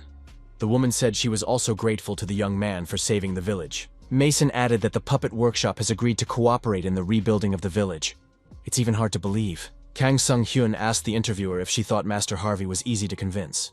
The branch head said that after Harvey died and came back to life, even such an evil person doesn't change. Rebecca said the doll technology was Witsmil's last legacy. The problem was that it was exclusive to a certain class. Their family wants to actively collaborate with the puppet workshop. Rebecca added that they will distribute the Spencer family's estate to allocate funds to the village. The girl added that the blame for her brother's crimes should be borne by their family. The girl also added that she wants to live like Rebecca, not Ravina Spencer. Kang Sung-hyun suggested that Rebecca learn the art of puppetry. Now any resident of Trikoti can become an apprentice to Master Harvey. Rebecca said maybe she would learn the art of puppetry and take care of the redwoods. Now this forest should be called something else. The Witzmel Forest. At the Adventurers Guild Inn, the protagonist thought that he would be able to leave this village the next day. It would be necessary to drink one portion of recovery before going to bed. Kang Sung-hyun decided to check how many servings he had left. Our hero saw a new item in his inventory, a sleeping ticket. The unspecified item received as a reward for the task was neatly placed in the inventory. Kang Sung-hyun thought that Witzmel had mentioned this item. The sleeping ticket had to be placed under the pillow before going to bed. Kang Sung-hyun did just that. The sleeping ticket was placed in the right place. The guy thought that he had spent almost 30,000 points on this item. He hoped it wasn't another useless item. Kang Sung-hyun closed his eyes and felt himself lying on the water. Our hero thought, is this really a dream? A dream ticket? So is it a dream item? If the status window doesn't open, it seems to be a dream indeed. Behind our hero's back there was some kind of cube among the chains. The system reported that the hero had successfully arrived. Kang Sung-hyun turned around and saw that cube. The guy still continued to stand on the water. Kang Sung-hyun wondered what kind of cube it was. Our hero heard someone's question. Ah, would it be clearer if she said that? She was really looking forward to his coming. She is the entity that brought him here. She is what the protagonist calls the Administrator. She is a divine being, forgotten in history and people's memories. Kang Sung-hyun wondered, is she really an administrator? Kang Sung-hyun thought, what a meeting. He shouted that he wanted to deal with her in a manly way first and swung his fists. Kang Sung-hyun jumped up and kicked the cube with all his might. The guy asked what it was. She doesn't want to be beaten, so she's wearing armor with chains. The administrator replied that they are not for her protection. It's what's holding her back. Kang Sung-hyun thought he should have beaten her up right away. Now he can't even approach her. Kang Sung-hyun asked why this happened. The receptionist replied, it's a long story. It was sealed. There is a restriction on certain words, so she can't explain in detail. But the person can imagine that she was betrayed by those she trusted. The administrator added that she brought him here because she needed someone to break the seal. The place where it was sealed is the subconscious world, what is called a dream. More precisely, it is a dream within a dream, or a dream within a dream. The receptionist asked if the guy could see the door in the back. This door is called the other side of the subconscious. To get here, a normal person has to pass through a door that appears with a 1/100% probability in a dream. Kang Sung-hyun said that although it's difficult, the chance of getting there isn't that small. Isn't the probability of roulette the same? The administrator reminded her that there were a lot of people coming here. She explained the situation to them and asked them to remove the seal. However, they forgot all promises as soon as they woke up, and often couldn't even remember the dream. Kang Sung-hyun asked, could it be because of the seal too? The administrator said that was correct. This seal not only restrains her, but it also contains a special curse that causes people to forget about sleep as soon as they wake up. Such an elaborate curse is immediately apparent that it is not easily broken. However, the administrator continues to explain. Kang Sung-hyun said, so she created a blessing that can resist the curse. The administrator said that there was another problem. The people of the Azul continent worship their gods, so she couldn't put a blessing on them. The administrator thought, if there was no creature in this world that could save her, what if she tried another world? Thus, she found a world where the influence of divine beings exists, but many people do not follow them. A world where there is no magic, but there is a concept of skills and magic. The administrator was confident that the people of Earth would be able to help her. Kang Sung-hyun asked, but why this particular country? Judging from the fact that most of the displaced people from this country had failed, it should have been crossed off the list. The administrator said the guy was well aware of the status window. In the process of thinking about how to empower the inhabitants of Earth, she came across their works. The most interesting element in them turned out to be the status window. Kang Sung-hyun said that no one would have thought that God would be reading web novels from another universe. The administrator said it was fun. Kang Sung-hyun started to feel indignant again. Was she really mocking him from the beginning? Had she brought a person here to break the seal? The receptionist said if the man saved her, she would send him home. But that's not all. she could give him back what he had lost. Kang Sung-hyun said that he didn't lose anything. If we talk about what he lost, it was the house he left behind in his country. The receptionist said everyone she brought in here had lost something valuable. The interviewee said she chose a man who wanted to recover his entire fortune, lost by bailing out a friend for 20 years. The administrator added, "The one who doesn't strive can't save her." Kang Sung-hyun said, "The only thing he wants is to destroy her." Our hero thought that he certainly needed to return to Earth. Kang Sung-hyun thought about the promise he could make here. Kang Sung-hyun said he has never lost anything valuable and doesn't want to rebuild anything. The receptionist asked if he remembered the last moments before he was here, before waking up on the continent of Azul, his last day on Earth. Does he remember that day? Our hero didn't remember that. The only thing he remembered was the day he came here. Kang Sung-hyun asked, had he really lost his memory? Was it really important enough to risk his life? It's only one day. The administrator said that she would like to explain, but she has her own circumstances. Kang Sung-hyun said that her insolence is annoying, but now it's more like stubbornness. Kang Sung-hyun said he didn't care that his memory was partially missing. In exchange for breaking the seal, he wants a weapon or skill that will help him defeat her. The administrator agreed, and Kang Sung-hyun received a weapon called the Jewel of Oblivion. With this weapon, a person would be able to damage her. However, these weapons can only be used in subconsciousness or illusions. Kang Sung-hyun said, if the weapon is not suitable for the real world, it is just trash. She added that once a person has this weapon, there will be a reason to use it. If he wants to awaken from his sleep, he should just pierce himself with this weapon. Kang Sung-hyun said, a bit surprised. If he were her, he would have just said no and gone to someone else. The receptionist said that gods can be persistent too. Of all the people she'd brought here, only 3 had made it to this place.